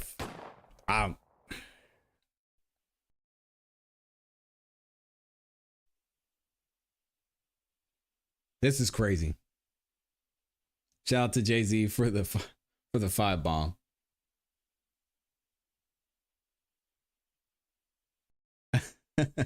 Thank you, K Barrett. I appreciate y'all showing love. I might have to do it, man.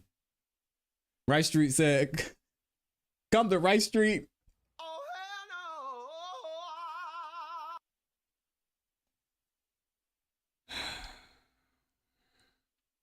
There he is. The moment we've all been waiting for. I just can't believe this is real. Listen, man, I'm thinking about even getting rid of my car just so I don't have any traffic violations, just so I can stay as far away from this Fulton County legal system as possible. I'm gonna keep to myself. Amy said the law school fund. Shout out to the most amazing moderator in the history of moderators. Shout out to the law school fund. Oh my gosh. Y'all support. Kel Bell said, why is he wearing orange? Because he's locked up. Remember, Kel, he was already in Rice Street, and then they had to get him out and take him to the hospital. Thank you. All right. Ladies and gentlemen, we're going to jump to a different witness right now, and we'll circle back to the other witness later. Mr. Zachary, can you please stand and be sworn? They won't let him out. Got him locked up. There's Zach, Quindarrius, Zachary, Zachary.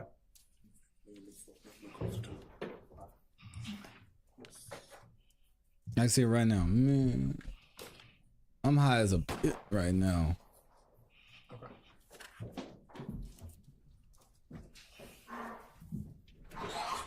Good afternoon, Mr. Zachary. How are you? Mr. Zachary, hello. I gotta speak back. Thank you, K. Barrett. Yes, you're I'll think about it. You said question, not speak back, but hey, how you doing? Mr. Zachary, would you please tell the Yes, he jury was already locked up. 31. and where did you grow up? Atlanta, What part of Atlanta, Mr. Zachary? Cleveland Avenue, Where'd you go to school Cleveland Avenue Elementary, and middle school? Crawford Long. Did you graduate? No. What was the highest grade you completed? 8th. 7-1 on. 7? Field? Mr. 12? I don't Zachary, know. do you know any of the persons in the courtroom today? Nah. None of them. Nope. Mr. Zachary, let me ask you this. Do you know Shannon Stillwell? Yeah. Do you not see him in the courtroom today? I can't see. I just got to the hospital. You know that. I can't see that far. Stop asking dumb questions, Ms. Love. If they got medicine in it, they don't work for me. Mr. Zachary, were you present a moment ago when the court heard from your doctor? Yeah. And did you hear your doctor say anything? You ain't asking what I know you. So let me get this straight.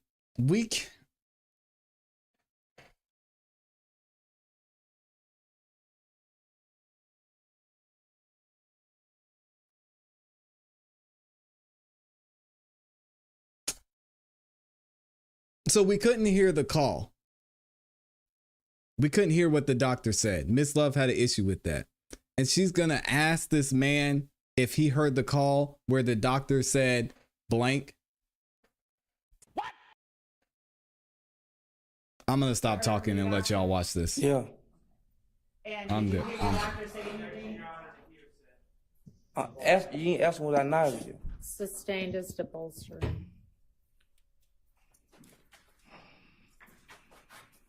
I'm going to show you what has been marked as Space Exhibit 123 Echo. Do you recognize the person that has been depicted in Space Exhibit 123 Echo? Yeah. Who is Give this it up. person? Give it up, cameraman.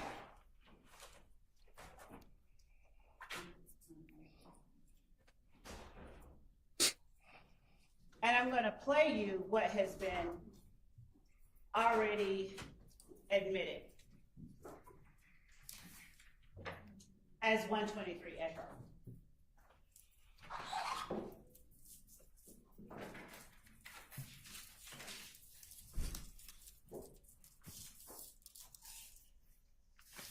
I got you, anonymous person. Mr. Zachary, while we are pulling that up, are you familiar with the person by the name of Jeffrey Williams, who also answers to the name Young Thug?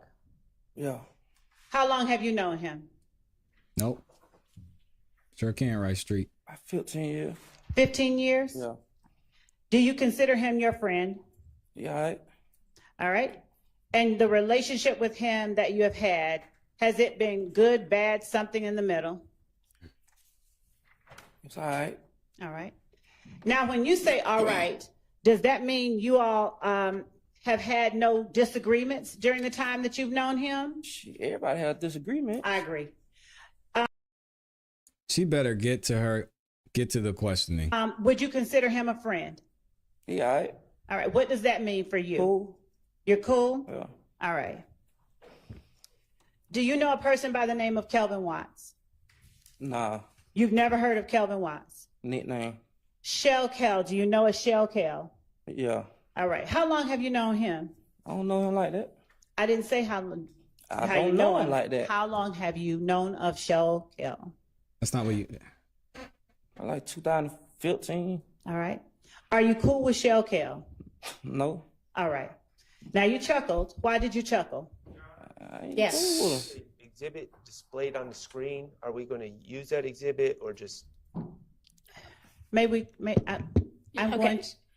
You actually said you were going to publish it Yes. as a, I don't know if it's what it is, a video? It's or- a video that has Okay. already been. Are you ready for that? In a moment, Your Honor. I was just completing the questions that I asked. Can you take it off until we're ready for it? Sorry. Why did you chuckle when you said Shell, when I asked you about It Shell doesn't Kel? matter. What's the problem? No, Mr. Zachary. Asking dumb questions. So you said you're It's not 'cause I cool didn't with have Shell lunch. Kel. Is that what you I said? got you.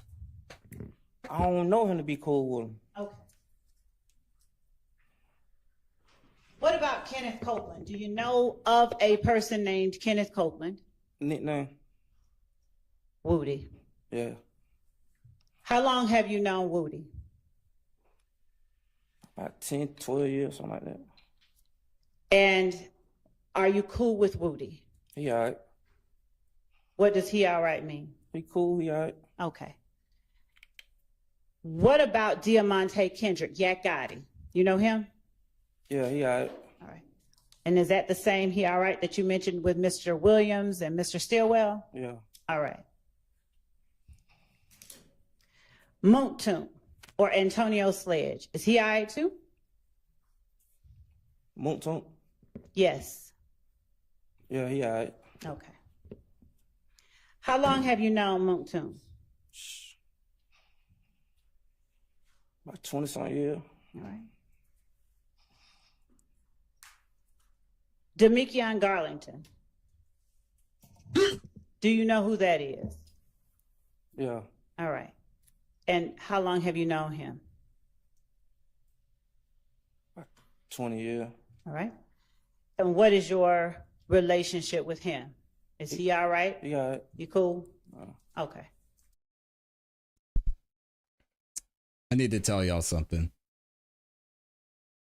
Just about how messed up this legal system is. Y'all remember Quindarius Zachary's lawyer said he had just taken medication. He was high. He's having all these medical issues. Well, shout out to Thugger Daily. We have Quindarius Zachary's signed immunity agreement.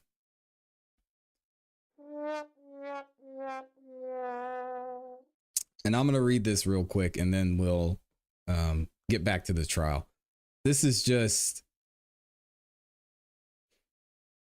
crazy that he was able to sign it.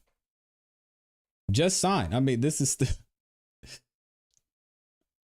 State of Georgia versus Jeffrey Williams. Immunity agreement pursuant to, who cares?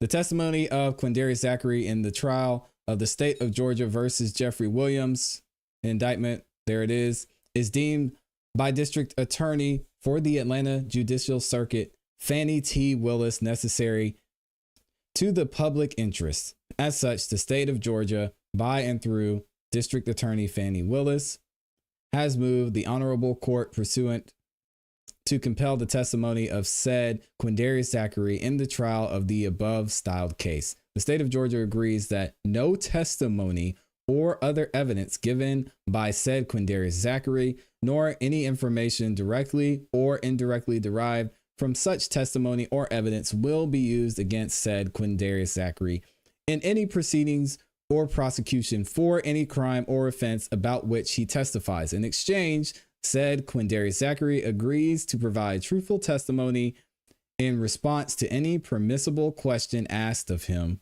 while he is subject to examination in the trial of the instant case. Agreed to on this day of September the 20th day of September 2024 by Quindarius Zachary, his lawyer, and Adrian Love.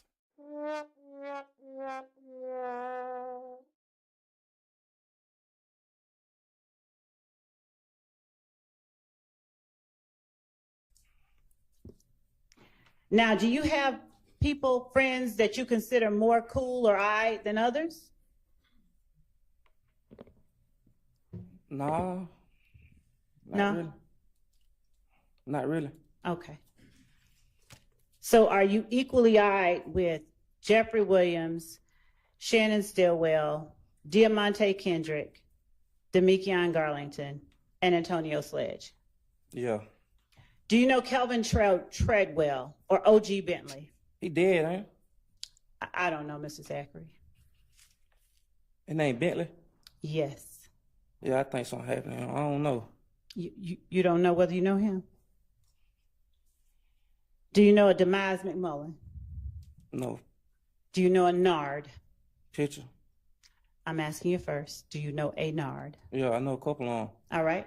Now, the couple of them that you know, where do you know them from? Prison. All right. So if I show you a photograph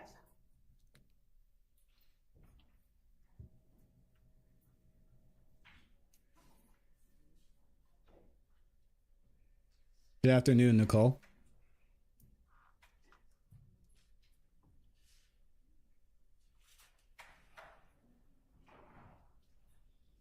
That I will mark 503 Yankee.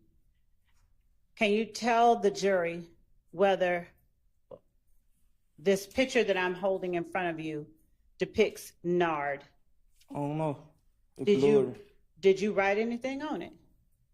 Look like my name, but I don't know. Is that your handwriting? No. That's not your handwriting? No. Okay. Do you remember seeing this picture before? 2015, I can't remember that. Okay. But you remember knowing Mr. Stillwell in 2015? You just showed me a clear picture of him. I'm holding on, Rice Street. I understand. Hold on. You remember knowing him in 2015? You showed me a clear picture of him. Can you answer the question? You showed me a clear picture of him. So you remember part of 2015? No, you showed me a clear picture of him. Mr. Zachary, please answer the question. I didn't answer the question. You showed me a clear picture of him. That picture just showed me one clear.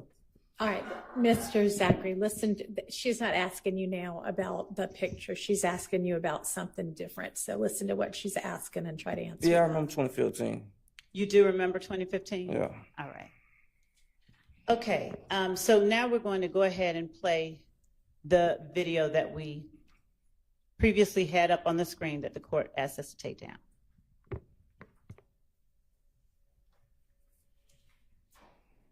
Yeah, D, I don't know. I don't think I can do this by myself. I'm gonna have to get assemble the Avengers. That same shit that got Big and Tupac killed, little fuck, nigga. Pussy ass, nigga, get your bitch ass killed. YSL for life. Yeah, Can't call that loud. Hey, gang, you bring your pussy out here, you gonna see me. I'm at your fucking neck. Fuck anybody. Mr. Zachary, did you see yourself in that video? Yes. And where were you seated in that video? In the back. All right. And were you behind Mr. Stillwell? Yeah. All right. Did you hear what you said? What I said? Did you hear what you said? No. All right. Can we play that again?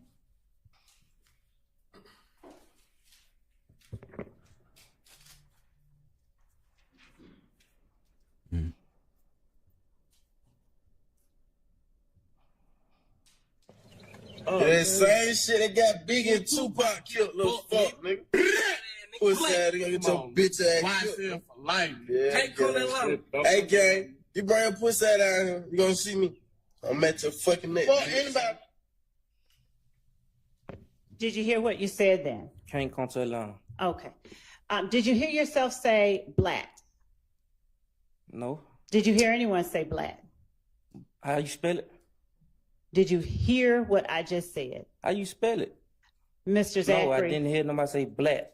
What did you hear being said that sounded like black, if anything? Well, when y'all played the video on my trial, y'all say we said black, B-L-A-C-K. So that's what I'm gonna go with. That what We're y'all not said talking about anything but here today. Do you understand that, Mr. Zachary? We said black.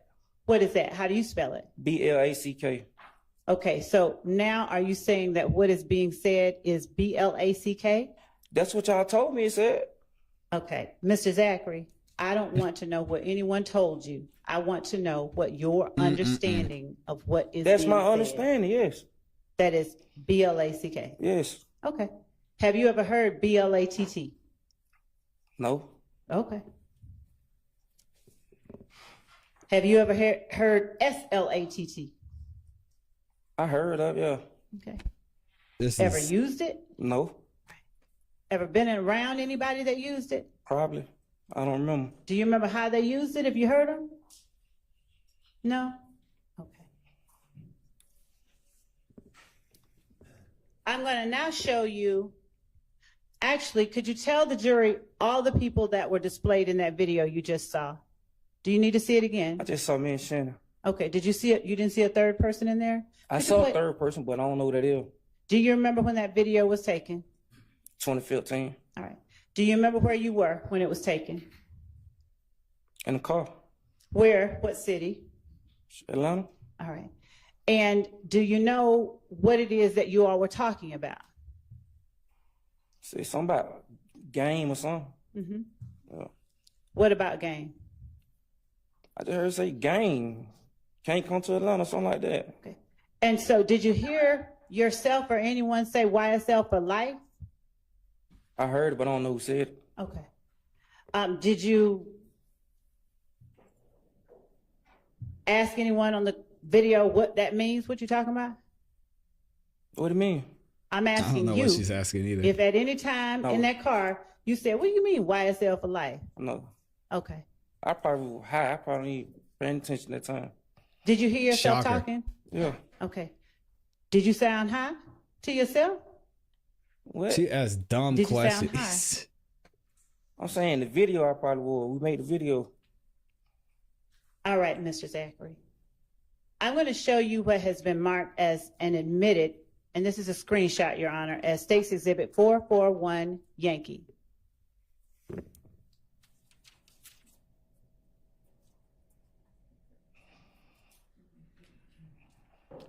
Miss Love keeps trying to ask these gotcha questions. And Recognize the people who are nobody knows who displayed she's, in what she's talking 441 about. Yankee, the screenshot. Yes. Who is that displayed in 441 Yankee? Me and Moonton. All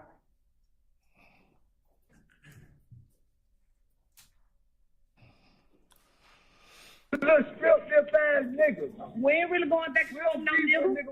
You little bitch ass nigga. I know what we hate. I'm everywhere.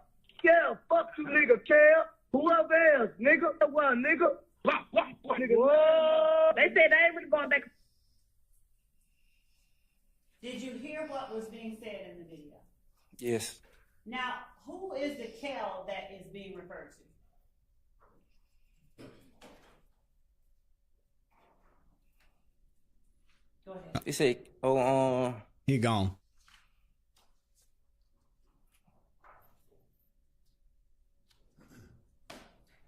Come back to the light, brother. Do you remember the Kel you told the jury you were not cool with a few minutes ago? Yeah. Is that the same Kel or a different? Probably was. Probably what? Probably was him. I don't remember. Do you remember making that video? Yes. When did you make it? I like 2014, 2015, something like that. Would it have been the latter part of 2014? Yes. And when you were holding the guns up to the camera, what were you meaning to show? Shoot, gun. I showed a gun. Why were you showing? I don't know. Shoot, probably high. Why were you saying the things you were saying to Caleb? I said something to him. Why was whatever you all were doing on that video being done? I don't think I said nothing to him personally. Why were you all shooting that video? I don't know. I was just in the video. With guns? Yeah. To the camera? How often do you do that? A lot. And do you do it at everybody or just Caleb? Did I say something to him in that video? Do you point guns at a video, in a video to everyone or just Caleb? Probably everyone. Most of my pictures gonna be with gun. Okay. When you say most of your pictures are with guns, Another are most terrible of your witness. pictures also with members of YSL? What? No. Okay. What I'm kind going of to show question? you what has been admitted as State's Exhibit 477 Yankee. I'm going to, no. What kind of question is that?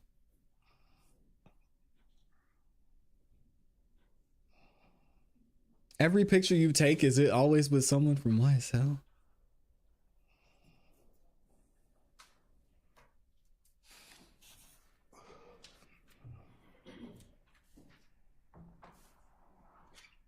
She didn't even ask for a second. Judge Whitaker's about to get her. I'm going to show you what has been marked, my apologies, as 477 Yankee. Would you take a look at 477 Yankee? Yes, I see it. All right. Can you see, without telling the jury out loud, the name at the top? It's terrible. YSL. Oh. Okay. And can you see the caption at the bottom? Don't read it out loud at all. Yes. Okay. Do you recognize this post? Yes. All right. And how do you recognize this post? Where was it made? I look like a club. And where was this post placed on social media? Look like Instagram. Was it your Instagram account? Yeah. Is it a fair and accurate copy of the post on your Instagram account? Yes. State tenders 4778. It's admitted. We're gonna permission to publish. You may. Thank you.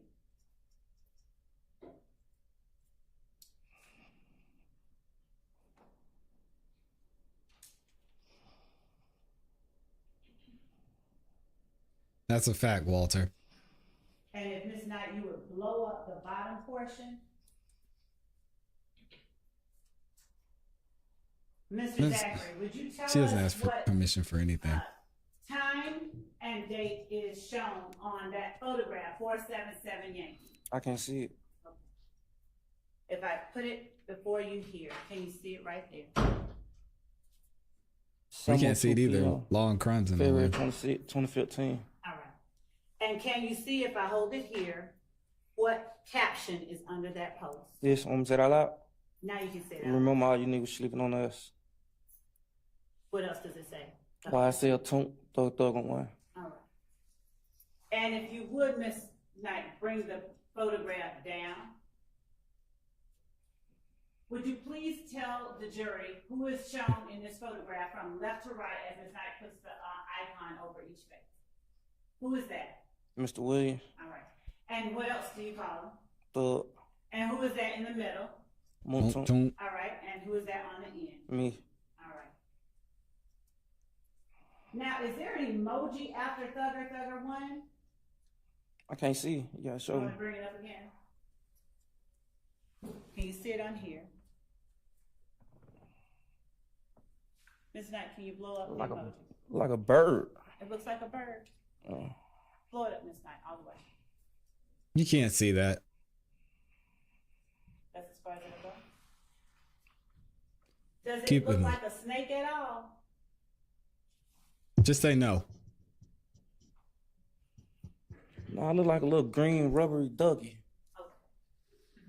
Do you typically use green rubbery duckies? I use green anything. What's special about green to you? Cause I drink green lean. Okay.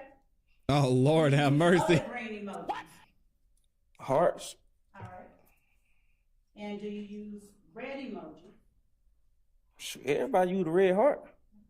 Do you, why didn't you answer the same way about everybody uses green hearts? You said, why I use them?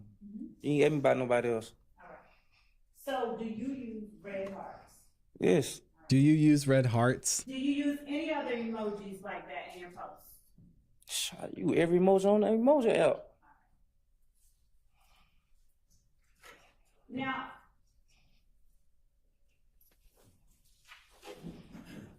the name YSL, how long have you had that as your Instagram handle? YSL Lil D. I like 2015, 2014.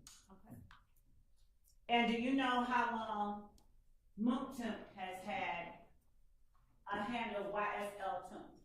I don't know.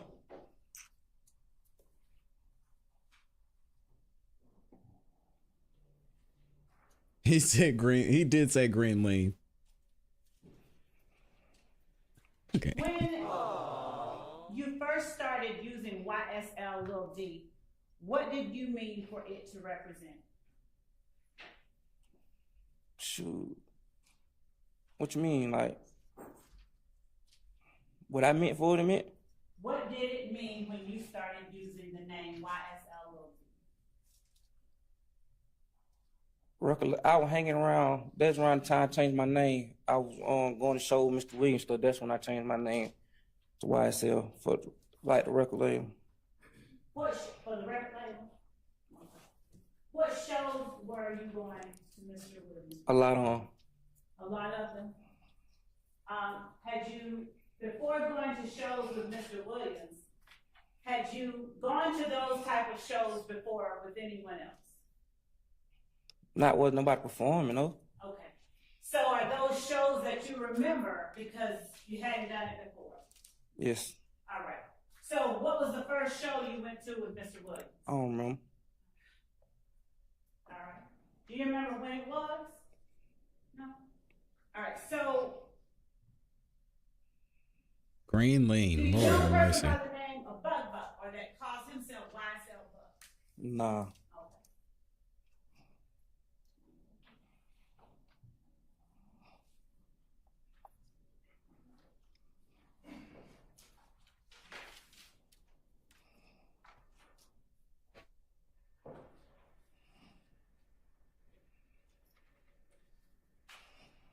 I'm going to ask you, have you ever made a post, I just bought some new guns and got rid of some friends, you don't want to live my life? Under the name YSL Lil D. I don't know. That's a fool. I don't know. I don't remember. It is. What one? A fool one? What does that mean? That's silly. I don't remember. What is a, did you say fool? Yeah. Caption. Like, I probably would have said something like that. Okay.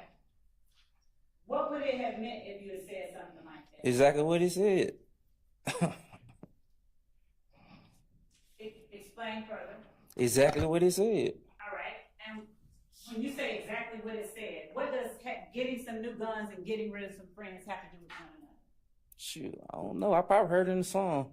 What song? I said I probably heard it in the song. Okay. Now, do you remember when you got your first gun? Probably like 14.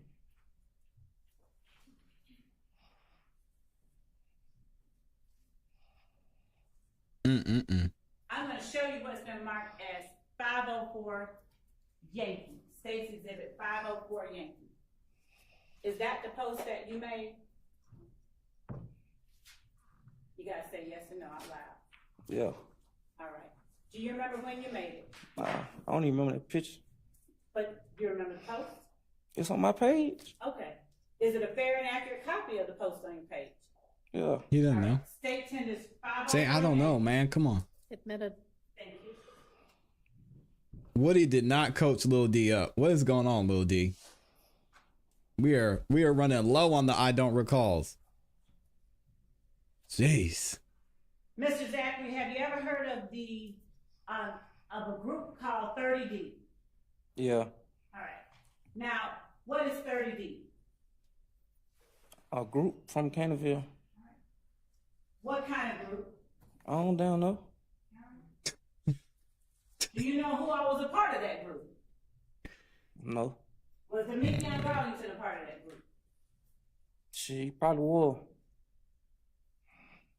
I'm going to show you what has been marked as 476 Yankee.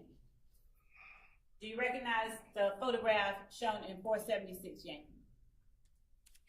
Yeah. Do you recognize whose page is posted on? Yeah. Whose page is it posted on? Mine. Is it a fair and accurate copy of the posting on your page? Yeah. State tenders 476 Yankee. Admitted. On 476 Yankee, could you read at the bottom the time and date that it was made? 10:04 p.m. May the 6th, 2015. All right. Got locked up that day. What now? Nah, You said you got locked up that day? Yeah. What'd you get locked up for? a gun. Where was that done? What you mean? What was it? Where was the It was gun? on me Where on you? in the car. Who were you in the car with? I don't remember. Were you in the car with your girlfriend? Yeah, I think so. And were her initials SG? Yeah. All right. How long had you dated SG at that time? I don't remember. What kind of gun did you have? It's giving her everything she wants right now. I don't even remember. I just know I had a gun. Do you know how many guns you bought over the years? I don't know. Where were you when you got locked up? On Cleveland. Do you remember where on Cleveland? At the BP. All right. Is it the BP at 151 Cleveland Avenue? I don't know the address.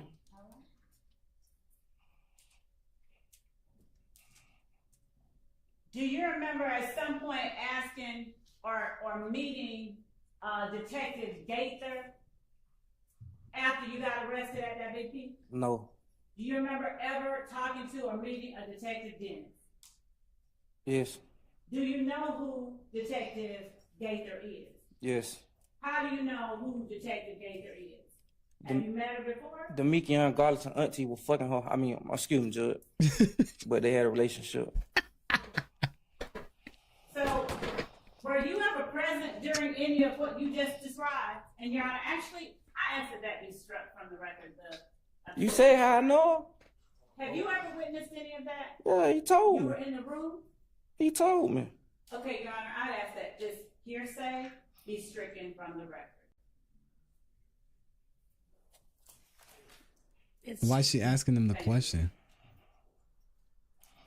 Do you have some kind of, are you saying you haven't had any interaction with Detective Gates? You say how did I first hear about her? You said you didn't know her.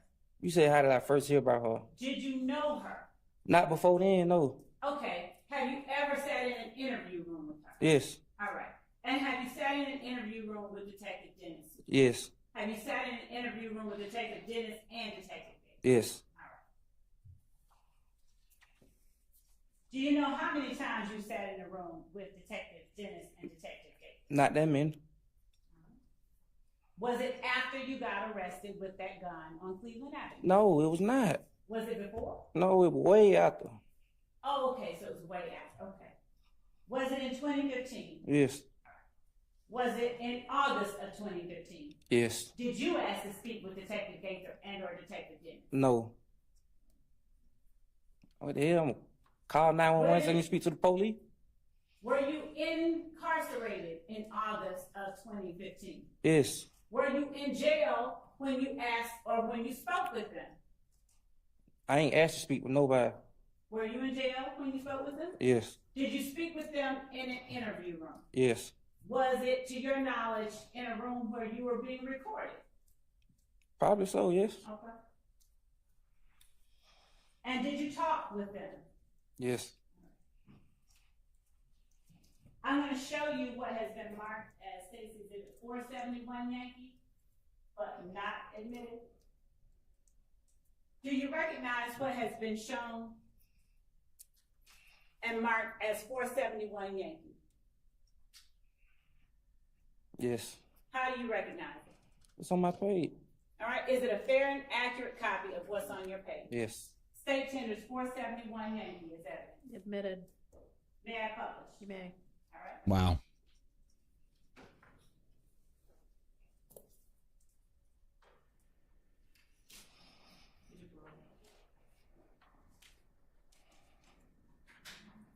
Who is shown in 471 Yankee? Me and the Mickey Young. All right. And what's that in the Mickey Young's hand, in his right hand? A gun. What's that in your right hand? A gun. All right. And what do you have at the bottom? Can you read the caption? Bring it up. They can forward us if they want. We bring the homicide. Who'd you tag? 30 D. All right. It's 30 D the Mickey Young Garland. Yes. All right. Who is the they you were talking about? That's a song. That Lil Wayne. Okay. So when you did that and pointed the gun at the camera, what was the reason you did that? That's a song. I just told you on the last thing it probably was a song. Shout out to the greatest rapper alive, Lil Wayne. For whatever they want, we bring the homicide. Word to my mama told her get it, not the game is like coming out of a What's coma. the name of the song? That's right. I don't know the name. That Lil Wayne song though. Okay. And so when you pointed that at the camera, you didn't mean for Yeah, that's what I'm talking about. display anything. You just wanted to put the songs up there. Most of my pictures gonna be with songs. Okay.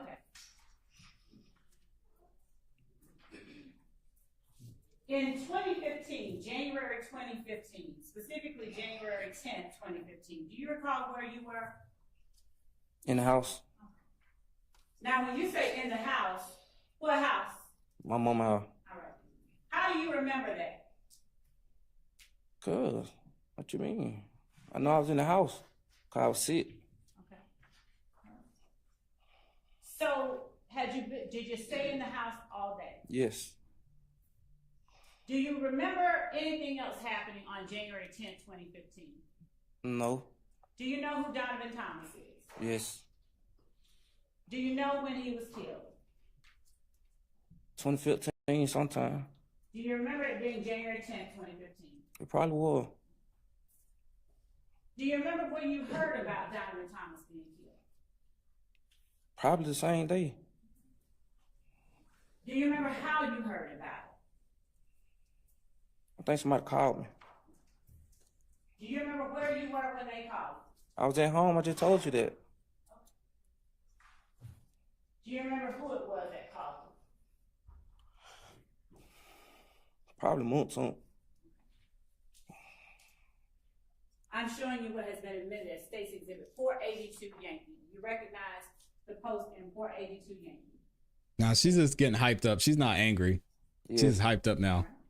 You got a good line of questioning. And who is depicted in that picture?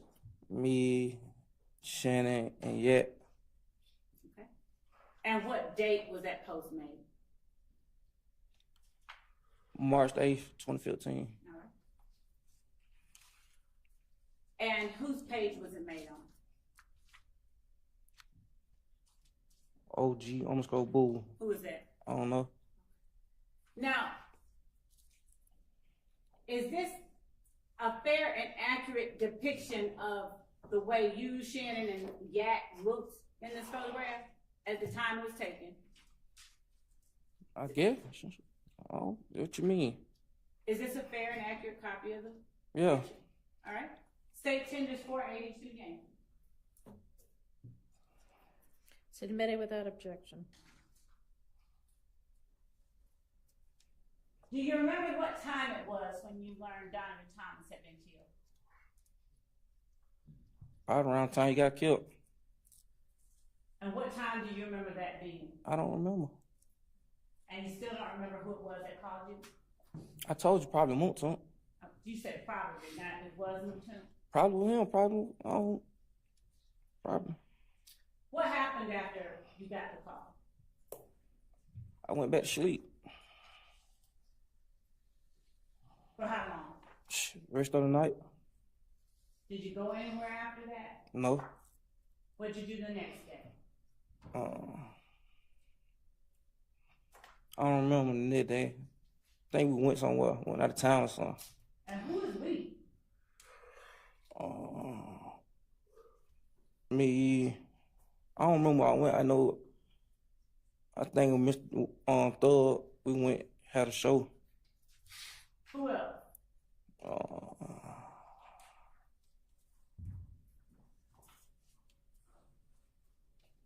Shoot, it was a couple of us. Okay. Did Shannon go? Yeah, I think he went. Did Yak go? 9 times 10, he went, yeah. Probably. Did Woody go? I don't remember where Woody went. Probably so. I think he came probably a few days later or something. Did Moonton go? No. What show was it? I don't know, some show in Florida. Now, at the time, were you performing in that show? No. Did you have were you employed by anyone who performed in the show? No, but I used to help out. Help out who? Monkton, Like with probably. clothes and stuff. Help out who? Monkton. The record label. Mr. Williams. Okay. And how did you help out with the clothes and stuff? Selling the clothes. And what kind of clothes would you sell? Stoner t-shirt, stuff like that. Did you ever sell free Roscoe gear? You know, I was locked up and Roscoe got locked up. I'm a silly t-shirt. Okay. But do you know about free Roscoe gear? No. Other than stoner gear, have you ever sold any other kind of gear? He mixing the truth with lies. Oh my gosh. I think some, I don't remember. I just know whatever t-shirt they had. Do you ever sell anything with slime on it? No. Have you ever used slime in the context of this record label? No. Have you ever used slime in any other context? Have I used it? Yes, you. Probably so. And how are you using it? I don't remember. Have you ever heard Shannon use it? No. Have you ever heard Thug use it? I think in the song, yeah. Have you ever heard Yak music? Probably in the song. Have you ever heard Nard music? Who is Nard? Demise Mother.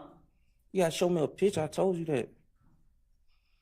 Do you know a person by the name of Justin Cobb who also answers to the name Doo-Wop? You gotta show me a picture. Is that a no or a yes? You gotta show me a picture. I told you that. Okay, so right now you don't know until you Right see now, I the don't know until I see a picture. Okay. The screen is blurry. Yeah, it's because it's. Let me see if I get a better picture. Hold on. After you got arrested with that gun on Cleveland So hopefully it Avenue, won't buffer. and let me ask you this. Should be Do better. you remember buying the gun at a pawn shop? Yes. Do you remember which pawn shop? Yes. Which one? Arrowhead. All right. How many guns did you buy at Arrowhead Pawn Shop? What's your question, Nick? We've got several in here. About 3. All right. Were they all the same kind? No. All right. What were they? What kinds were they? I don't know. Were they long guns or handguns? I think both. All right. How many long guns did you buy? 2. All right. Now, the gun in the video with you and Moncton talking about Kale. Did you see that? Yes. All right. Was that one of the guns you bought? No. Now, was the gun in that video similar to one of the guns you bought? No. All right. Did you give one of your guns or sell one of your guns to Kenneth Copeland? Let him borrow a gun, yes. Okay. When did Shannon you was let the him one who borrow bought him a your gun. I think I was out of town and he just ended up keeping it. Do you remember around the time it was? 2015? Do you remember around what month? No.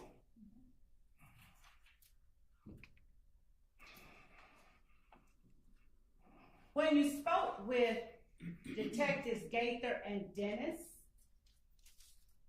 was it always at the same place? What you mean always at the same place? Was it always at the same place, at the Atlanta Police I Headquarters? only spoke with him probably 1 or 2 times. I ain't no always at no same place. No. For those 1 or 2 times, was it at the same place? I think so.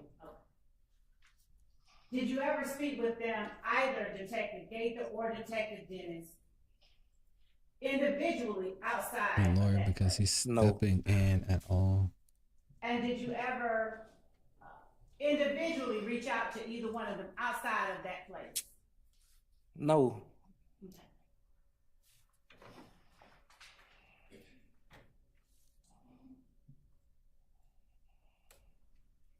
When you said that you traveled with Shannon Thug, possibly Yak, I think Mr. Williams already there. And he's in Florida, he was already there. he was already there? Yeah. Okay. Well, when did you go in relation to January 10th? I don't know. Wow. It was the next morning. Yeah. And when did Mr. Williams go? I don't know. I just know he was already there. So was he there on January 10th? I just told you he was already there when I got there. I'm asking We you, got was there he late on on that January night, the 10th? next night. Was he there on January 10th? I don't know. He doesn't remember. He don't recall. When you say we, so did you, Shannon, and Yak travel together? Yes. How did y'all get there? I think a Sprinter or something like that. Who purchased the Sprinter? I don't damn know. I mean, I don't know. Did you purchase it? No. Was that the first time you was ridden in a Sprinter with Shannon or Yak? Mm-hmm. No. How often have you ridden in a Sprinter with Shannon and Yak? I don't know. When you rode in the other Sprinters with Shannon and Yak, where were you going? I don't remember. Probably sure. Okay. And so who paid for those Sprinters? I don't know. I don't know. Did you know where Mr. Williams lived during January of 2015? Yeah. How many residents did he have? One that I knew of. Where was it? Downtown. What was it called? Super. I'm blurry. I think Sky House. What That's kind of Thug's place was it? penthouse. An apartment, a condo, a standalone house, or something else? Condo. All right. Do you remember what floor he lived on? No. Yeah, I think. Which one? Like 11 or something like that. Okay. Do you know who else, if anyone lived with him? Lived with him? Yes. Lived with Mr. Williams? I don't know. All right. How often did you visit Sky House?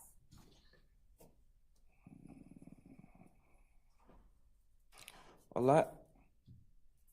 When did you first start visiting Sky House? Probably when he first got it. I don't know. When? I don't know. Was it in 2014? Yes. Was it early part of 2014 or the latter? Give me 1 second, y'all. When you say you went a lot, would that mean more or less than 5 times a week? Probably more. Would it mean more or less than 10 times a week? Nah, I ain't went no 10 times a week. So between 5 and 10 times a week you visit? Yeah. Now, when you went, how did you get there? Did you drive? Did you walk? How'd you get there?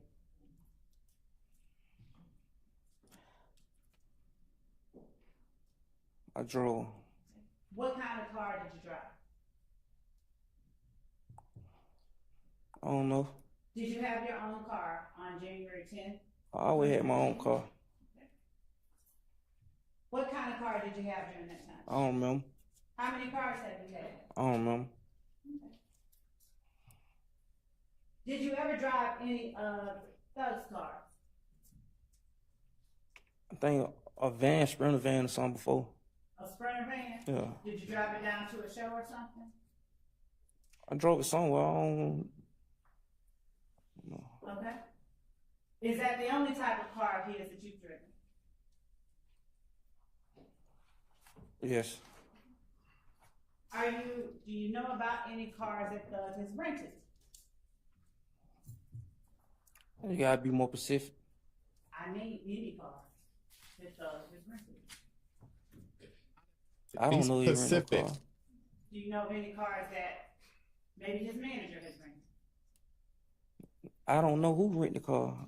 He probably had. I don't saw what rentals, but I ain't know just no rental. Okay. So what rentals have you seen with Thug? I think a vet. A vet? Yeah. What kind of vet? A vet, a Corvette. What color do you remember? Gray, I think. Do you remember what year it was that you saw that Corvette? I think 2014. The latter? 2015, one on. So late 2014 or early 2015? Yes. Did you see any other cars that Thug rented or of Thugs that were rentals after the vet? I don't know if he rented them. That's not what I asked. Did you see any other rentals of Thugs, regardless of who rented them for him? I don't know if it was his. I just Okay. know somebody told me. Did you ever ride in a car you believe to have been rented by Thugs men? I rode in a car with Woody. When? January the Uh-oh. 9th, I think. Okay. He remembers the I date never too. saw Mr. Williams in the car. I don't know if it was his rental or not. So if you said you don't know what now? If it was his rental or not. If that's what you're trying to put it as. Just asking a question. What time of day or night did you ride in a car with Woody? I don't remember the time. It was How- nighttime. It was nighttime? How did you know it was, why did you bring that up in terms when I asked you about Thugs running? Because I know you're trying to get it. Why do you know what I'm trying to get at? How many people you don't sit up and ask these same questions? Have you been sitting here watching people testify? No. Then why are you asking me that question? Uh-oh. What kind of car was it that you rode in with Woody on January the 9th at night? Mm-mm. It was a car, photo car. What now? It was a car. Was it a vet? No. Was his statement somewhat clearing Thug? Yeah. Brian Steele asked Was about it that. a silver four-door car? Him saying Thug wasn't there. I think like dark gray or something like that. I don't remember. Was it an Infinity four-door car? Yes, I think so. Was it an Infinity Q50? Yes, All I right. think so. Yeah, you already know he be in the Now, chat. Where did you ride with Woody in this car? We went to put up on some females. Where? Would you? You was just, it in the I city said, of what? Atlanta? Yeah, Atlanta. What part of Atlanta? Shoot. The west side. The west side? Yeah. And when you say the Bankhead. west side, can you tell the jury, please, what streets or areas you mean? Bankhead. We know it's Bankhead, Cleveland. Come on. I don't remember what street. I know the Sprayway. The expressway? Like 20 West. 20, okay. And where you were going 20 west? Yeah. Who was driving? Woody. All right. Was Woody driving carefully? He'll never drive carefully. So. We've seen that before. He's not lying. Any less carefully that night? Can you just get to what you asking me? I don't understand all that. Stop snitching, Wendy. He always drive like that. All right. So he drove recklessly that night too? All the time. Did he spin out that night? Yes. Does he always spin out? Yes. And when he spun out, did you all hit anything? Hit some cones and Sprayway. Okay. And when you hit the cones in the expressway, did any part of the car fall off? I think the bumper. All right. And what happened when the bumper fell off? Did either of you get out and put it back on? Yeah.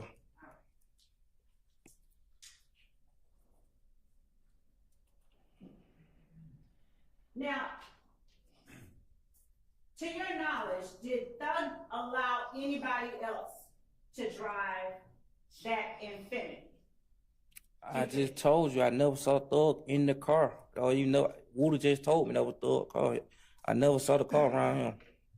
When you said that you spoke with Investigator Gaither Good to know. and Investigator Dennis in August of 2015, did you tell them, or rather, did Investigator Gaither ask you who Thug allowed to drive the Infinity while it was in his possession?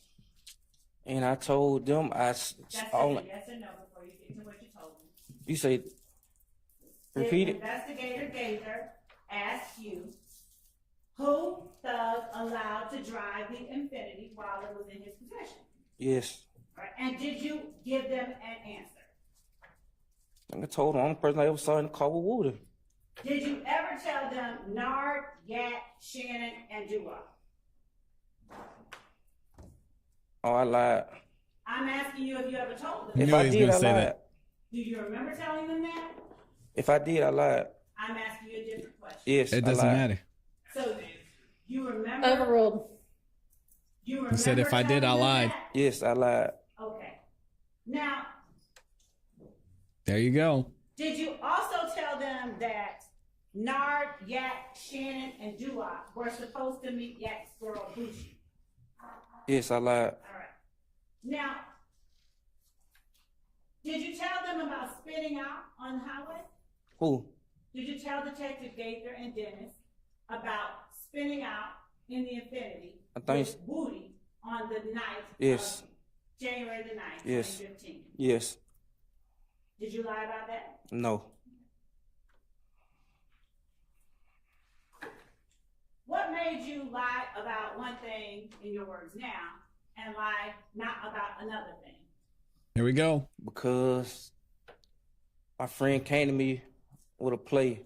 A play? Yeah. Who was your friend? Garlington. Garland. Now, how long did you tell me you had known Garlington? Over 20, about 20 years. And what month and year did he come to you with a play?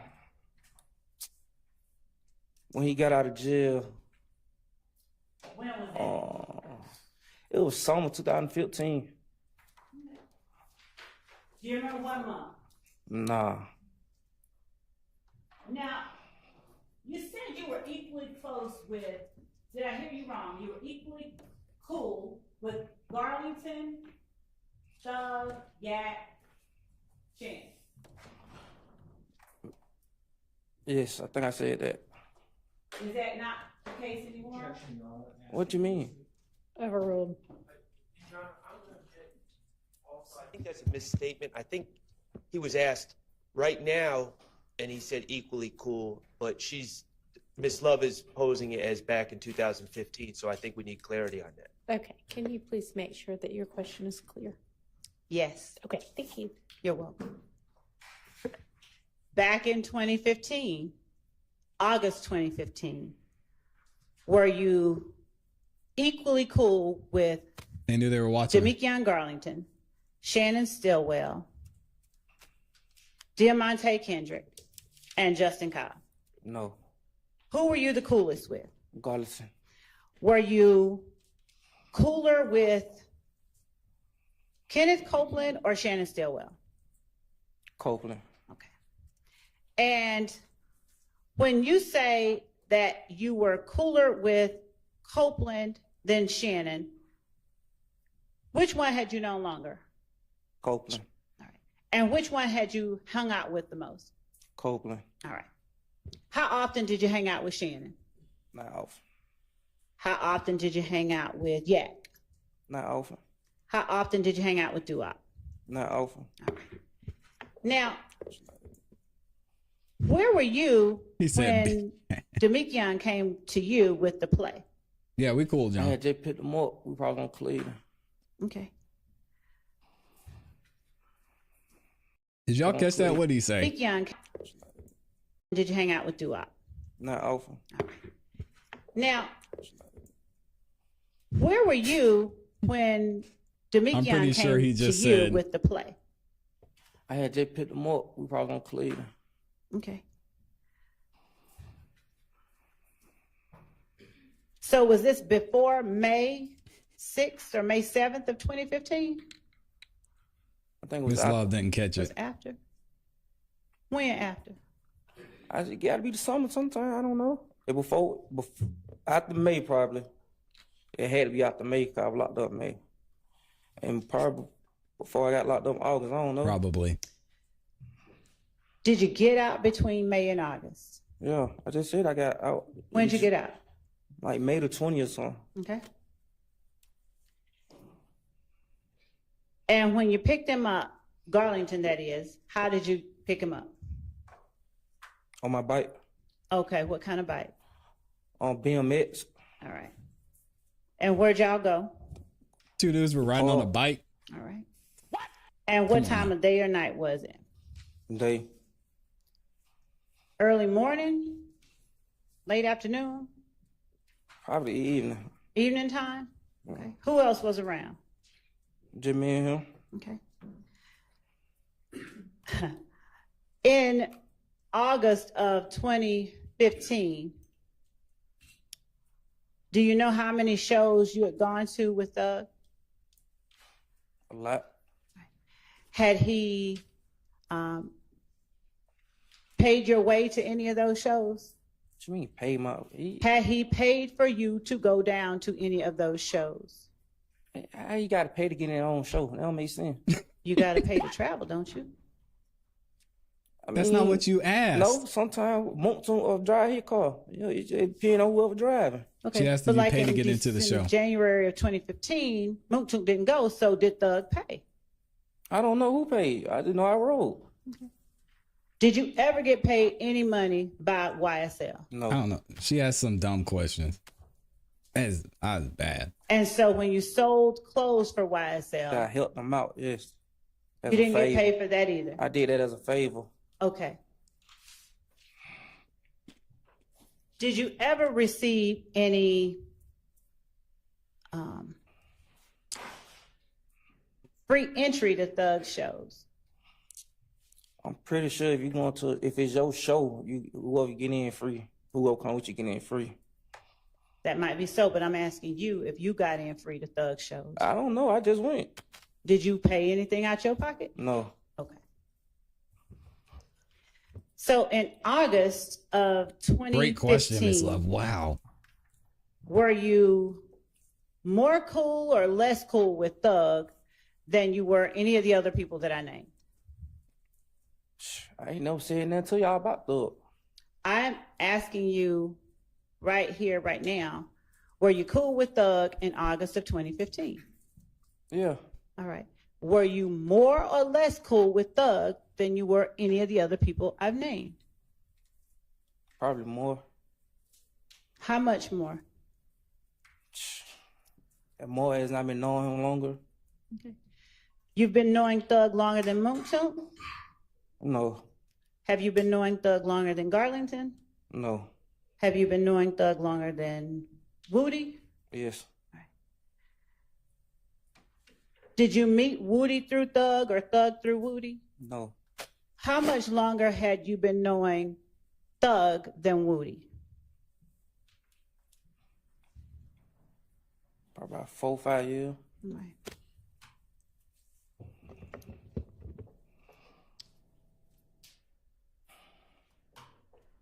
So that would mean you met Woody in what year again? I mean, we were like 2013. Okay. And that would put you at having met Thug when? About 2009, something like that. 2009. Where were you living? Were you living on Cleveland Avenue then? Yes. And where was he living? Thug. I don't know. Okay. Did you ever visit his house back then? No. Okay. Did you ever know him to live or to hang out on Cleveland Avenue back then? Yes. All right. Did you know of a group called Rock Crew back then? Yes. Right. And did you know that group to stand for Raised on Cleveland? Shit. Yeah. Okay. Was Trontavia Stevens a part of that group? I don't know. Do you know Tick? Yes. How long have you known him? 20-some years. Have you known him more or less than you've known Thug? More. All right. Did you ever know Tick to be a member of Rock Crew? Yes. All right.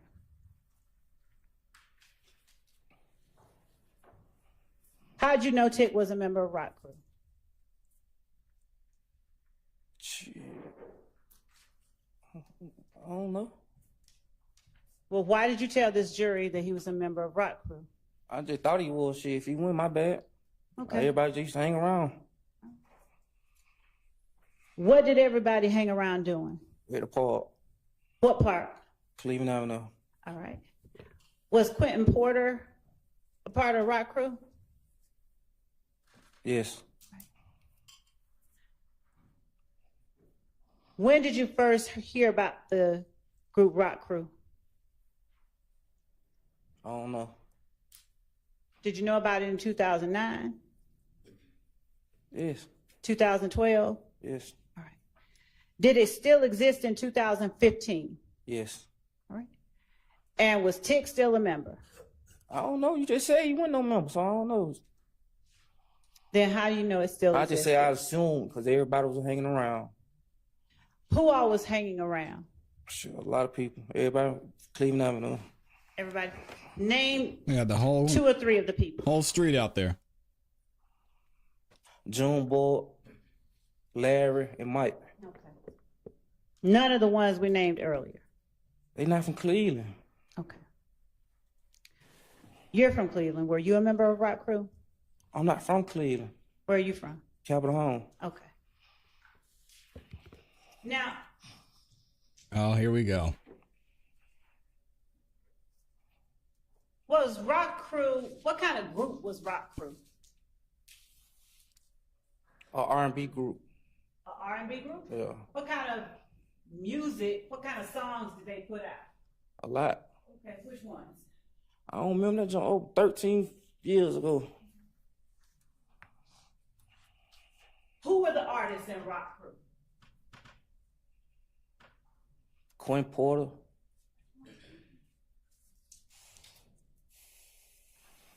Who else? That's all I remember.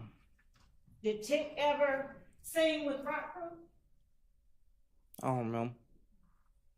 Did you know about a R&B group or any other kind of singing group called Red Cartel? Yeah, that was a record label, yeah. Was it a record label? Yeah. Who was a member of that record label, Red I don't Cartel? know. I don't know.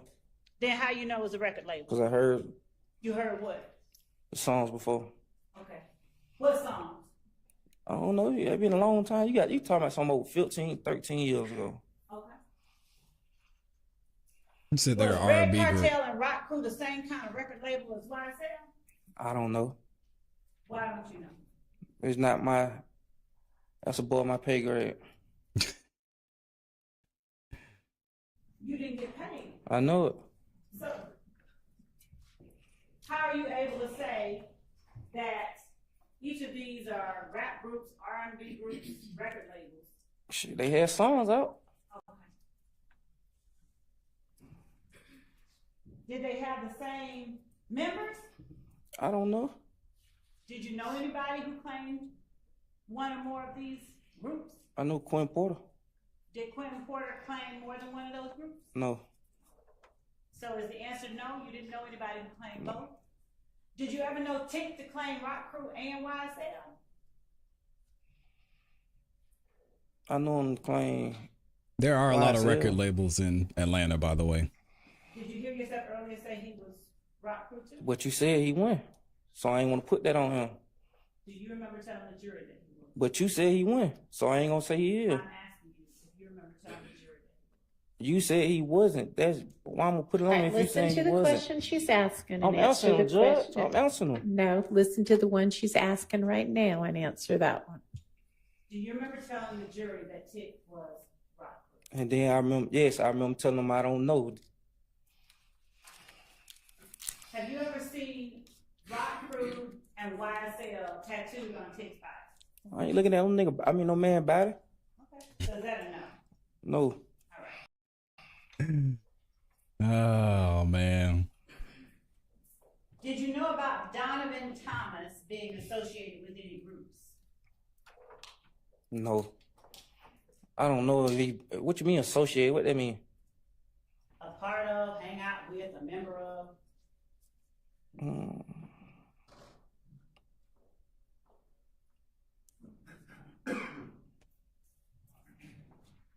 I don't think I remember. I don't know. Have you ever heard of the group called If Gang? Yes. Is it a record label too? I don't know. Do you know whether Donovan Thomas was a member of it? You have to answer. I'm thinking about it. Oh man, that good stuff's starting to kick in now, it looks like. That was the blankest stare I've ever seen. Look at him, he's still staring.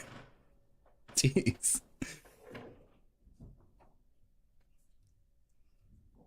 I don't know. Yeah, I don't recall. When in doubt, I don't recall. It's true. Do you remember ever telling Detective Gaither and Detective Dennis in August that Donovan Thomas was a member of the gang? I lied. Now, you said that quickly.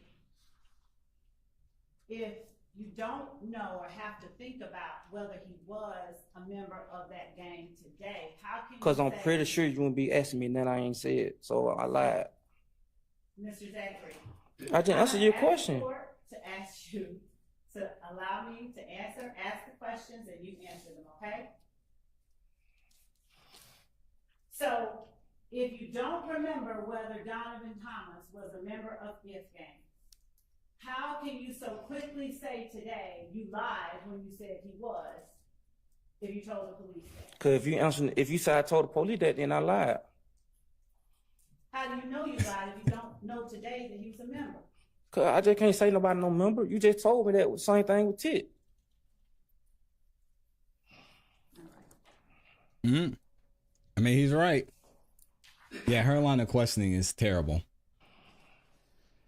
Bentley, did you know Bentley having a spot on Cleveland, on Oak Drive? Yes. And where on Oak Drive was that? I don't know. I just know it was on Oak. How often, if at all, did you go there? Every day. How cool were you with Bentley in August of 2015? Not at all. Wow. So why did you go to his spot every day? Cause it wasn't necessarily a spot. Everybody just be on his street. I'm sorry, what? It wasn't necessarily his spot. Everybody just be on a certain street. Okay, so you did not go to his spot on Oak Drive every day? I ain't go like everybody used to be outside. Okay. Who is everybody? The whole Mr. Cleveland Avenue. Were there any people who weren't YSL that were out there? I don't know who YSL that was out there. You didn't see any people who were YSL who were out there? No. Do you Exactly, know Johnny. whether Duop was YSL? Who is Doo-Wop? You gotta show me a picture. You said you gonna show me a picture. Do you know whether Yak is YSL?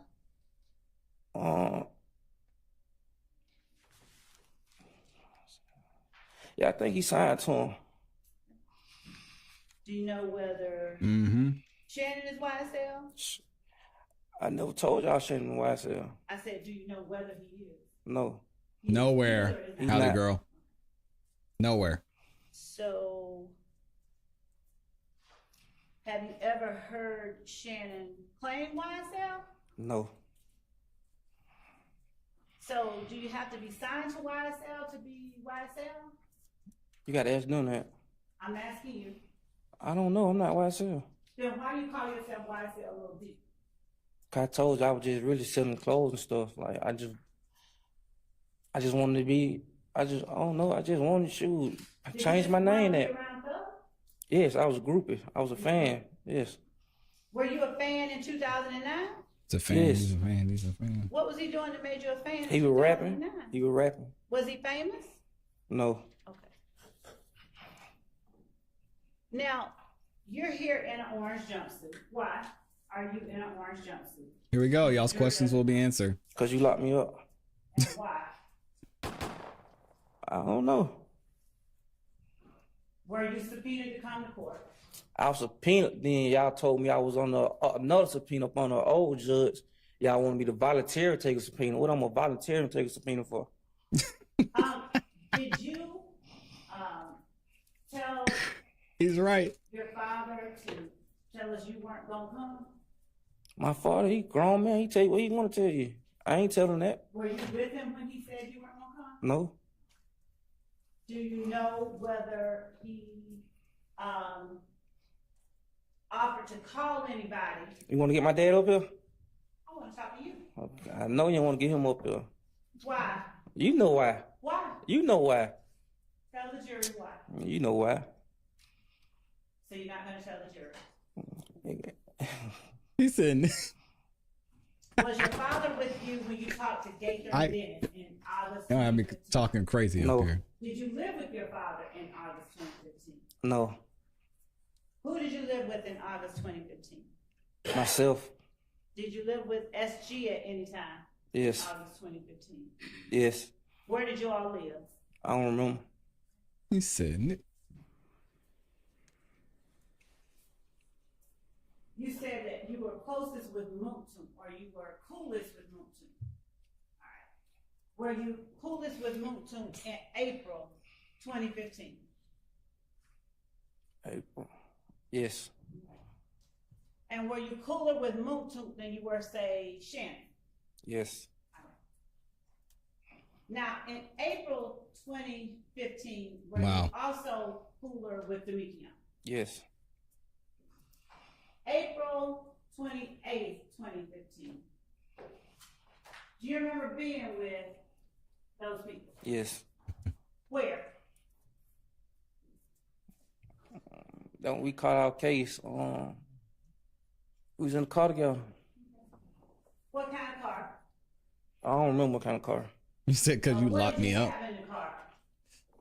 A gun. How many? So, 2, 3, 1 on. And For them? what time did you all get in the car together? Daytime or nighttime? Night. Was it after 10 o'clock at night? Yes. Had either you or either one of the people you were in the car with been to Club Crucial early? I think they was. So how did you end up in the car with them? Came and got me. Did you ask him to come and get you? Yes. Why did you ask him to come and get you? Because somebody had shot up my cousin's house Where did your cousin live? on County. All right, and who is your cousin? Alexis Bryant. Shout out to Lexus. Why did you tell them to come get you if you had your own vehicle? Because my girlfriend was in mine. Your girlfriend was in yours? Yes. All right. No, I'm wrong. Because I was going to get in the car with my girlfriend. I was getting dropped off to her. Okay. Yeah, I don't know where she's going with Did this. you have guns? Yes. How many guns total were in the car? I know I had 2. And did you see any more? Demikion had 1. Yeah, I don't know why he brought up his Were girlfriend. you wearing dreads during that time? No. Okay. So, where did they pick you up from? Cleveland Avenue. Where on Cleveland? The store, I think. Which store? BP.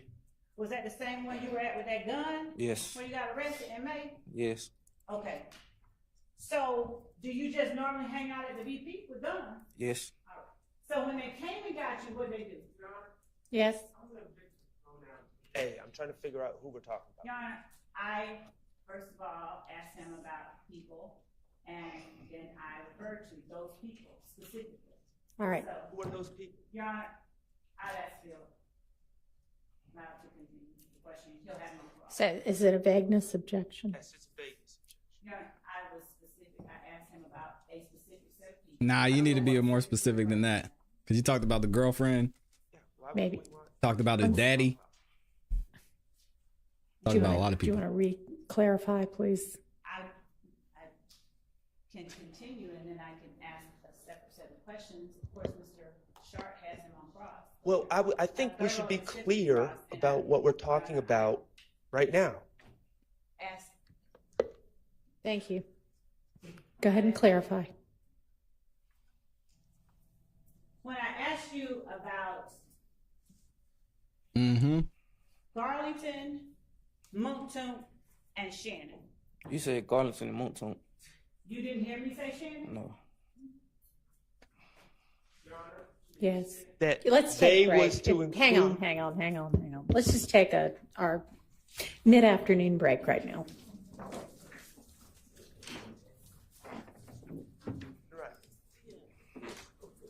Oh, they're about to get into it now.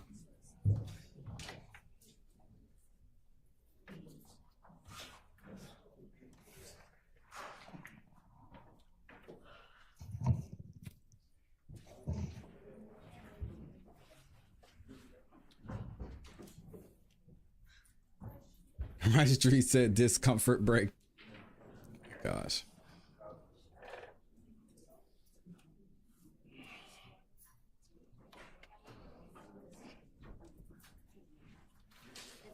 All right, can you excuse the witness to where?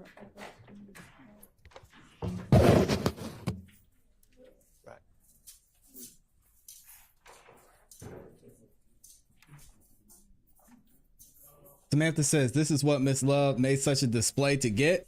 Make it make sense to me. I mean, he's just saying everything that everybody else has been saying from a different perspective.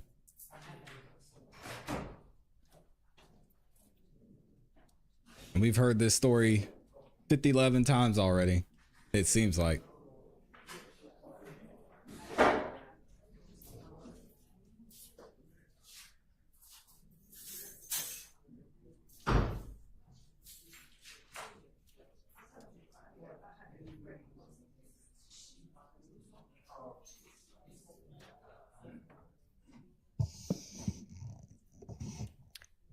All right, Mr. Sharp. I agree. Your Honor, what just happened was completely dishonest, disingenuous, misleading, and gross.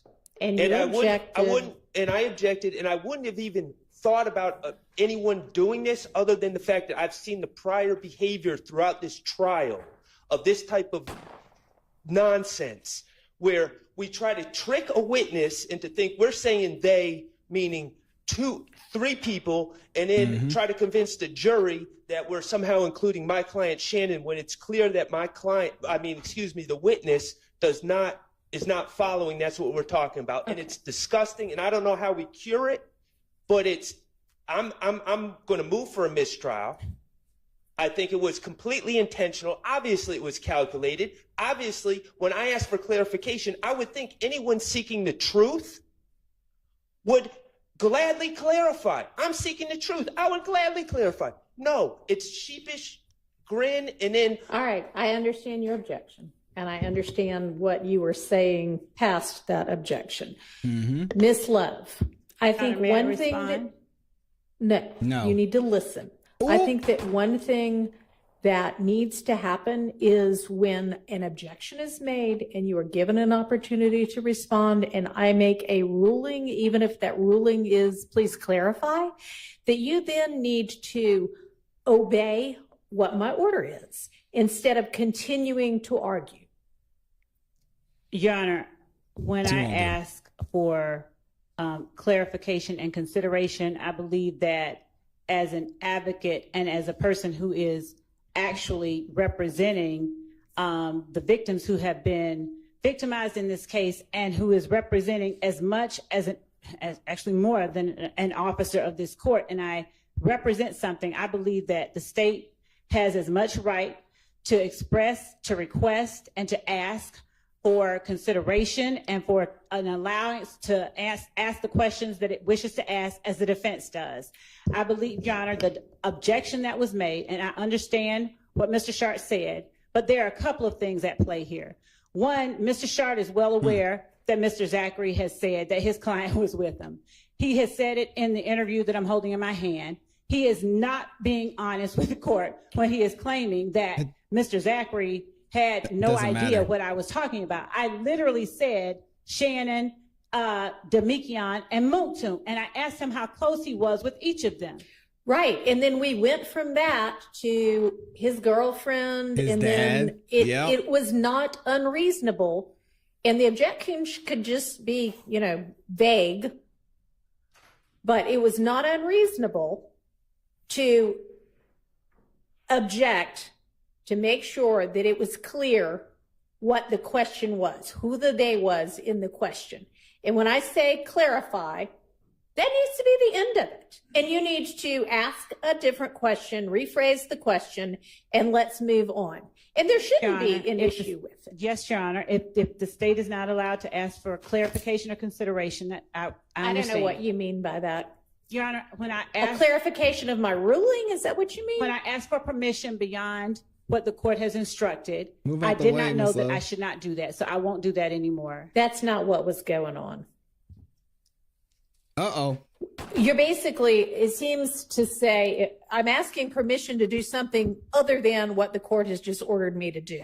And so if that's what it is, then no, you cannot do that. If you need clarification of a ruling, then of course you can ask that.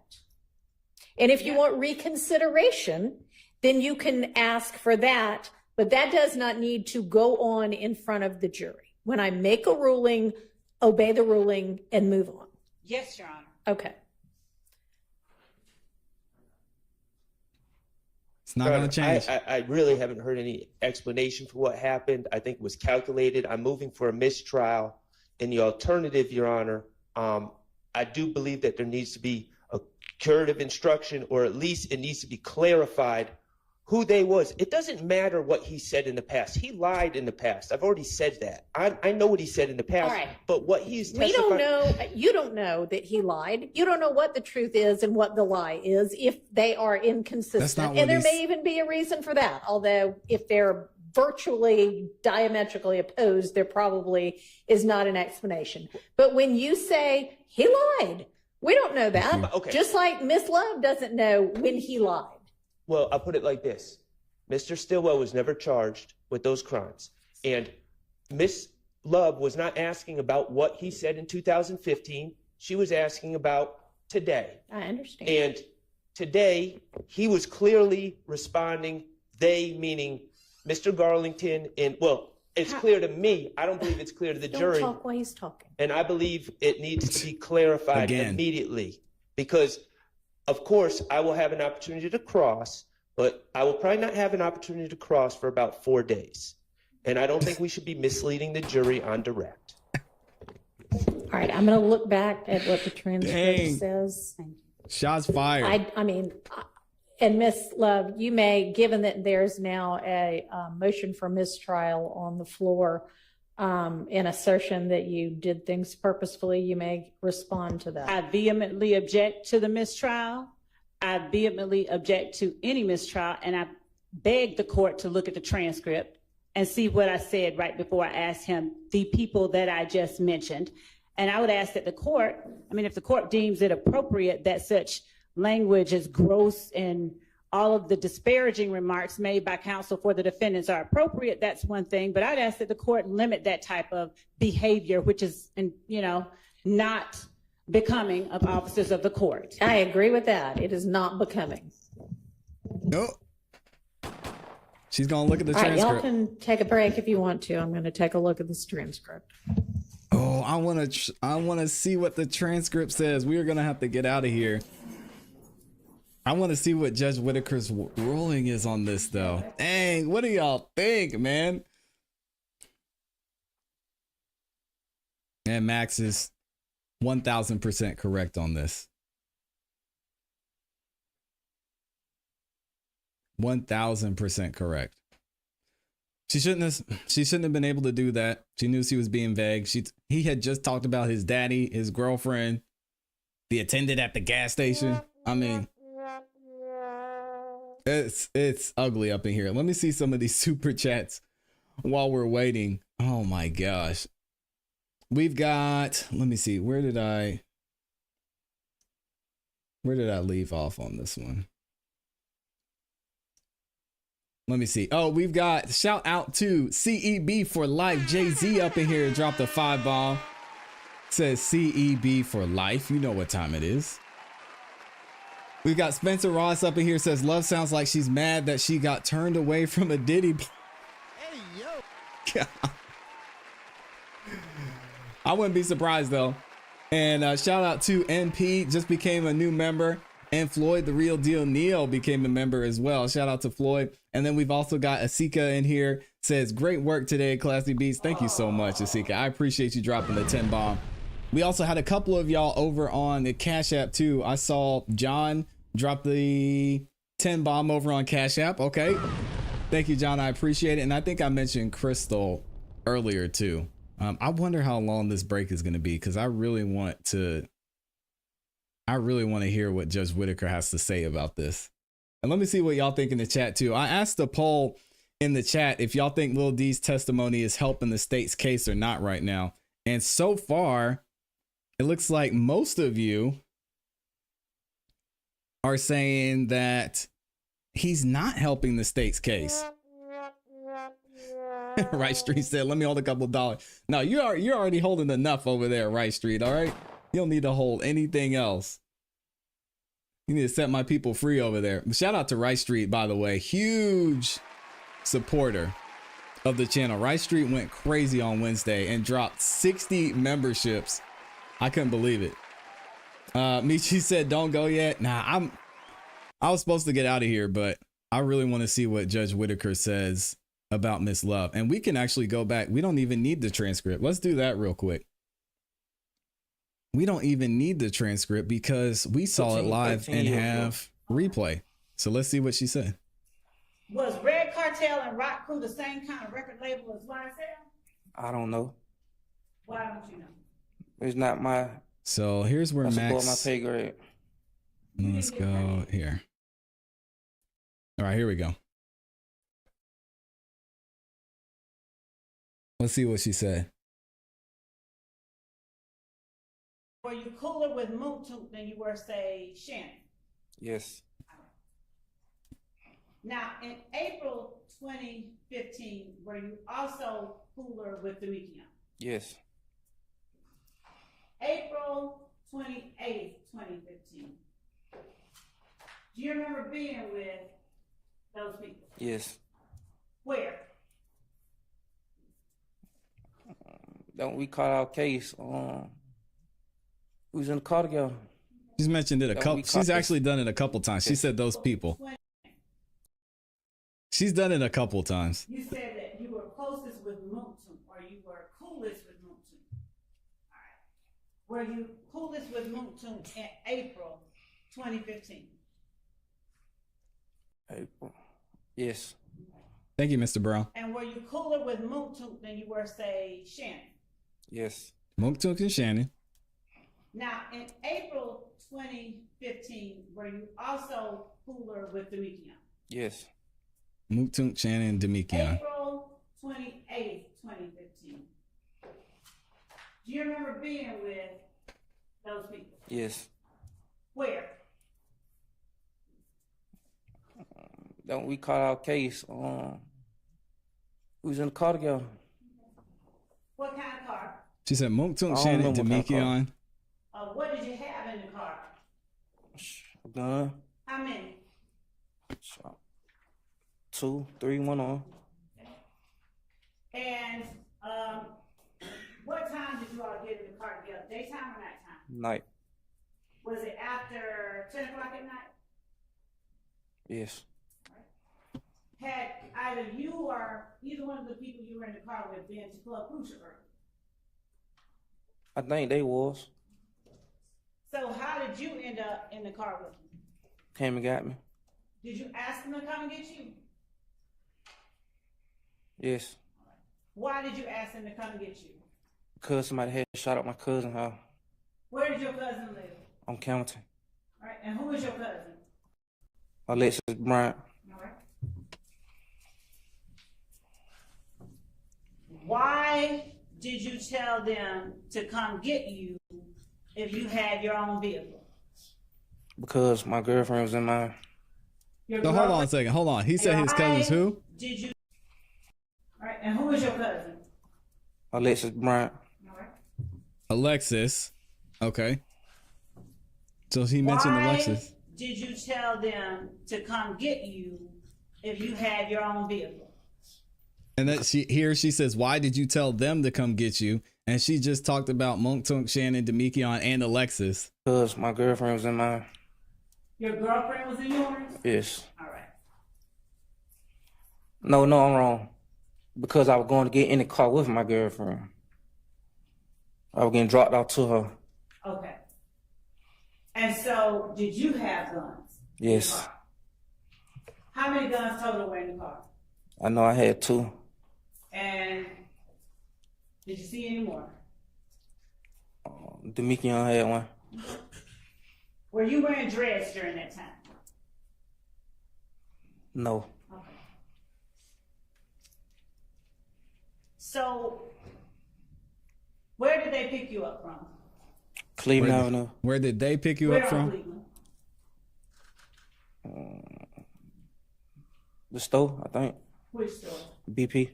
Was that the same one you were at with that gun? Yes. When you got arrested in May? Yes. Okay. So, do you just normally hang out at the BP with guns? Yes. All right.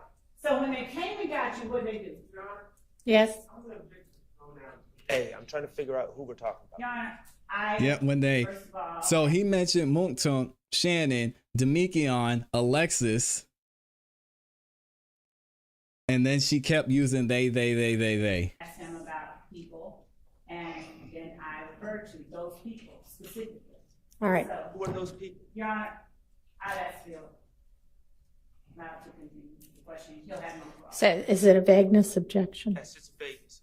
Your Honor, I was specific. I asked him about a specific set of people. I don't know and what- I specifically referred to them. Yeah, why Maybe. would we want to know I'm what we're s- talking about? Do you want to re-clarify, please? I can continue, and then I can ask a separate set of questions. So right there, she's arguing with Judge Whitaker. Well, I think we should be clear about what we're talking about right now. Ask. Thank you. Go ahead and clarify. When I asked you about Garlington, Monkton, and Shannon, You said Garlington and Mooktook. you didn't hear me say Shannon? No. She did say Shannon.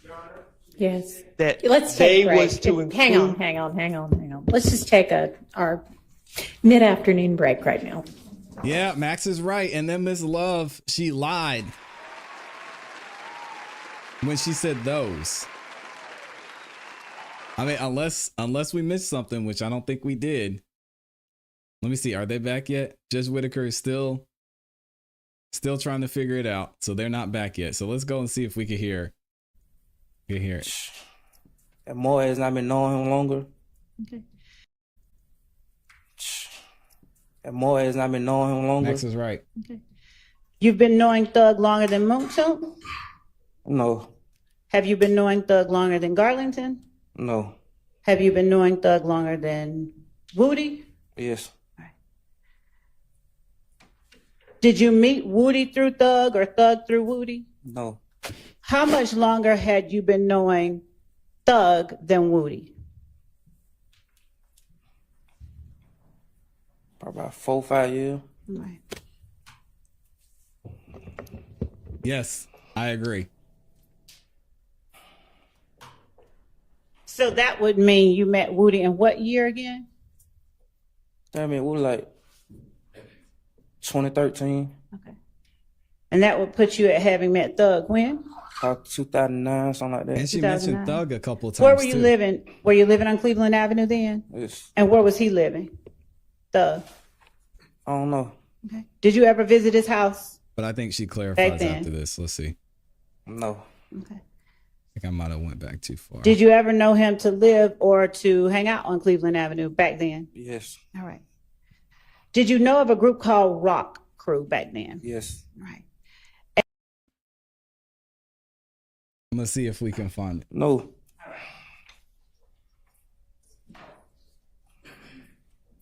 Did you know about Donovan Thomas being associated with any groups? No. I don't know if he. What you mean associate? What that mean? A part of, hang out with, a member of?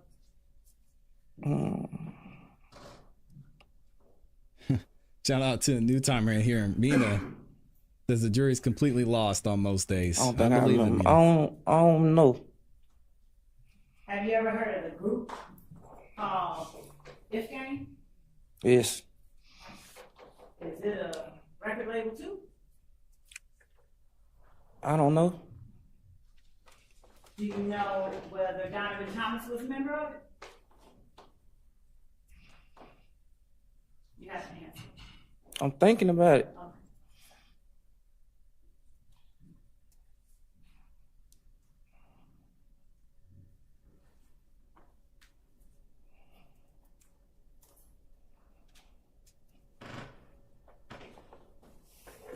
Thinking long and hard. I don't know.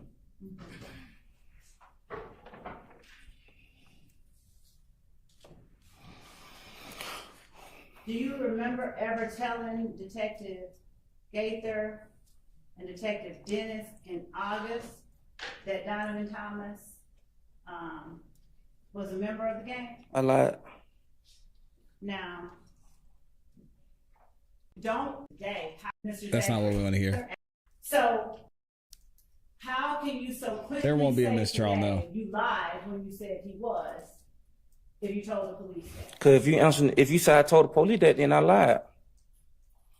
How do you know you lied if you don't know today that he was a member? Cause I just can't say nobody no member. You just told me that was the same thing with Tit.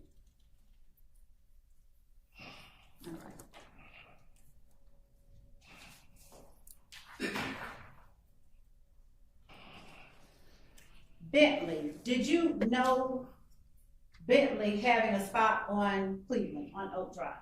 Yes. And where on Oak Drive was that? I don't know. I just know it was on Oak. How often, if at all, did you go there? Every day. How cool were you with Bentley in August of 2015? Not at all. So why did you go to his spot every day? Cause it wasn't necessarily a spot. Everybody just be on his street. We're still not back yet, y'all. It wasn't necessary his spot. Everybody just be on a certain street. Okay, so you did not go to his spot on Oak Drive every day? I ain't go like everybody used to be outside. Okay. Who is everybody? I'm with you, Ashanti. The whole Mr. Cleveland Avenue. Were there any people who weren't YSL that were out there? I don't know who YSL that was out there. You didn't see any people who were YSL who were out there? No. Do you know whether Duop was YSL? Who is Doo-Wop? You gotta show me a picture. You say you're gonna show me a picture. Do you know whether Yak is YSL?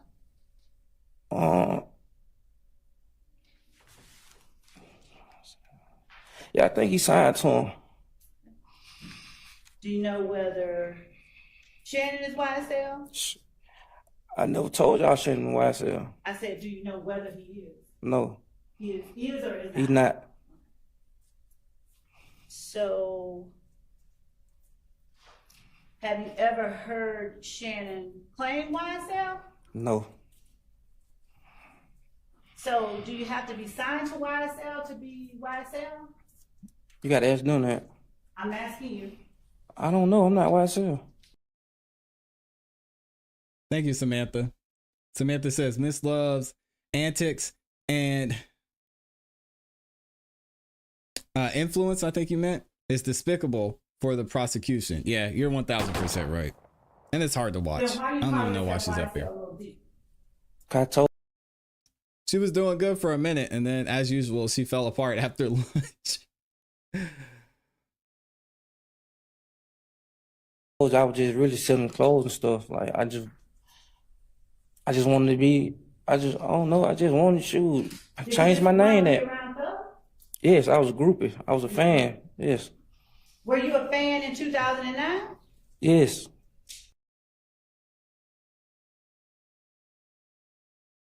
Shout out to. What was he doing that made you a fan? He was rapping. He was rapping. Was he famous? No. Okay. Now, you're here in an orange jumpsuit. Why are you in an orange jumpsuit? Because the jury doesn't know. Because you locked me up. And why? I don't know. Oh man, that one was Were you crazy. subpoenaed to come to court? I was subpoenaed. Then y'all told me I was on another subpoena up on an old judge. Y'all wanted me to volunteer take a subpoena. What I'm gonna volunteer and take a subpoena for? Did you tell your father to tell us you weren't gonna come? My father, he grown man. He tell you what he want to tell you. I ain't telling that. Oh yeah, here's where he mentions his father. No. Do you know whether he offered to call anybody? You want to get my dad up here? I want to talk to you. I know you want to get him up here. Why? You know why. Why? You know why. Why? Tell the jury why. You know why. So you're not going to tell the jury. Was your father with you when you talked to Gaither and Dennis in August 2015? No. Did you live with your father in August 2015? No. Who did you live with in August 2015? Myself. Did you live with SG at any time? Yes. In August 2015. Yes. Where did you all live? Somebody says because his father is a YouTuber. Let me see if I could find him. You said that you were closest with Moontum, or you were coolest with Moontum. All right. Were you coolest with Moontum in April 2015? April. Yes. And were you cooler with Moontum than you were, say, Shannon? Yes. Now, in April I'm trying to see if I can find it. 2015, were you also cooler with Demekion? Yes. April 28th, 2015. Do you remember being with those people? Yes. Where? Gaither's married to his aunt? That's crazy. Don't we call our case? We was in the car together. What kind of car? I don't remember what kind of car. What did you have in the car? A gun. How many? 2, 3, 1 on. And Trying to see who his dad is. what time did you all get in the car together? Daytime or nighttime? Night. Was it after 10 o'clock at night? Yes. Had either you or either one of the people you were in the car with been to Club Crucial early? I think they was. So how did you end up in the car with them? Came and got me. Did you ask? I can't find it. Yes. Why did you ask them to come and get you? Because somebody had shot up my cousin's house Where did your cousin live? on Campbellton. All right, and who is your cousin? Alexis Bryant. All right. Why did you tell them to come get you if you had your own vehicle? Yeah, she messed up so bad. Why did you tell them? After he just named all these people. So we heard it 2 times, 3 times. They are not back yet. And let me see. I want to see what some of y'all are saying in the chat too. Let's see. Farmer says, Darcy, I didn't expect exactly what we see. Quindarius Zachary is using his illness to finesse the court, trying not to testify. Lauren said, isn't Gaither the stud? I don't know. I have no idea. Live and Learn said, I really respect these boys for trying to help the defense out because they the ones that told, but it won't work. And Miss Love, I mean, she, again, is just shooting herself in the foot. She can't ask a proper question. Michael Jackson says, mistrial? Should have been a mistrial a long time ago. And Johnny says they're back. All right, let's see. We're going to have no delay. Let him know that if he doesn't. Oh no, his lawyer's back up there. Hopefully that doesn't mean that Max's prediction was true. She might be, I don't know. I'm gonna leave that up to y'all. I'm not concerned if she is or not.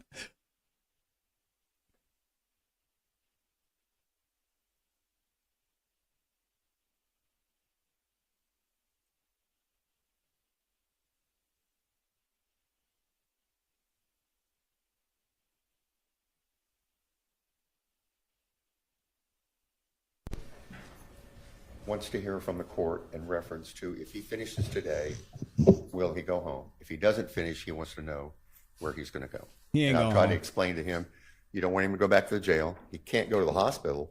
And so we Okay. talked about it. Well, if he finishes today, then as long as there's nothing else holding him, which I don't think there is, then yes, he goes home. And if he doesn't, yeah, doesn't I finish can today. let him know that. If he doesn't, do y'all have a proposal? That's what we were trying to work on, and I told Mr. Shaw that I understand that his interest is his client. Can y'all hear him? Her? No. of Can you course use a not. mic? She can't follow orders. And we talked about it. So she just needs to come up. You know, he wants to go home with the GPS. I understand the court doesn't Well, want him I'll to, just- and neither does the DA. All right, I'll tell him that might still be determined. Okay. And that's what I told him. Okay. All right, and in terms, I have reviewed what the line of questioning was, and Here we go. I do not think that there was anything nefarious and purposeful about trying to trick him into something other than what he'd been talking about. At the same time, I can see how it might have been, well, now, are you sure he knows that the people we were just asking about are the people that you're talking about him now, you know, coming to pick him up? So a valid objection, it remains sustained, but the motion for mistrial is denied. I am not giving any kind of, I think I was probably gonna say maybe the same thing as you, but I have no idea. So Let's skip this ahead. Hold He's on. talking about It skipped us way ahead. Hold on, y'all. instruction. There we go. It, She's never going to grant a mistrial. You can just fix it by asking the next question. All right, anything else on that? Your Honor, just for the record. Okay. I Okay, understand and you your- use the mic too. Yep, I understand. Yes, Your Honor, and I understand the court's ruling.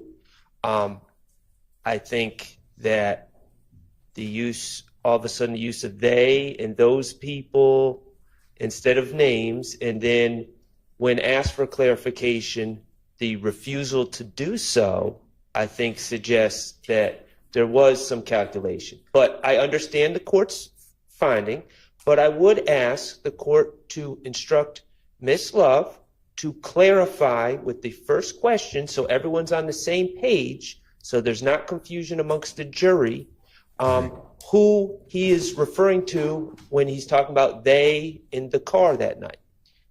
Yeah. Okay. Yes. Go ahead. I agree. Actually, Your Honor, I think the court was about to say something more. I think I was probably going to say maybe the same thing as you, but I have no idea. So go ahead. I was going to ask that the court read back the exact question that I had asked, and right before I said they. I'll have to find it again. So that wasn't what the court was going. So.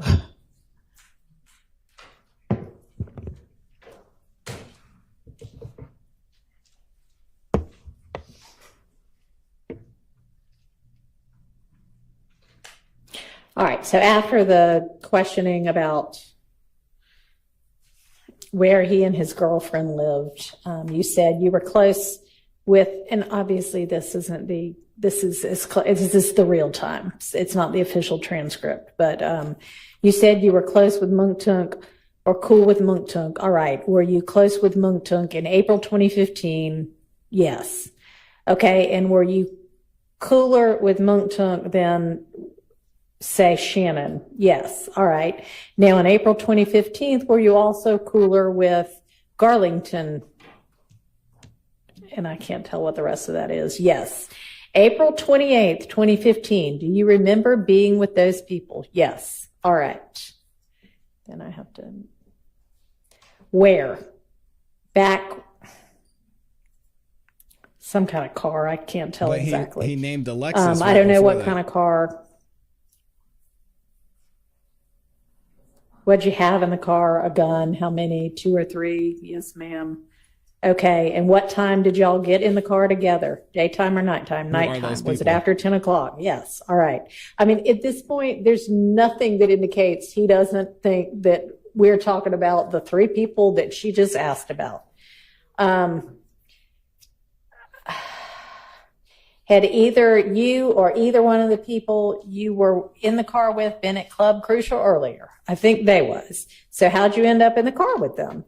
And then the names don't always get, but somebody came to get you. Yes. All right. Why did you ask them to come get you? Because my head shot.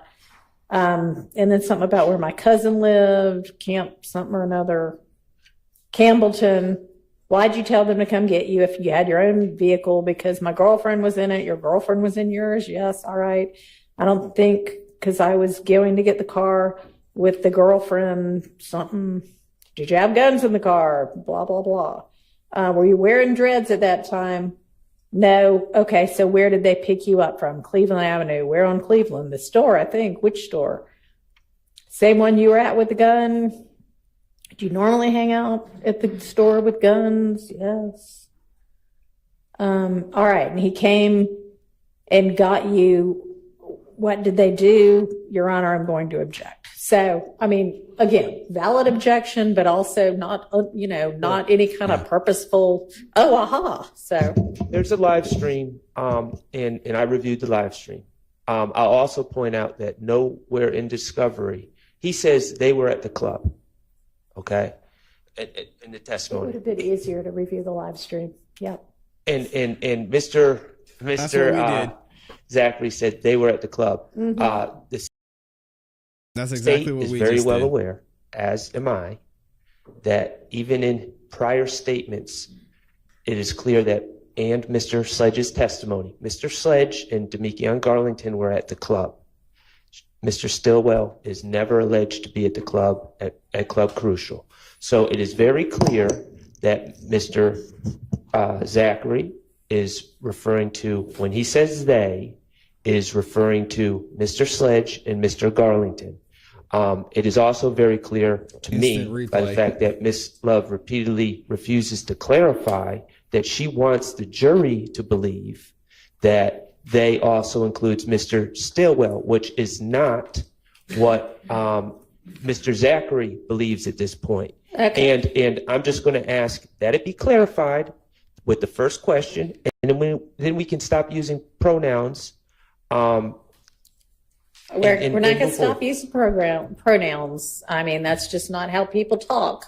Well, But it's led to a mess. she had right already been instructed to clarify before we took the break, and she's going to clarify. And Your Honor, I believe that Mr. Zachary already addressed that. The court can listen to the live stream or look at the transcript, but I think that I heard him say, because of Mr. Sharp's, I don't know what that was, but Your Honor, he then said, I didn't hear you say Shannon. That's kind of how we left it. And so, Your Honor, to the extent that there are these dispersions being cast, these, I don't know, attempts for, I don't know. Yeah, that needs to stop. I mean, you don't know what's in Miss Love's head. You don't know why she's asking a particular question.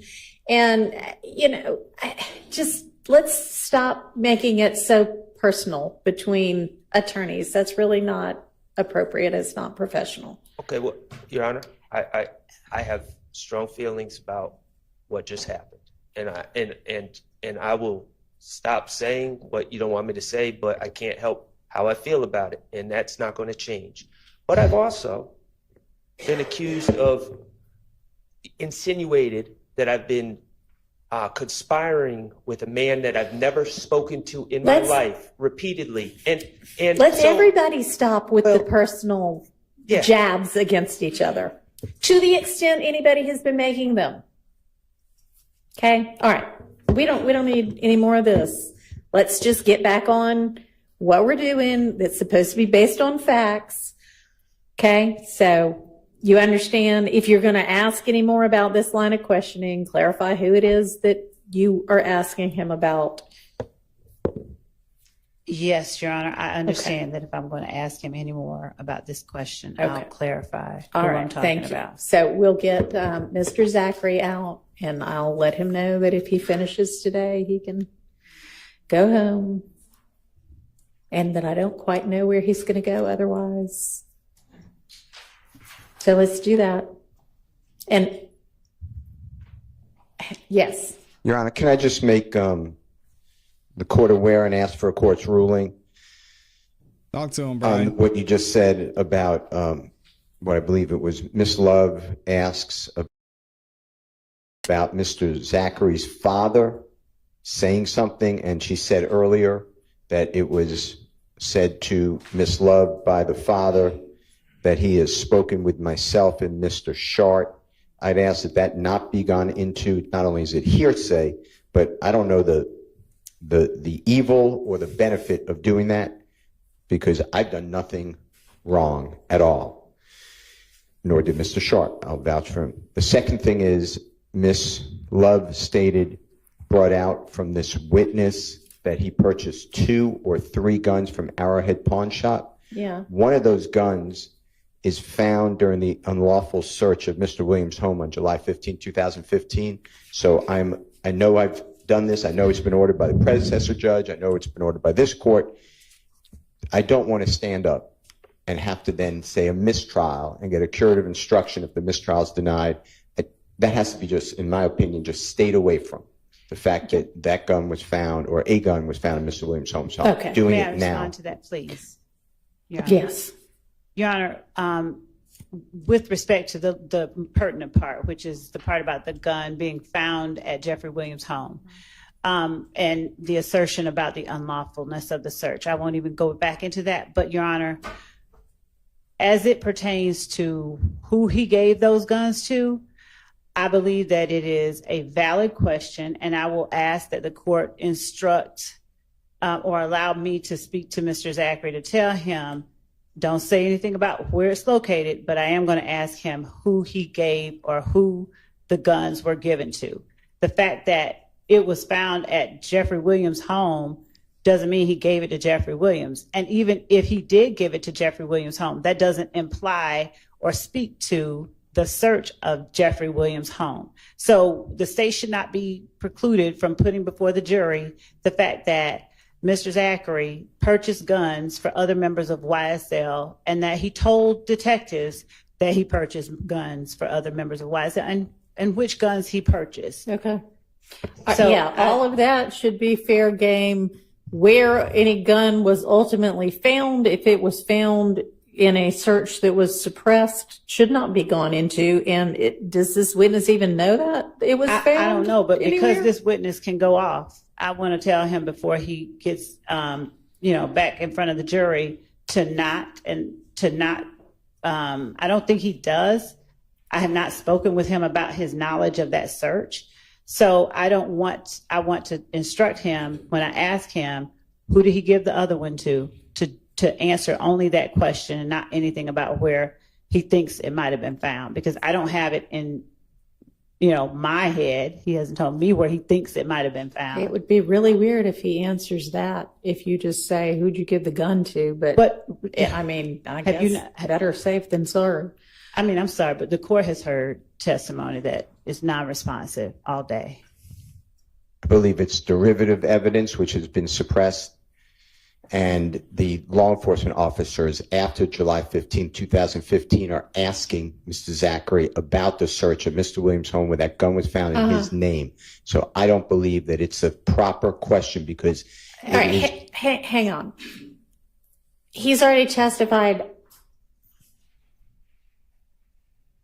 Brian speaking because that he bought several guns from whatever that pawn shop was. So as long as your line of questioning is about that, then that's not derived from law enforcement finding them in the search, is it? Right. I haven't heard that one. So, at all. I believe... And that's why I want to ask and make sure, that's why I'm asking for the court's permission to just tell him, don't mention that. I wouldn't suggest it to him if he does. We don't think he already knows it. Just answer the question I ask you. Judge, yes. He has not answered questions that I've asked him for the last hour. All right, and a half. I will do that. What else? The record, Your Honor, before the next question is asked, I believe I may have to renew my motion for a mistrial. Again? With the one you just made? Yes. Okay. Oh my God. Just for the record. Oh, okay. Yes. No, that's. Thank you. All right. Mistrials. You meant something else Motion just for happened. mistrials Okay. are flawed. Yes, you're just preserving it. Okay, that's fine. Okay, let's get him out here. All right, y'all are going to hate me for this, but I got to go. So what's going to happen? Two things. One, if y'all could, make sure you like the video on your way out. Two, when I end this live stream, it's going to take you over to Kat Not Williams live stream. She is currently live streaming the trial and is going to give you guys more great insight into what's going on and get you through the rest of this afternoon of this testimony in this trial. So when you go over there, make sure you say that I sent you over there. Make sure you say what's up to Kat, like the video when you get redirected over there. And then I guess the third thing is, if you like some independent music and you like independent artists, make sure you tune into the show tonight right here on the ClassE Beats YouTube channel at 8 p.m. Eastern Standard Time. We're going to be giving away some cash and you guys will get a chance to hear some music from some amazing artists. All right. So I hope y'all have a great day. Thank you to everybody who liked the video, and I will see y'all back here on Monday. Y'all have a great weekend. And if you haven't subscribed yet, make sure you do that because we're dropping some videos this afternoon and on the weekend as well. Y'all know what to do. Keep growing, keep pushing, keep it classy. We gone. Peace. Appreciate you, man. Thank you that. Oh, hold on a second. I pressed the wrong button. Y'all see me over here pressing the wrong button? Thank you, World's End. Thank you.